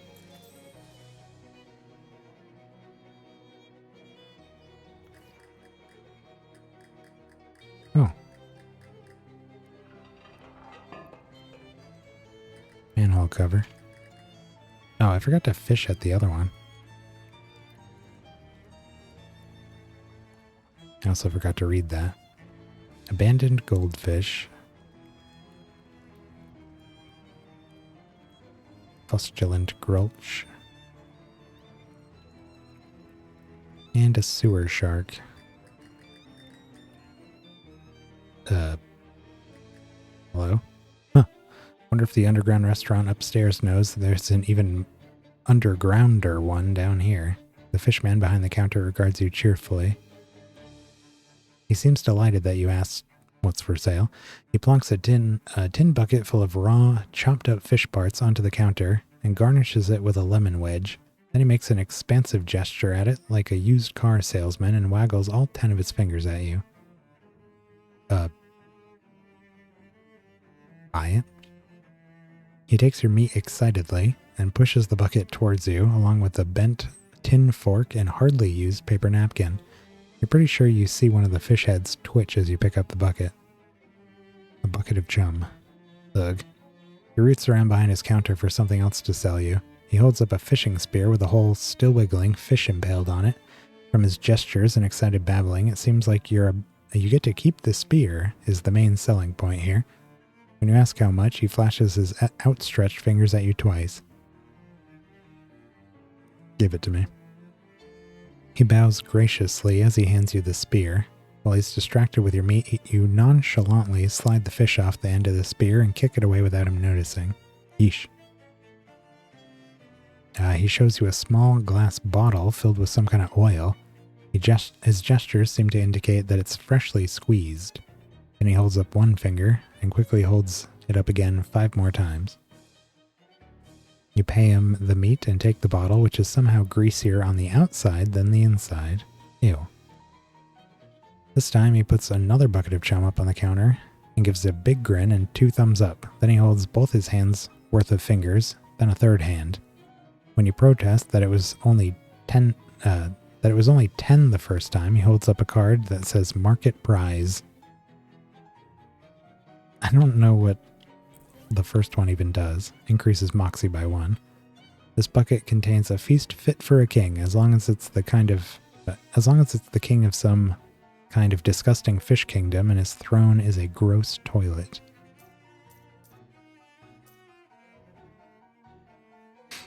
Fishman throwing spear. If you were smaller, this would be a normal spear. If you were bigger, it would be a dart. At your current size, it's kind of a javelin, I guess. Increase muscle by 1. These fishmen carry little vials of this stuff around to protect their skin from the open air. Given this cat's condition, it can only be named Stinky. Pet Stinky. Stinky's boon. +3 sleaze armor. The big pile of ingredients emits a record-breaking stench. You get the sense that these are actually the clean dishes. This pot is catching all the grease that drips down through the ceiling.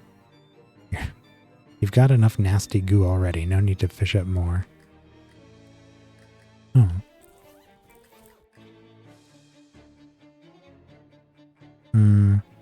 What do we have for 560? Maybe we'll come back later and see what else he sells.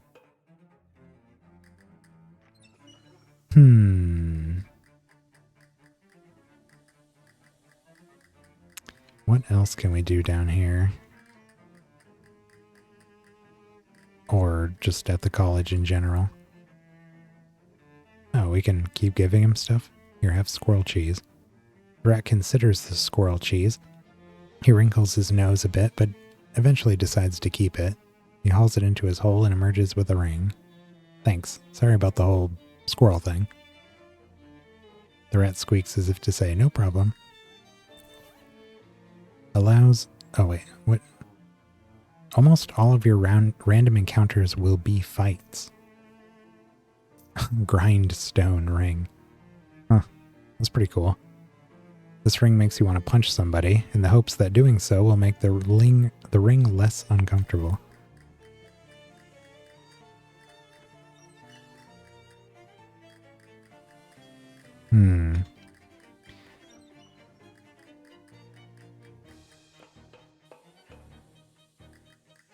Alright, well, I was hoping to find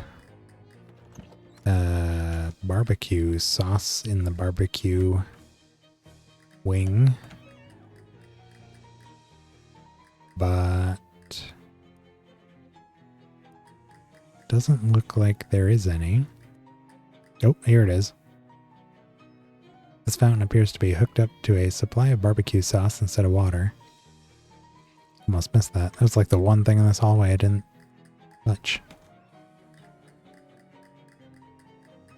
Okay. So we don't have all of our courses finished, so that's not something we can turn in yet. I don't think there's anything else here we need to do. We gotta drop off the bag to Greasy Steve. And, oh, and the other guy is here for the barbecue sauce. They're both there. Beep beep. You turn around to see a postman tip his cap to Molly and putter away on his motor scooter. Look, I got a present from my jelly bean up in the big house. Big house? What, like a mansion? Jail, you dope. She's doing time upstate because she went off the track during a bank job and gave a copper lead poisoning. Let's see here. She may be a license plate. 301178 and a handmade shiv and a bottle of toilet vodka. Can you add them and Eve it? It's not like, can you even believe it? Can you add them and Eve it? Oh, I miss her so much. Toilet vodka? Well, it's like bathtub gin, just, you know, more so. Molly's max HP increases by 5. Can you Adam and Eve it? Gonna stick with me and haunt me. Oh, not you. You. Floyd Carbuncle. Here you go, Floyd. 1 serving of barbecue sauce. Holy cow, thank you. He takes a big whiff of the sauce. Ah, sweet and smoky, just like Dad used to make. Well, just like the machines that Dad's factory used to make. Dad's job was just making sure the rats didn't unionize. Well, enjoy. I will. I sure will. Thanks for your help. Give Steve the laundered meat. You glance around to make sure nobody's watching, and slide the sack of freshly laundered meat across the table. Greasy Steve opens the sack and glances inside. Nice job, kid. Here's your payment. He picks up the briefcase, empties the sack into it, and slides the briefcase to you. Seriously? He shrugs and goes back to stuffing his face. Don's friends will call you when you're again. He'll call when he needs us again, I guess. Leave him to it. What's your deal? You got anything else going on? I'll buy a couple more pencils from you. Not.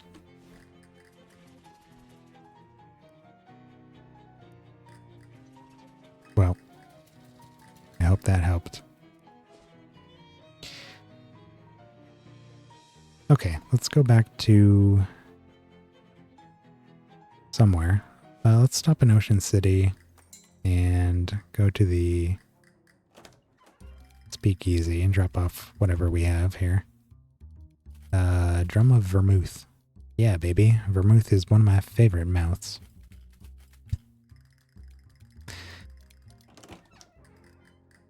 And a message from Don T. Call the mob back. Don Toblerone speaking. Don? That was unusually concise. Are you feeling okay? The boss is mad about our telephone bill. I have been encouraged to keep this brief. I see. Well, what's the job? Greasy Steve will have the details for you. Ugh, okay. You kidding me? Gotta go back to Greasy Steve again. Not right now, though. Now we're going to the lake, because we do have a few things to do here. Oh, Callus's house. We need to do that, but we also need to go... What did we just get? Oh, the metal detector. You hear some growling and shrieking and laughing. Is it... Oh, it's the fairies again. Let's take them out.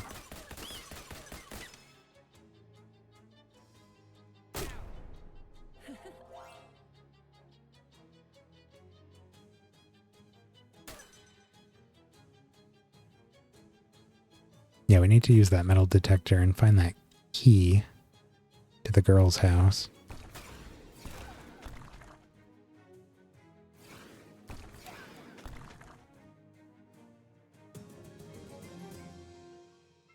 Fairy charm and fairy dust. Where?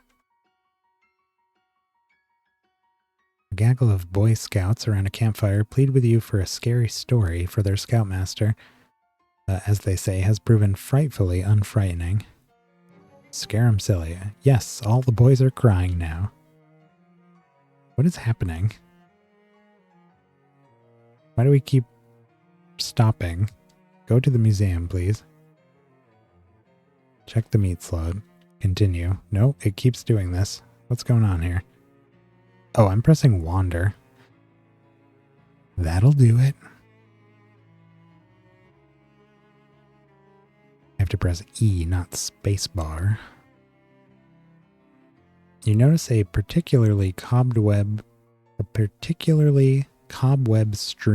copse of trees. As you get near it, you catch a glimpse of a big hole full of spiders in the middle of it. You can just barely read out the old wooden sign next to it, declaring to the whole world that the hole belongs to Beppo. Pretend you didn't find it. Oh, maybe that was turned off because, again, for some reason we had arachnophobia on.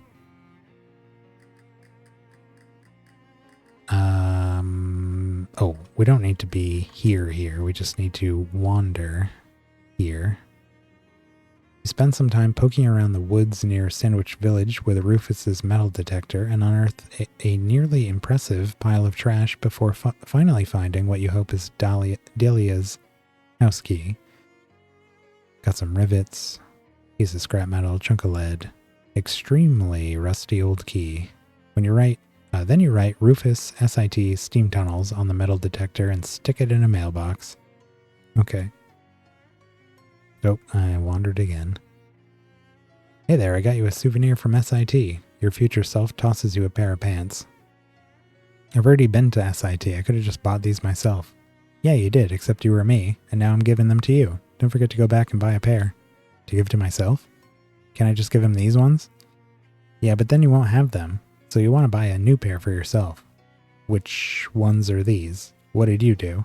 If I tell you, you won't be able to make that choice anymore. This is nonsense. Yeah, it's pretty messed up. How did I get into this situation? I've been wondering that since the last time I had this conversation, and I still have no idea. Alright, well, see you later.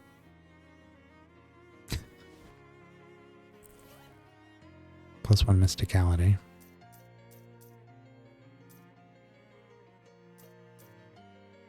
Physical armor to a pair of pants.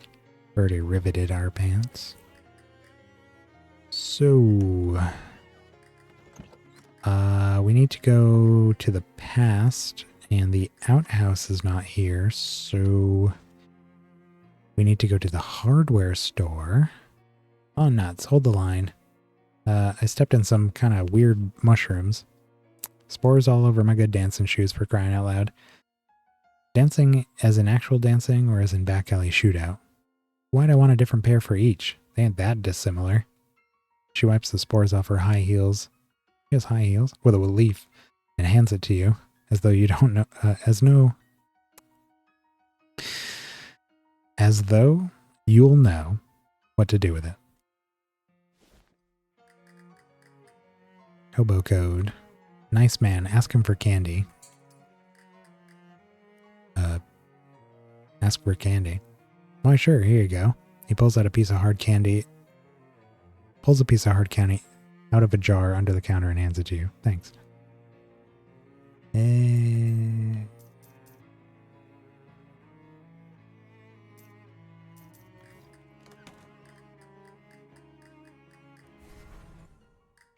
Okay, so we need to come back here, talk to him in the past,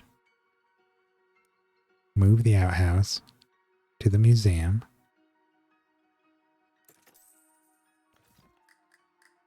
We'll buy some more outlining.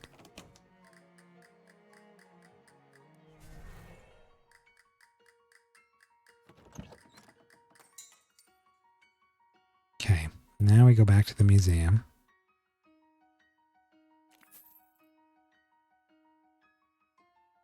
Squirrel chatters angrily at you from a nearby hollow tree, presumably trying to scare you away from its stash. Real tactical mistake on its part, since now you know where its stash is. Scampers away as you peer into the hole. You find not just the expected nuts, but also several wallets. I think I've read that one already. Okay, so now we can go through the outhouse.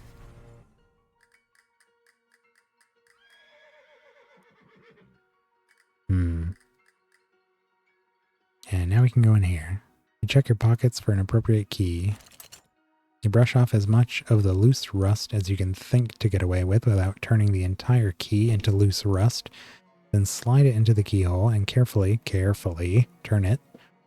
The lock clicks open and then the key completely disintegrates. You peek in the front door and look around. It looks like nobody's home, which makes sense considering the door was locked. Snoop around. Yeah, I'm not even sure why I gave you the choice there. We both knew you were going to choose Snoop. Yeah, for real. That's why we're here.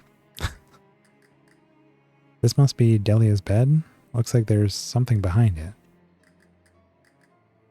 A small steel lockbox with the name Delia painted on it. On second thought, messing with the contents of that box could cause some sort of nasty paradox, so you decide to leave it be. Yeah, that's the box that survived the house fire that had her doll and journal in it. Oh, this oil lamp is kind of uncomfortably close to the curtains. You carefully pick up the oil lamp and set it on the mantelpiece. That seems much safer. Did you know that the oil, Did you know that the oil in this kind of lamp comes out of a sperm whale's head? Tell me more. Oh my god. Okay, see, sperm whale fat renders down into a pretty good lamp oil, better than other whales. But more importantly, they also have a full reservoir of really good oil in their heads, as much as 500 gallons of it. Nobody knows why or what it's for. So once people realized that sperm whales were relatively populous within sailing distance of the colonial coast, it sparked an entire industry. The whaling industry in the colonies began in the 1640s, but that was a fair bit south of here. However, just 2 years ago, in 1690, whalers started working out of the islands around Lieutenant Harbor, or rather what would eventually come to be called Lieutenant Harbor after its accidental enlistment and promotion during the War of 1777. And within 100 years, those islands became the whaling capital of the world, until, of course, the whales ran out.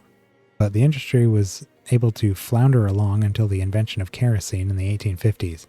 Anyways, the point being, this lamp is really state-of-the-art technology around here. That is very interesting. Thank you. Much better. A white ceramic plate painted with a nice forest scene. Pretty. No witch's brew here. Maybe a witch's stew? Probably just a regular person's stew. A nice antique dining table, eventually. Wait, so we're moving this so the house might not burn down? But we can't open this because it might cause a paradox? Sure, that makes sense.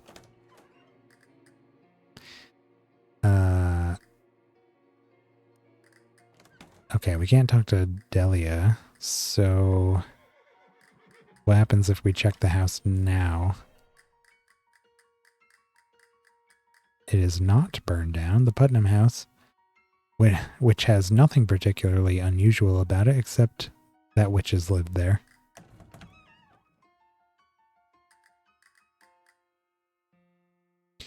Hello.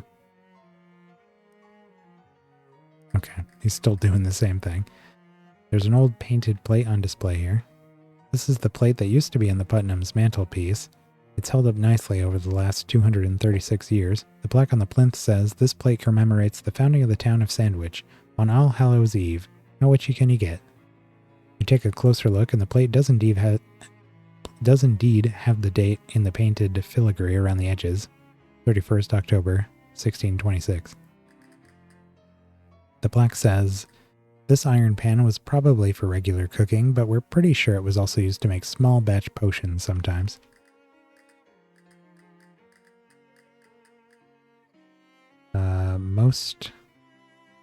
Okay, that's the same. So, what exactly did that do for us? Hobo code. The code reads, "Hollow tombstone, possible treasure. You check inside the stone and there is indeed some treasure. Satchel's lucky hat. 30% to meat drops. This thing has a solid gold hat band, and there's a tag inside that says property of Satchel Duggins. But help yourself if you find it in a hollow tombstone or something." These are the proctors. They still all die on the same date.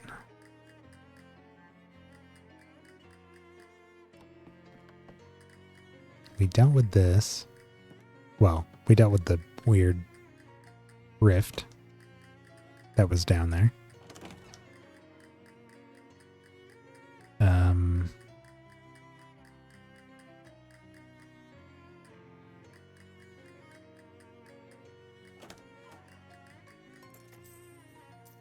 Not sure what else we might do here. What did that do for us exactly? So the house doesn't get burned down. So, and then this is preserved, as is this pot. What does that mean for us?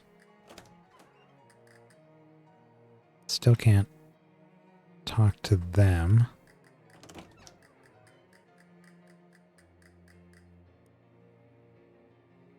Oh. Maybe. Yeah, we still don't know this.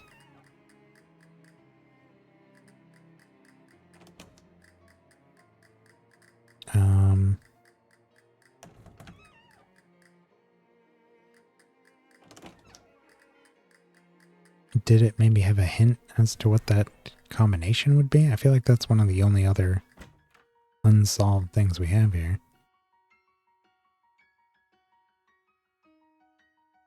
All Hallows Eve.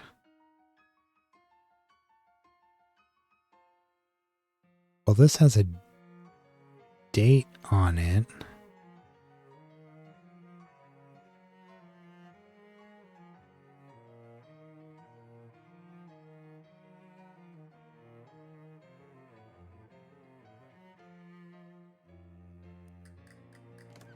Maybe we can look that up back at the newspaper? I doubt it.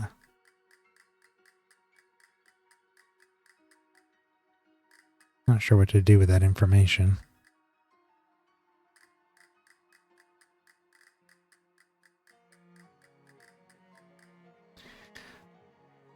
Our to-do list doesn't have anything, does it? Probably side quests. That's all it says. Other notes and information. Oh, cats and their boons. Well, that's helpful. Personal notes. Oh, you can write notes.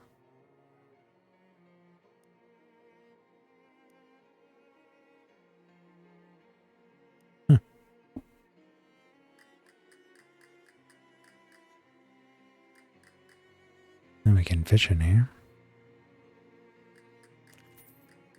1 meat.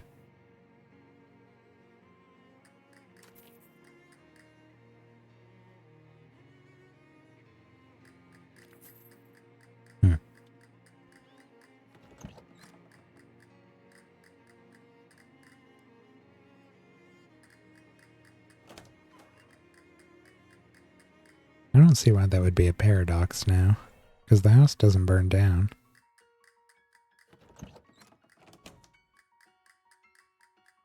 Although even if it did, I don't think that would cause a paradox. Well, anyways. We need to go... Oh yeah, we're still not wrapped up at the mine here either. We still haven't found a way to destroy the geode at that mine.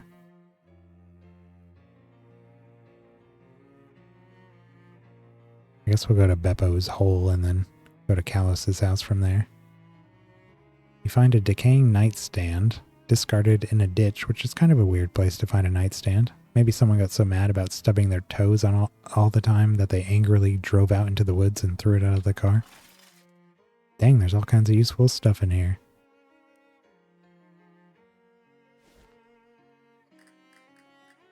The plaque says Beppo's hole at the top, and then there's some fine print. Beppo's hole is named after Beppo P. Soricchio, who purchased this plot of land in 1903 with the stated intention of creating a shark sanctuary. He managed to dig one decent-sized pit, but before he could fill it up with sharks, it filled itself up with spiders, or perhaps it would be more accurate to say that spiders filled it up with themselves and their offspring, their teeming hordes of awful, venomous offspring. It is the opinion of the Crystal Dream Lake Historical Society that Beppo's hole should be avoided at all cost. In fact, we probably shouldn't have put this placard here, or included it in any of our maps. May those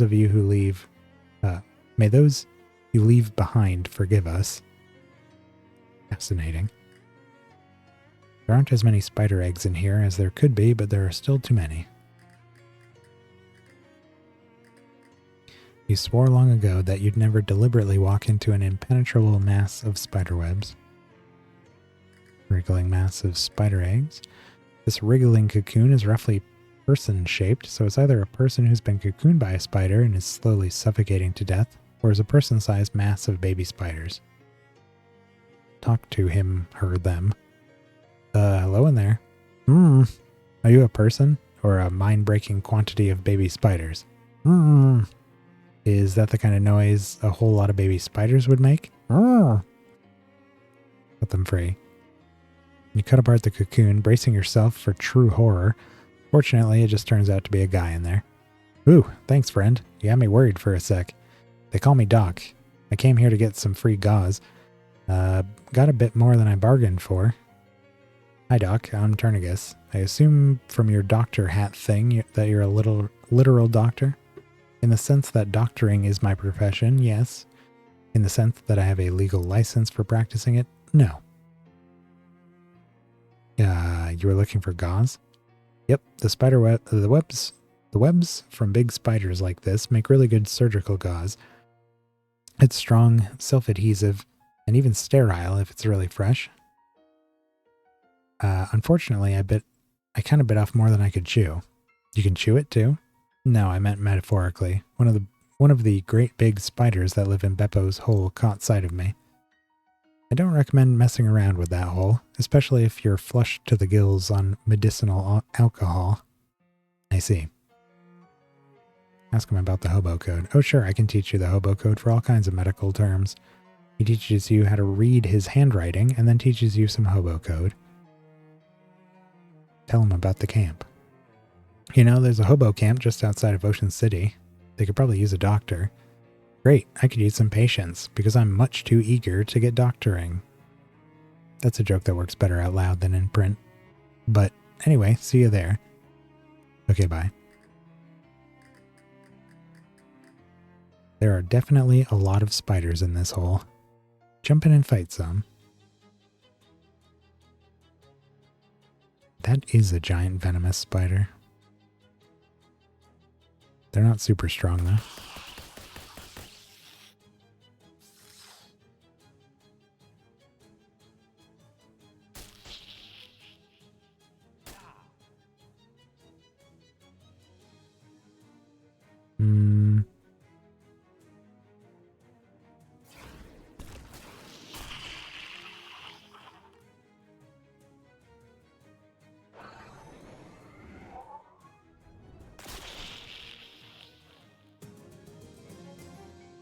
There are now slightly fewer spiders in Beppo's hole. Spider venom sacks. Fewer spiders is better spiders. Poison an enemy for 3.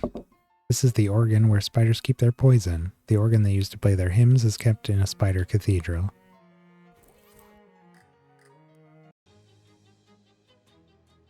Oof. Giant feckin' spider appears to intends to give birth to something terrible.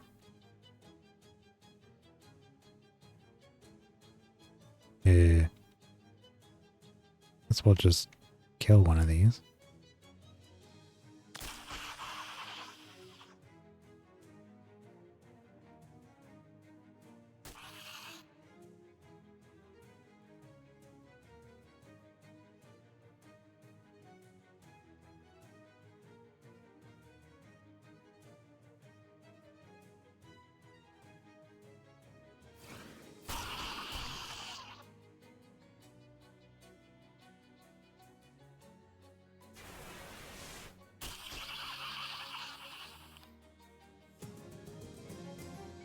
Spider Fang, Spider Venom Sac. Deals Moxie plus 2 physical damage and causes 2 poison.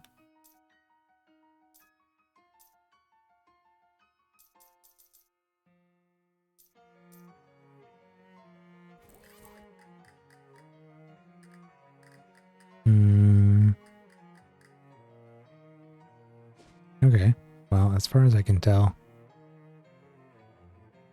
Oh. Well, maybe... Hold on. I gotta check. Maybe we can move the outhouse there. But maybe not. You start to get that deja vu feeling again and look around to see yourself coming up the road. This would be as good a time as any to give him that pair of pants from SIT. Give him the pants. Hey there, I got you a souvenir from SIT. You toss the pants to your puzzled self. I've already been to SIT. I could have just bought these myself. Yeah, you did, except you were me, and now I'm giving them to you. Don't forget to go back and buy a pair. To give to myself? Can I just give him these ones? Yeah, but then you won't have them, so you'll want to buy a pair for yourself. Which ones are these? What did you do? No, what did you do? If I tell you, you won't be able to make that choice anymore. This is nonsense. I can't even say the other 2 options. Yeah, it is pretty messed up. How do we get in this situation? I've been wondering that since the last time I had this conversation, and I still have no idea. Alright, well, see you later.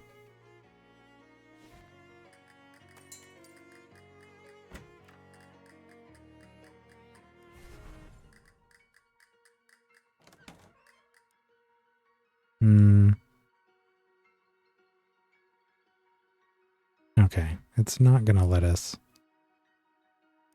Oops. Put it there, so... I just wanted to check, because otherwise it just seems like it's kind of a... just a place to fight spiders forever. Not much else to do there, it seems. Okay, let's go to Callus's house.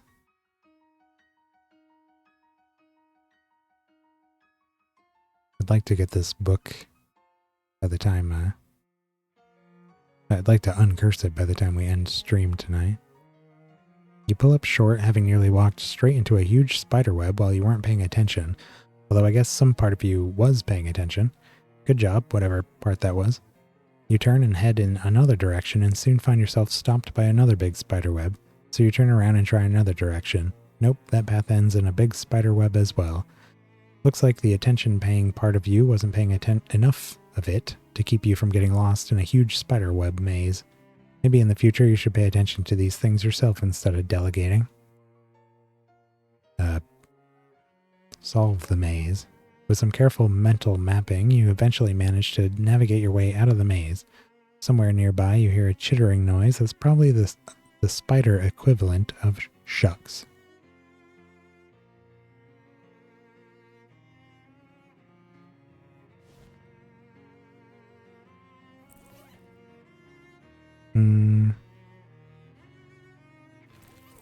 We're at 300 XP. I'm going to grab the final mysticality increase from our skills. Wisdom of Jarlsberg. The deeds of the great wizards of yore have echoed through the ages, and are now bouncing around in your skull. And yeah, let's do the fingers of Fontina. Your fingers are stronger and less spindly than those of the average wizard. So it's a +5 to our magic weapon attacks. And another 1 to muscle. The door won't budge. Based on what you can see through this window, the entire house is full of potting soil. The house is just a giant planter. This fence is too tall to see or jump or cry over. The sign is being very curt with you. This is an expensive car, but it's been tragically neglected. The fence is impassable until they invent something that can cut through wood.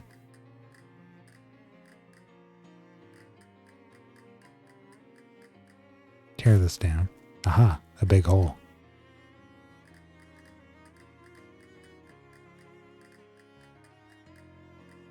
Yeah.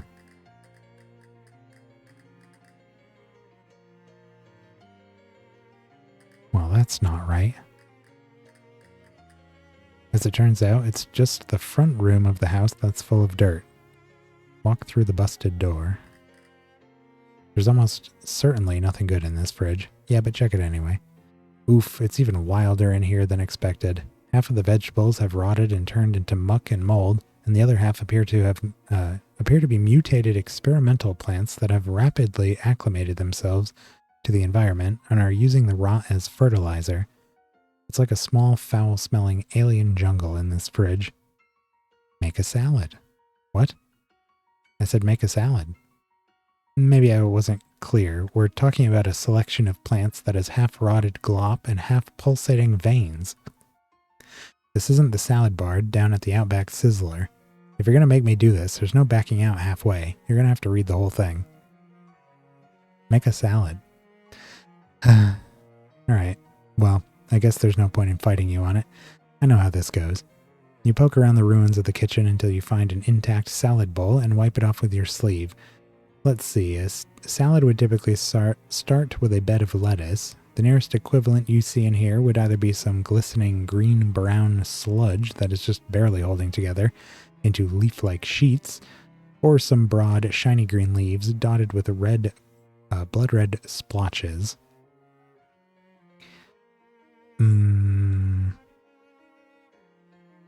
The splotchy leaves.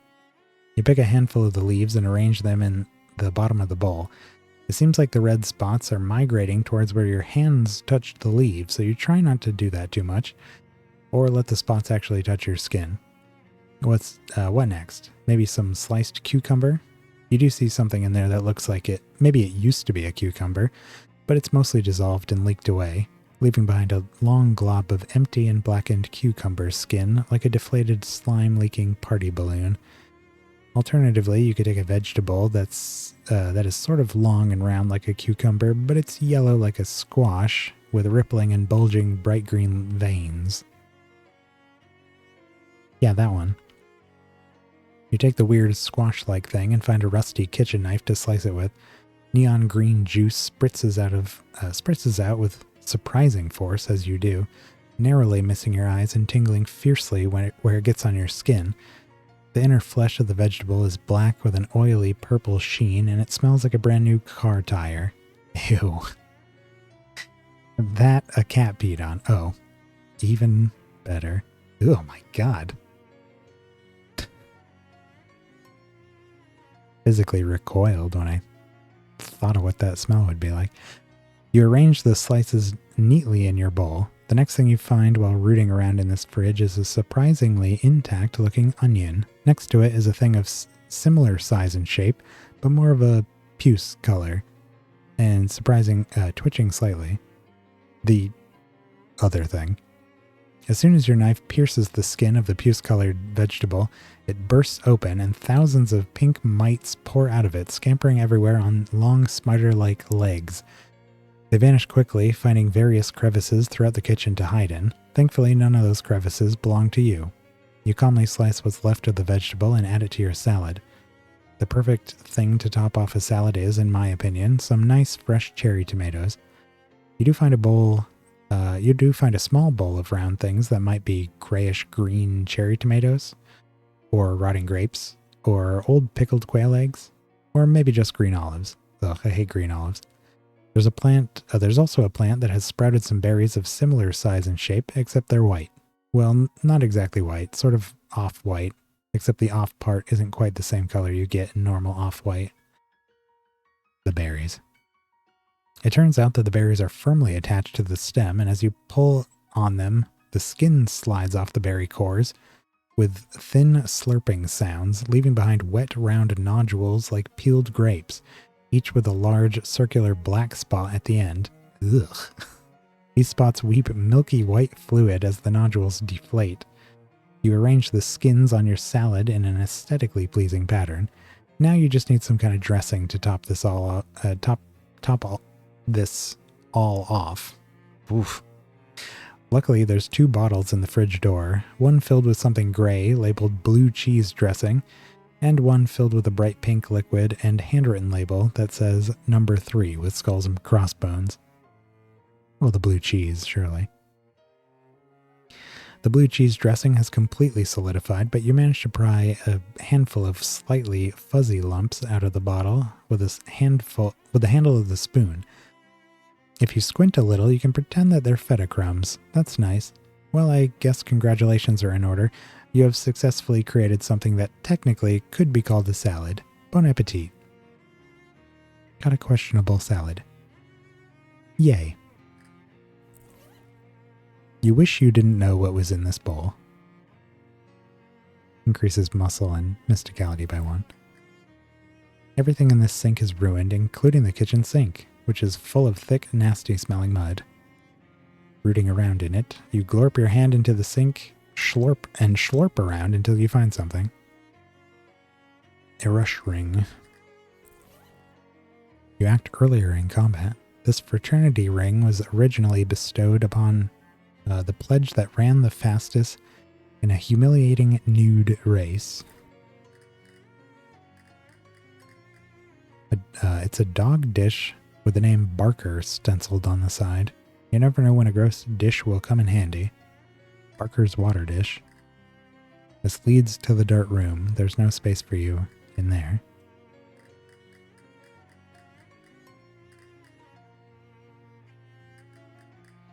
A big barrel labeled plant food. A big urn labeled plant beverages. Oh, fill up the dog dish. You fill the dish up with some kind of green liquid. Presumably it has whatever plants crave. Rondo. A leather-bound journal sits on this wood-bound desk. You flip the journal open to the last page. Page. I'm not going to try to pronounce that. Okay, it seems to have devolved into madness by the end. Let's try a few pages back.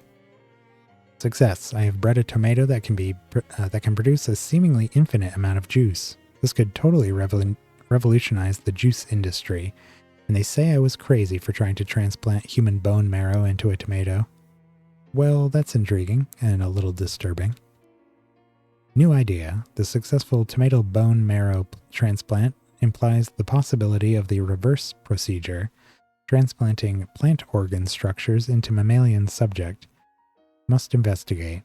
You skip over a lot of technical mumbo-jumbo and analysis of experimental results until you get to the next readable bit. I'm certain that I've finally got this right, but the woman at the pet store refuses to sell me any more rats until I explain what I've done with the last dozen, and I don't think she'll like the answer. I hesitate to use my loyal companion Barker for this purpose, but he's all I got left. Anyway, there's nothing to worry about. It'll definitely work this time. The operation was a complete success. Barker appears to be in perfectly good health and is acclimating to the changes marvelously. I've created the world's first plant-animal hybrid. Why stop there? The next step is perfectly obvious. That's the last page. Well, the last page that's words instead of scribbles and gibberish. Professor Kalos had a pretty nice alchemistry set up here.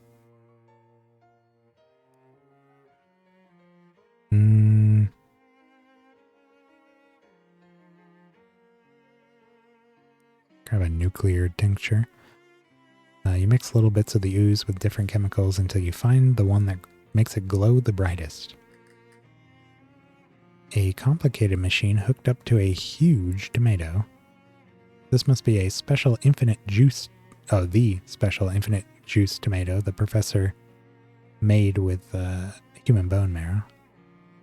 Take the tomato. This will come in handy over at the speakeasy. They'll be able to mix a whole dynasty of Bloody Marys, in a kind of literal sense. Disused and misused toolbox. Hello, Barker. That is just the Stranger Things dog. Well, this appears to be more or less a dog, except for being green and having some kind of plant pod for a head. It seems agitated, like it's guarding something. Offer it the dog dish. Hey there, buddy. Is this yours? Are you Barker?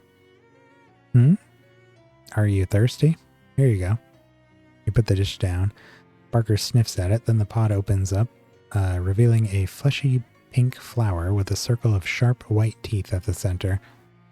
A red vine-like tongue snakes out of it and starts lapping up the plant beverage. Holy jeez. After having finished his drink, Barker closes his head and then sniffs at you and tentatively wags his tail. Good boy? Arf. You pat him on the head and he wags his tail harder. Looks like you made a friend. Barker has joined you as a companion. Change his name?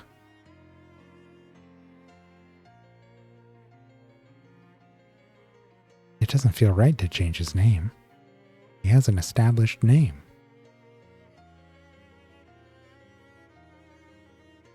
And yet the desire to make plant puns or name him after the demo dogs of Stranger Things. Now we'll just call him Barker. You decide that Barker will be just fine and give him another pat. Take him with me. Oh, he's a companion. Right, I was thinking of familiar. Well, that's interesting. Hey Molly, mind waiting for me at Turnagus's place? Okay, Buck, but it's rude to keep a girl waiting. Arf. Barker flaps open his head and licks your face with his vine tongue. Huh. Well, that's gonna take some getting used to. Good boy. Yes, this is good. This is a good thing. Barker wags his tail happily as you approach. Who's a good boy? Yes, you are. Barker wags his tail. Woof, arf. Pat me pat. Oh, we can rename him whenever. I do want to rename him. I changed my mind. Now that he's a companion. I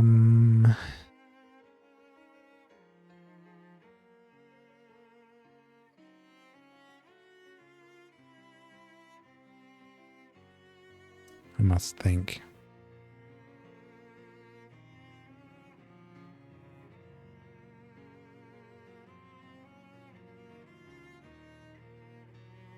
Oh, what was in Stranger Things?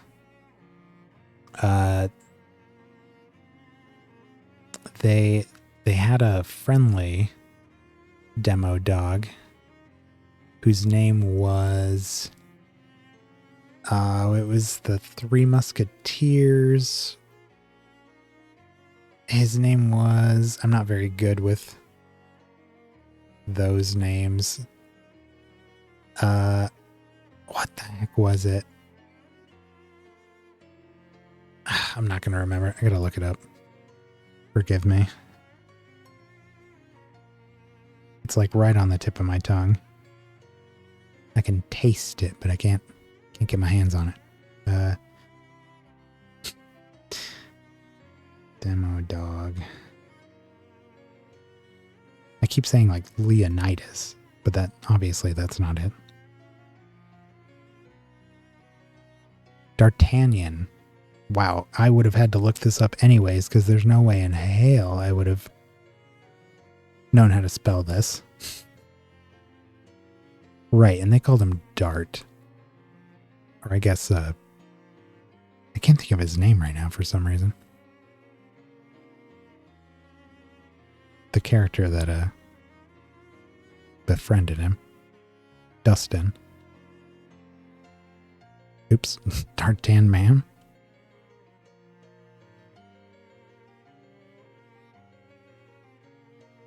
Yeah, apparently this is how you spell D'Artagnan.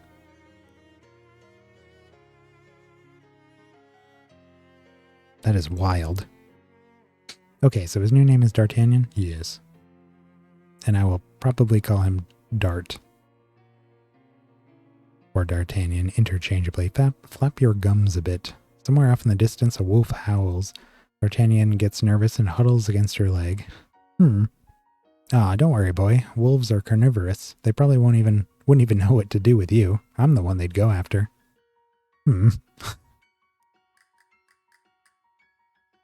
Yes. I very much enjoy having this. Oh, again, he's not a familiar. The food's not going to do anything. So now we have a plant hybrid dog and a mosquito.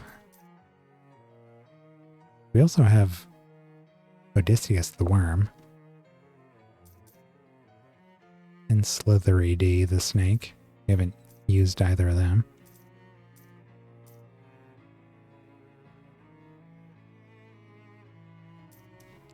I just really like this one's ability because it deals damage and heals me. I think it's time to switch our shoes.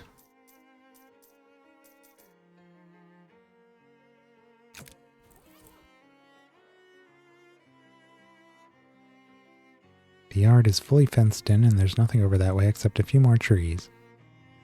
This greenhouse was clearly built by a botanist and not a carpenter. Oh boy. Oh, this is just... obviously. If it wasn't any clearer that it's a Stranger Things reference. There's a Demogorgon right there. Give me these anti-plant things. Look at that. Oh geez. There's a tall, spindly humanoid creature stalking in the corner. Examine it not closely. The creature has long, thin green limbs like flower stems, and it is clothed, sort of, in ragged white petals. Its head is some kind of plant pod. You inch just a little bit closer to get a better look and realize that the white petals are actually the torn and frayed scraps of a white lab coat. But Professor Kalos? The creature spins around and hisses angrily. Hiss. I need you to sign my course transcript. Grah! Run away. The crazed plant fresser leaps at you, but you dive for the door and escape. Fortunately, he doesn't seem inclined to leave the greenhouse. We must have him sign our papers. Is there anything we can do in here?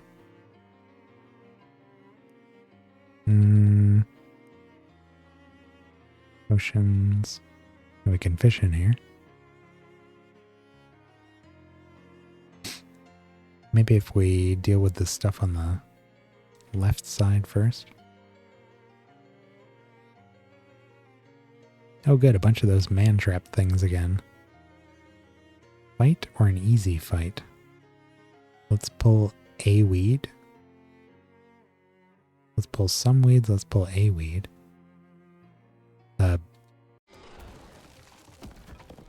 Guess we'll do this.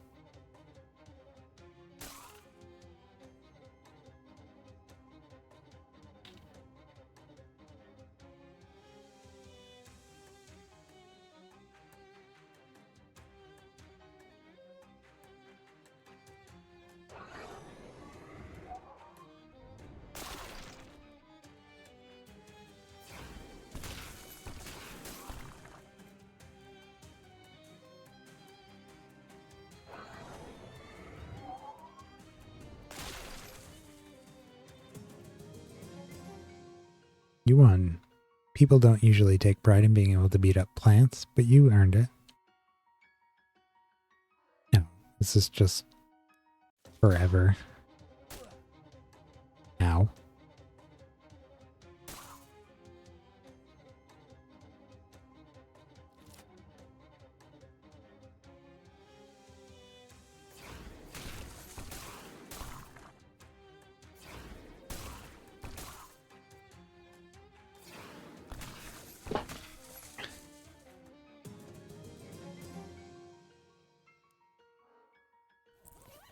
Okay.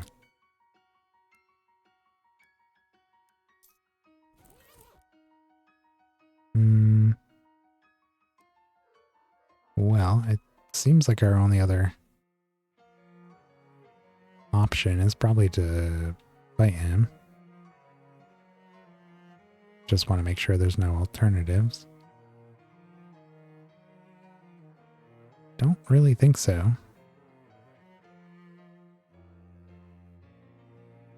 Professor Kalos, or what used to be him, is still skulking in the corner. D'Artagnan jumps in front of you and barks at the professor. Arf, arf. Grah. The professor swipes at D'Artagnan, knocking him back. D'Artagnan yelps and whimpers, but quickly returns to defend you, growling angrily at his former master. Good boy. And we've got a friendly mobster joining us. What's left of Agamemnon Kalos? His first name was Agamemnon. 16 damage. Let's do the D-Light right away.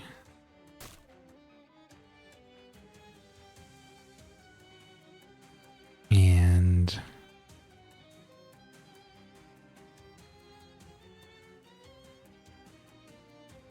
let's set him on fire.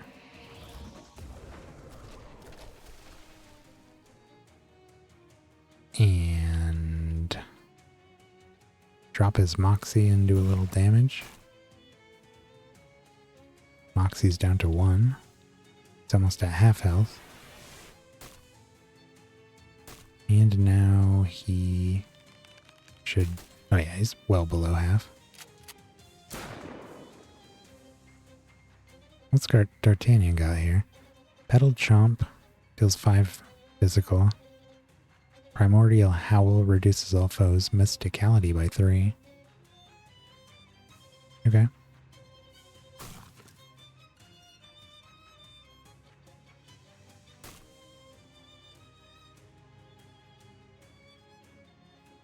Uh, 17 damage. How about some of that? You won. Looks like people who live in glass houses shouldn't, be plants? That's right. Oh.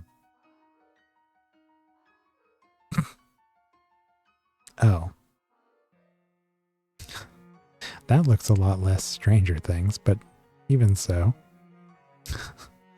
The crumpled remains of Professor Kalos. He's already starting to wither and smell bad. Gross. Ah, dang it. Now how are you going to get your transcript read? Search him. D'Artagnan sniffs at Professor Callus's body. I'm sorry, boy. I know it's hard, but we did what we had to do. Woof. And what we have to do now is loot his weird corpse. Arf. Heck yeah. You pick through the tattered remnant of the professor's lab coat and find his faculty ID and pen. Well, his signature written with the professor's pen should be just as good as if it was signed by the professor himself, right?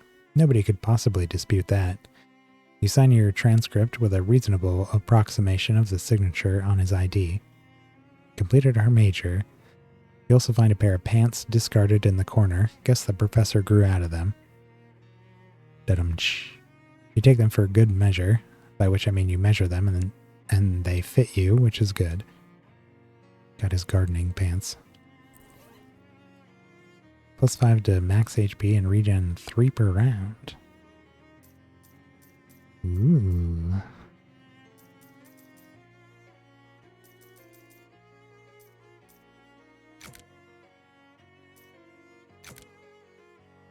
I want to upgrade these with things.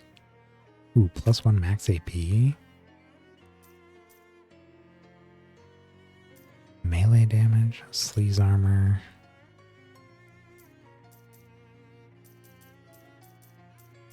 Okay. There we go. So 5 to max HP, regen 3 per round, +1 to max AP, sleaze armor and physical armor. We just lose hot armor and 1 mysticality. But I will easily trade 1 mysticality for an additional AP.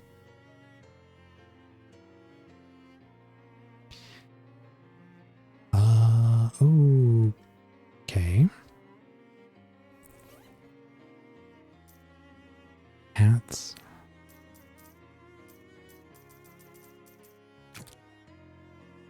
And offhand. Oh.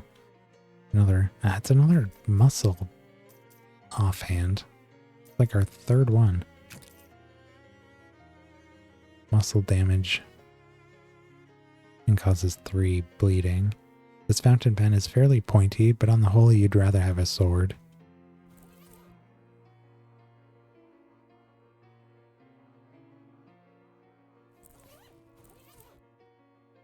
There's a fence over there, just off camera.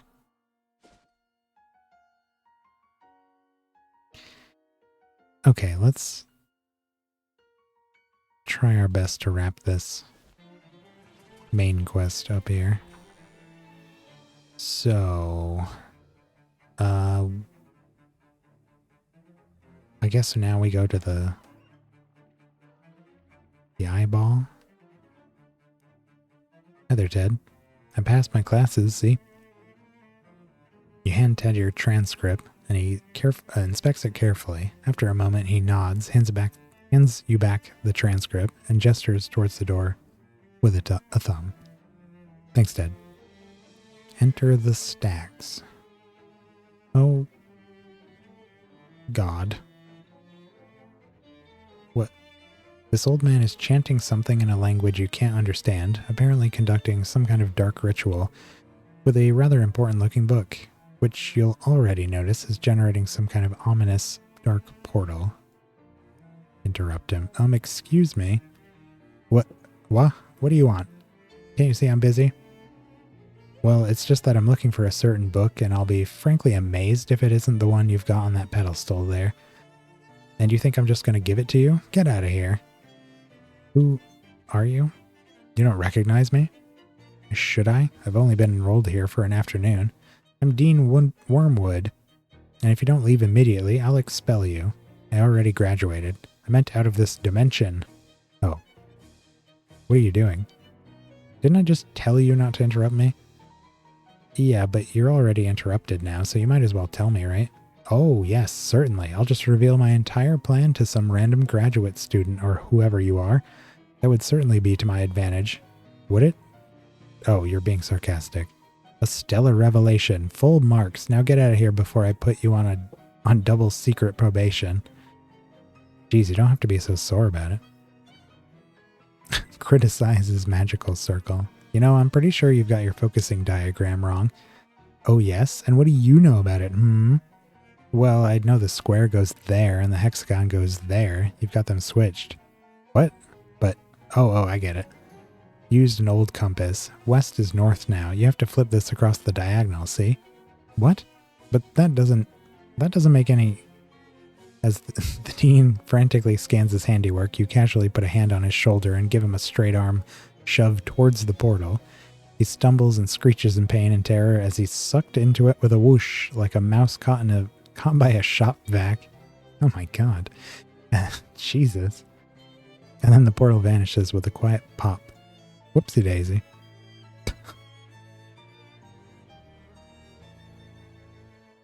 Let's look around the library.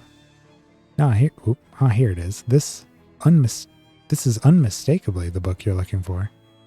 Check it out as in examine it or as in borrow it from the library. Both.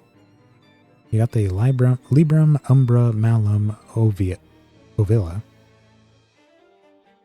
Okay. Was that the actual book we're here for? I guess we should look at the one on the pedestal. I just wanted to look around first. This is unmistakably the book you're looking for. Oh wait, this is just a copy of the student handbook. There's nothing unusual about it. Well, shoot. That cursed book has got to be around here somewhere, though. Okay.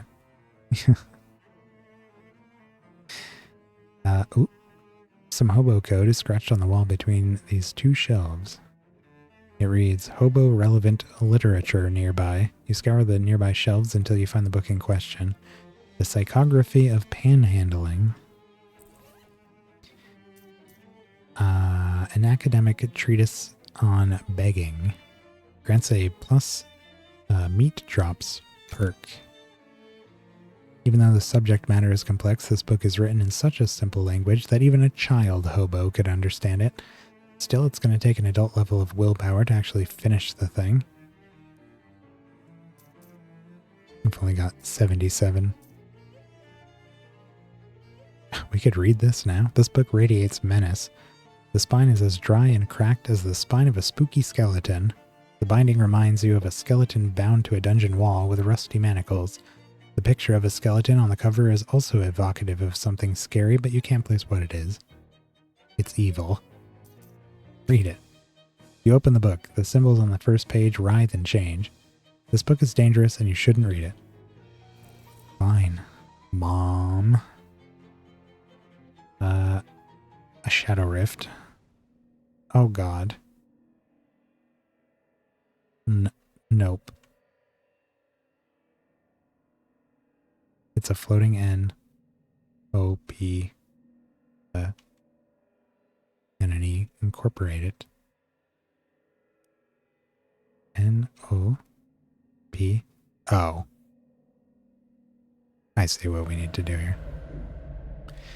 O. P. E. N. Did that just... Wait. I feel like it was an O when I did that. Hold on. Let me do that again.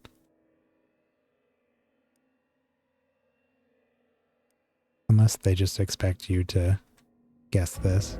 Yeah, there we go. Okay. Yeah, for some reason it, even though I was at the N, it was still attached to the O.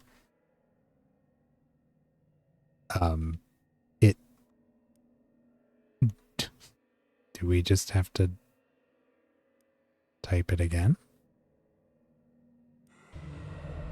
No.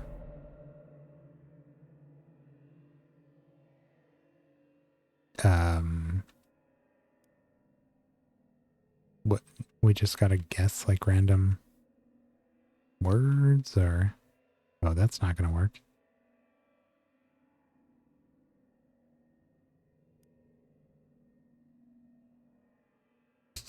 Brop.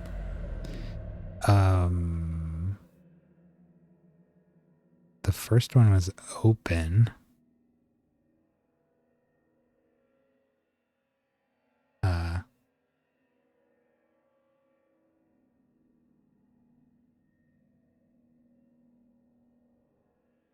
Rope? I mean, I don't, it's probably all book related, right? Oh. Oh. Hold on. B. O. O. Okay. That makes sense. A throbbing ring of negative energy around an ominous floating briefcase. You grab your pliers and twist around on various parts of the energy ring until it closes itself. Great.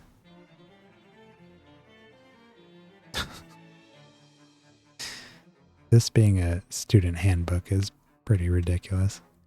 All the furniture has been pushed into the corner.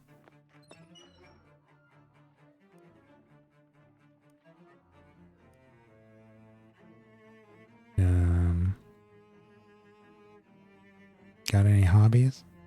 Painting, photography? Ah, sorry, I guess that's kind of rude of me. Just assuming you'd be into visual arts. Dancing? Macrame? Knitting? Badminton? Croquet? Racquetball? Swimming? Cooking? Puppetry?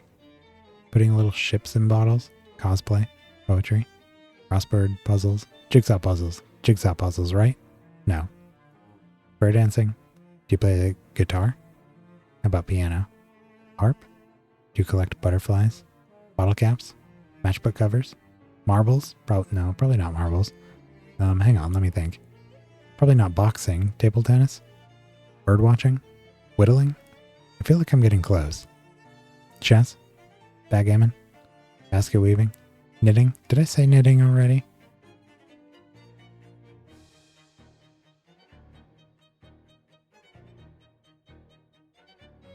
I don't know what this is. And I'm afraid to say it. Numismatics? Model railroading? Trainspotting? I feel like I must have guessed it by now. Maybe I just missed you nodding or reacting in any way. Maybe I should start over. Macrame?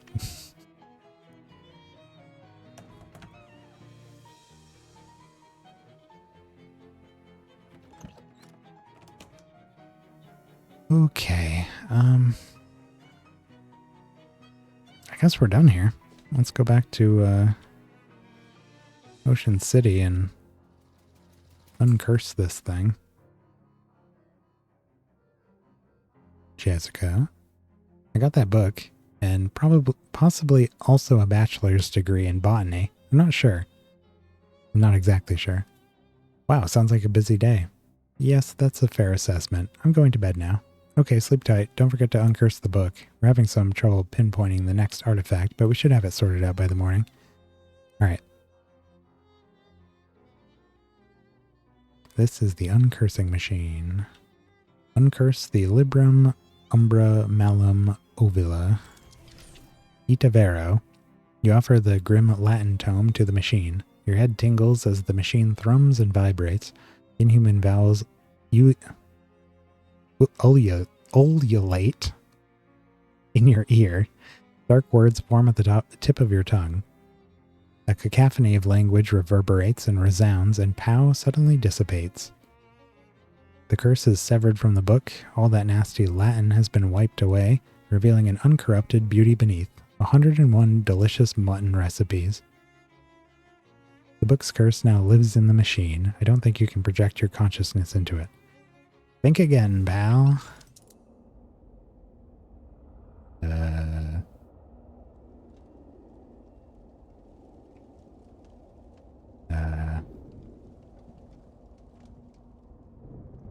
Maggie has lost much to the wolves. He still hunts. Hail, Zaggy. Spit on a son of Rome, Grimhild. Fravja? Fravja? I have no idea how to say whatever that is between the A and the J. Heinricus offers power on top of peace. Yeah.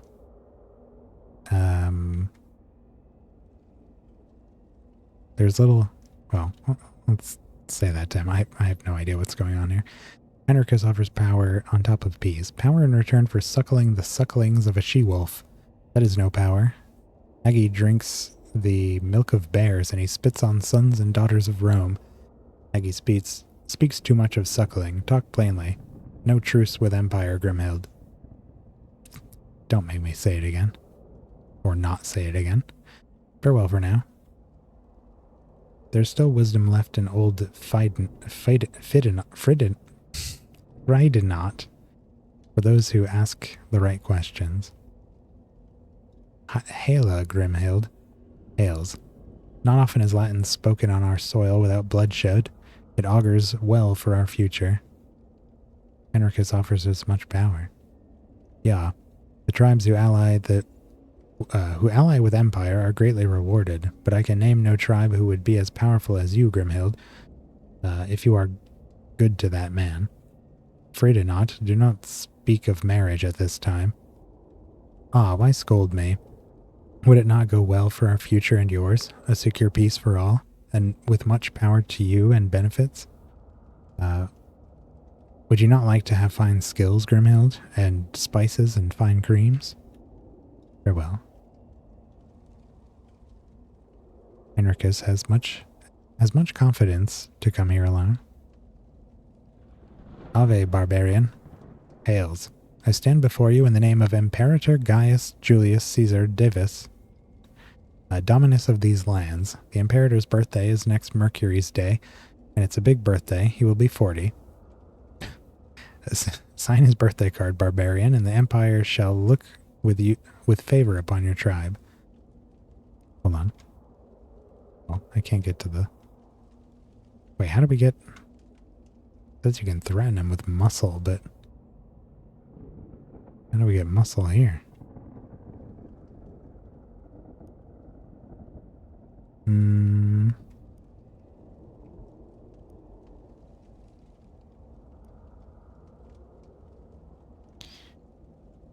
When we are in public, you call me barbarian? Ah, so you seek in private to ply me with sweet words, but now you call me barbarian?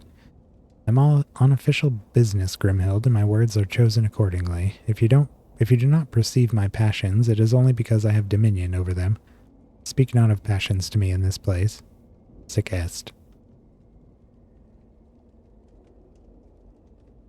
Why do I lack the muscle? I must find a way. Eat this chicken. There must be muscle here somewhere.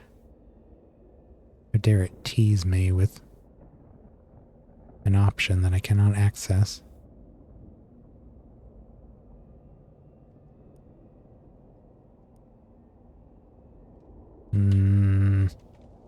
Well, I guess I'll have to choose that. We'll sign the card for your king. Ah ha ha. Imperator Grimhild, please. And he... Imperator Grimhild, please. And he is your Imperator too. So you say. What will you write to your Imperator? In Latin, please. Remember your lessons.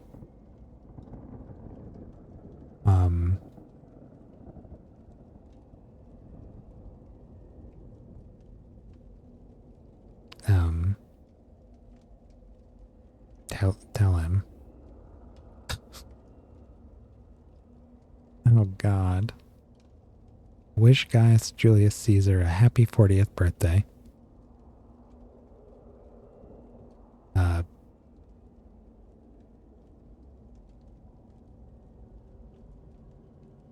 In Latin, please, he said. I don't know Latin.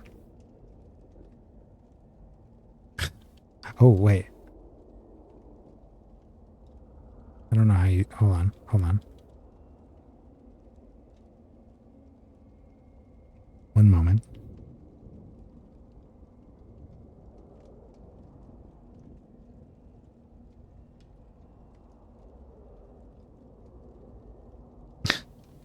Okay. I don't know if this is how they actually write it with the vowels in the front, but... Oh, shoot. I already forgot. I'm doing it in Pig Latin.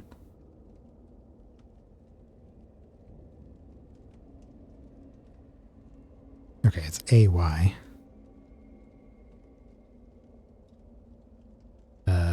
Oops. Earth. It doesn't have to be right, Pig Latin. Sounds better. Better to say Earth Bay because it sounds like birthday. Even though we're dropping the day entirely. Actually, yeah, since I don't even know proper Pig Latin, I'm just going to write it in a terrible perversion of Pig Latin, which itself seems to be a perversion of Latin. Happy, let's see, Happy Bay, Earth Day.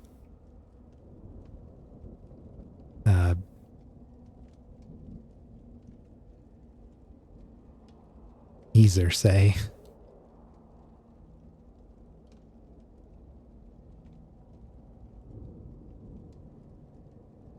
There we go. Hopefully that makes his head explode. Ugh, why can't the barbarians teach their children Latin? Enough of this. Wait. Oh no. You know Latin. Do you know Latin, Friednot? If only I did, I would die happily in the bibliothecas of Rome. In the walls of those magnificent libraries of empires is all the knowledge of man. That is not possible, all knowledge. But it is. The reach of empire is wilder than even our wildest imaginations, Grimhild. If you sign that card and walk by his side, I think you'll finally see this. Do you know Latin, Aggie? No, I have one tongue already, Grimhild. Only vipers need two. This guy dropped some serious lines.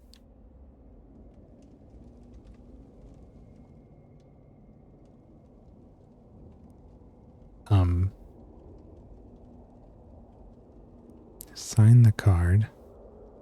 Do not know Latin. It causes me much grief, Grimhild, to hear you have taken so little from our lessons. However, it shall give me great pleasure to continue them. I will not tell you this. I enjoy the primitive exoticism of your company, Grimhild, and you have great potential. But that is a powerful birthday card, and I cannot let you near it without knowing what you intend to write. I don't know, man. I gotta learn Latin or get strong enough to punch him in the face. Speak to me in Latin, chickens. I need something. This didn't help, huh? Oops. He doesn't know. What?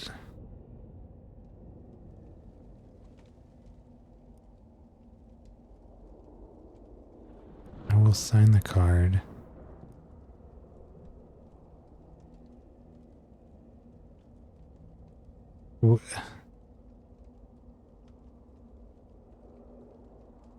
Wish him a happy 40th birthday.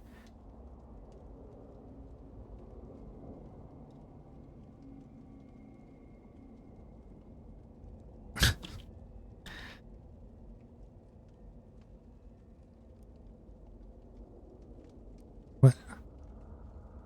How are you kidding me? How could I possibly? How could I ever? There's got to be something else here, no?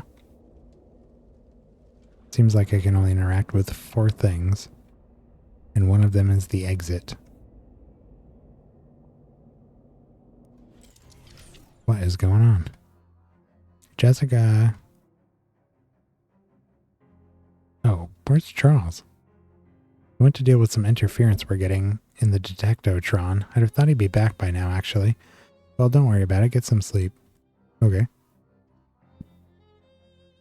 A collection of Latin literature in an antique store. These things sell like hotcakes, or Calidum crustula.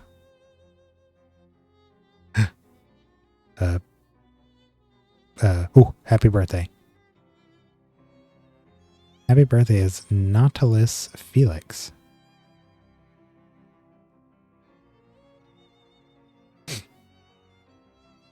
Nautilus. Nautilus. Felix. Nautilus. Okay.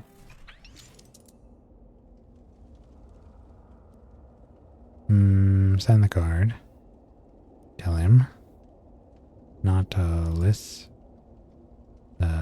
Felix? Aha! Why, that's a wonderful sentiment. Flawlessly composed. I confess I am surprised, Grimhild. I did not think even my teaching had carried you so far. I am surprised as well. How did I know that? It matters not. Go forth, beautiful one, and grace the powerful pages of that card with your tribute. Between you and I may expect much power in return. A birthday card to Imperator Gaius Julius Caesar Divus is a powerful document. There is no better opportunity for the tribes of the North to gain Caesar's notice and favor. Why can't we punch the card into the sky?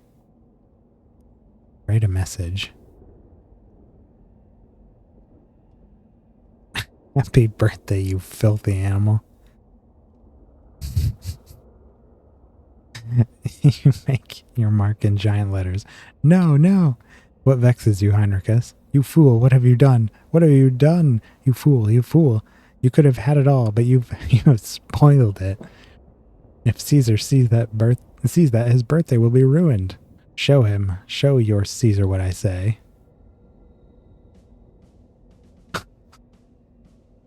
What is that? What? Consummentum est.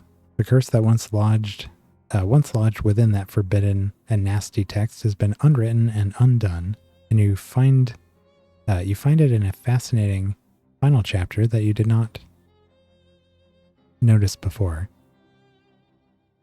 10 new ways to prepare mutton. What a bounty. I'm excited to cook something.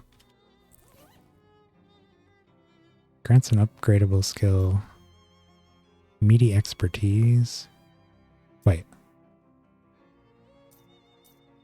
Huh? Huh?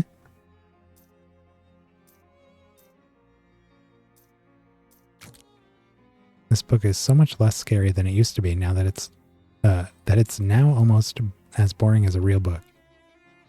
This 11-chapter cookbook consists of 1 chapter of actual mutton recipes, preceded by 9 chapters devoted to techniques for securing the mutton in the first place. You're not that interested in mutton acquisition, but the tips have some general applicability.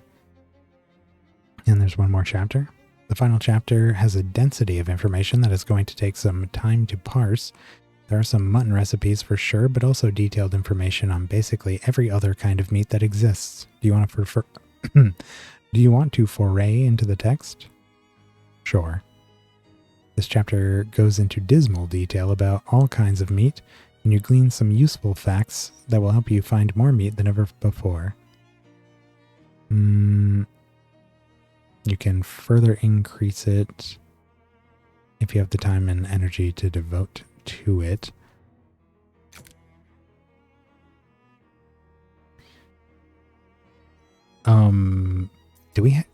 These are 2 different books about gaining meat? Oops. Mutton drops. 30%. Yeah. And 20% from here. Well, would you look at that? 97 left, and okay, well, we'll get them both. You study the book until you memorized a bunch of techniques for getting people to relinquish additional meat. You drop the book in one of SIT's pneumatic book return chutes, so it can be of some use to the next prospective hobo. A rising balance lifts all ledgers. Keep reading. Among all the facts and figures, you learn that the author grew up in a cabin made of meat. That kind of affluence boggles the mind. You can further enhance your mastery for 50. Anyone like mutton? That's what he just said. Okay. Well, we got a bunch of meat drop bonuses. There's only one more thing I want to do before we wrap up for the night. I want to go check if there was any dates here. That we've unlocked. Aha! The archive doesn't go that far back, but you do find an article about the village's 250th anniversary on October 31st, 1879. It says that the town was founded in 1626 by a man named Fulk Proctor, and was considered a nice, if unremarkable, little village until traders found the town completely empty in early November 1692, apart from one dark-eyed old man who joined them on their route back to Ocean City. After that, the town remained abandoned and undisturbed due to rumors of haunting or curse. Spooky. Folk. Bet we can do that. That might be... It's a 5-letter word, and it uses a U and an E, and I'm pretty sure that those were the only 2 vowels available.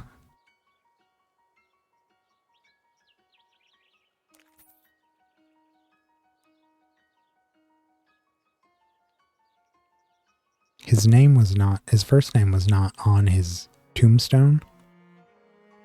So that has to be the important bit of... Ah, crap. The important bit of information from that article. Oh, good. Glad I moved this here.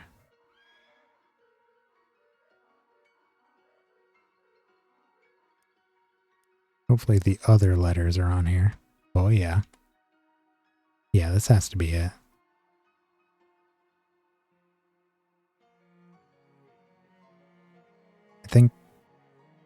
I think that's right.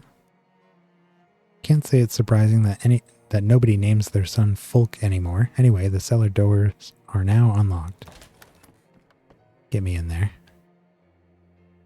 Village of Sandwich basement. Someone's chalked a magical ritual circle on the cellar floor. That's ominous. There's a gold pocket watch on this shelf. The inside lid of the pocket watch is engraved, "To my son Tom on his 12th birthday." Well, that answers the question of what happened to Tom's watch originally, but in turn raises some additional questions. So you effectively duplicate the watch by bringing back the one from the future and giving it to Tom. It's probably best to leave this one here. Things could get real weird if you gave Tom this one as well. Okay. A shelf of dry goods before wet goods were even discovered. A shelf full of books so old you can't even parse the titles. Really? None of them? Well, there's one with the word blood on it, which probably means blood, and you're interested in blood. Encyclopedium of Blood. Blood lore increases max HP. Ooh. Getting all kinds of good books. It's a good thing human anatomy hasn't changed in the last 300 years, so this book would be way out of date. Oh, we need 13 XP. A historical reference text on blood described in the introduction as the new fascination sweeping our veins. Mess with it. You find some chalk. Got a achievement. You find some chalk on a nearby shelf, erase the circle, and redraw it backwards. That should throw a wrench into someone's plans. Yes, indeed.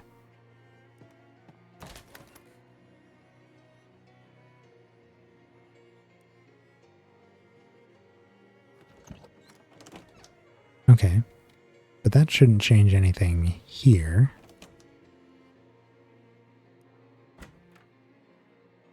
Because it is just this day. But in the future, it's still a museum. Welcome to the historical village of Sandwich, where the inhabitants keep history alive by living and working the same way people here did centuries ago. Well, that's different. This house was the residence of the Danforth family. Step inside to learn more. Hey, ooh. The Danforth residence has been converted into a gift shop for your convenience. Why not take home a 3-armed ragdoll, a style that originated here but became extremely popular statewide in the mid-1690s. Shelves laden with handmade ragdolls. Shelves laden with identical jars of off-white stuff. Oh, we can't actually buy them. This house has been home to the Putnam family for hundreds of years. Feel free to ask about historical village life. This young lady looks quite a bit like Delia, though a little older. Hello, I'm Dorothy Putnam. Dolly to my friends. Hi Dolly, I'm Turngus Carter. Are you related to Delia Putnam? That's right, she was my great aunt, except more greats than that. I thought so. You look just like someone who looks like Dahlia. What? Never mind. About your nickname. Is it just short for Dorothy, or is it because of actual dolls? Huh, it's a little of both. I make a lot of souvenir rag dolls that we have on sale here. Oh, do you have an interest in historical dolls? That would explain how you know my great aunt Dahlia, or Delia. I always want to say Dahlia. Delia. Oh yeah, it totally would. In that case, yes I do. I've read her old diaries. Apparently the three arms thing took off after she and her friend Patricia got into a squabble of some kind, and a passing traveler helped them make up, and they became best friends after that. Oh, that's nice to hear. About her friends. How did things turn out for Delia and Patricia after the rest of the kids? Did her diary say? Let me think. Great Aunt Delia made lots of dolls and eventually married a traveling trader. Sometimes she went out on his route with him. Patricia got married to a big six from one of the outlying farms, and they moved north to start a ranch. Tom Danforth became a judge like his pop, and duty head Peter became mayor, though it was basically by default. Nothing super interesting, but nothing much was back then. They all did well enough for themselves. Well, that's good. Thanks for the closure. What? Nothing. What's it like being a historical reenactor? Honestly, it sounds kind of boring. It's not so bad. It's easy work, and I take the weekends off to cut loose in Ocean City with my friends, so it's not like I'm suffocating in this wool frock year-round. Can you imagine? Yeesh. Yeah. See you later, Dolly.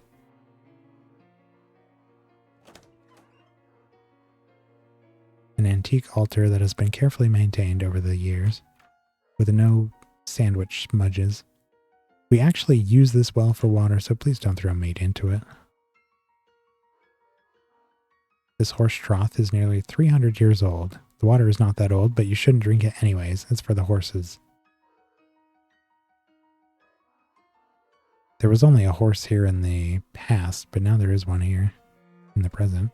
Sandwiches Church also served as an ersatz.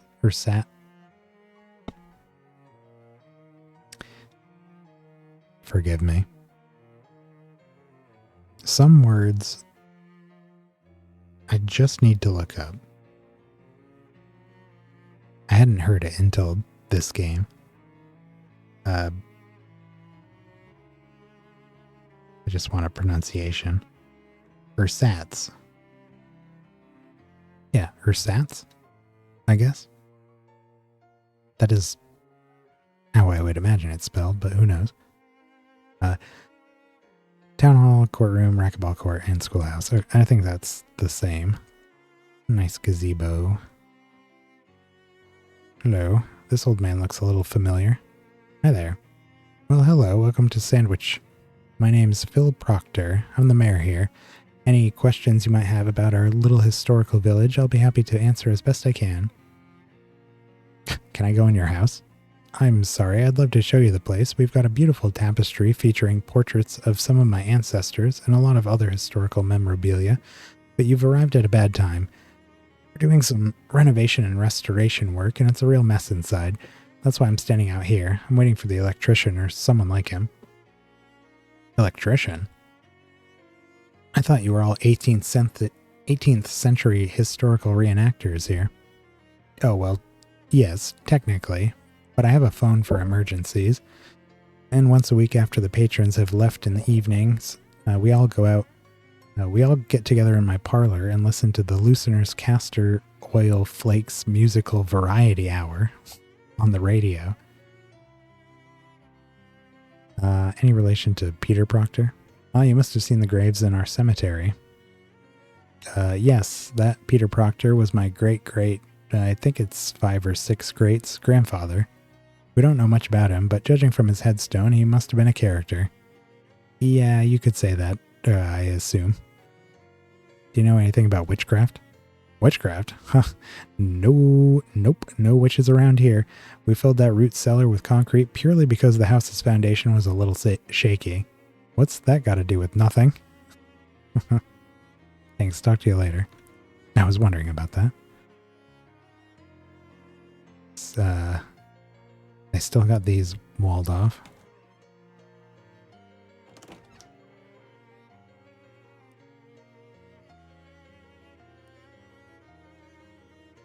Check the graveyard.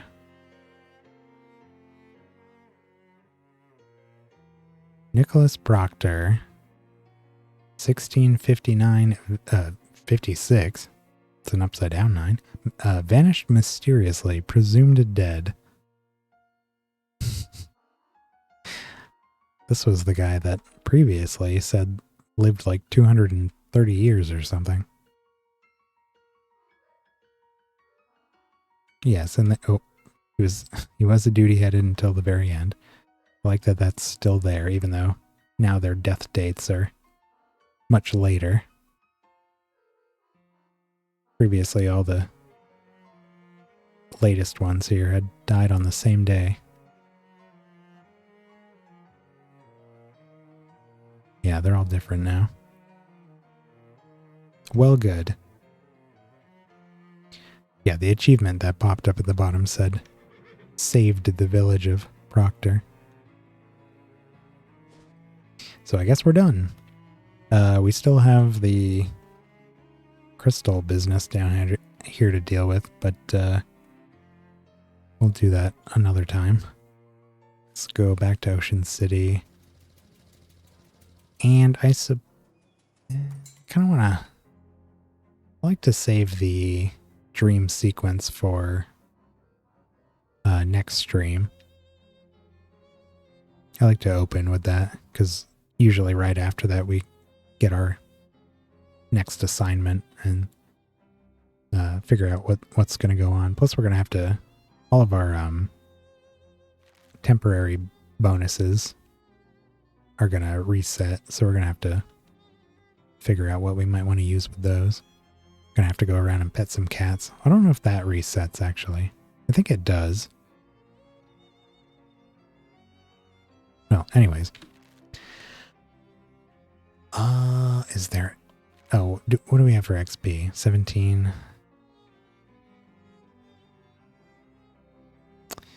no, we've kind of spent... we've only got 2 more options here. 300 more XP worth of basic skills. That might increase, who knows? I mean, when we started, we just had these 3, and then once we picked our class, it unlocked all of these. It's conceivable that there's even more beyond that, once we get all of them, maybe. Or hit a certain point in the story. I still have no idea how long this game actually goes on for, so... we could be halfway through, or a quarter of the way through, or almost at the end.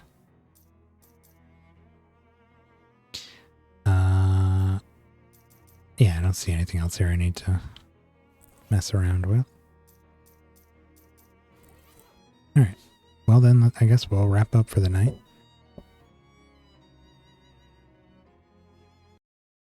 Oops. Okay. It's Thursday night, right? Yeah. So, usually I take Fridays and Saturdays off, so I probably am not going to be streaming tomorrow, or Saturday, but if I have some time in the afternoon, maybe like between 12 and 1 somewhere, it is conceivable that I might throw this back on and stream it. I'd really like to finish this game in the next week. So if I can get in any extra time on it, I'll try to take that, because I do want to get back to Monster Hunter and Rogue Trader. I just wanted to dip into something else for a bit. So, anyways, it is possible that we'll do some extra streams of this in between. Again, if I have time, but I'm not sure. Anywho, yeah, that's going to be it for me tonight. Thank you, everybody, for stopping by, and I'll see you next time. Bye.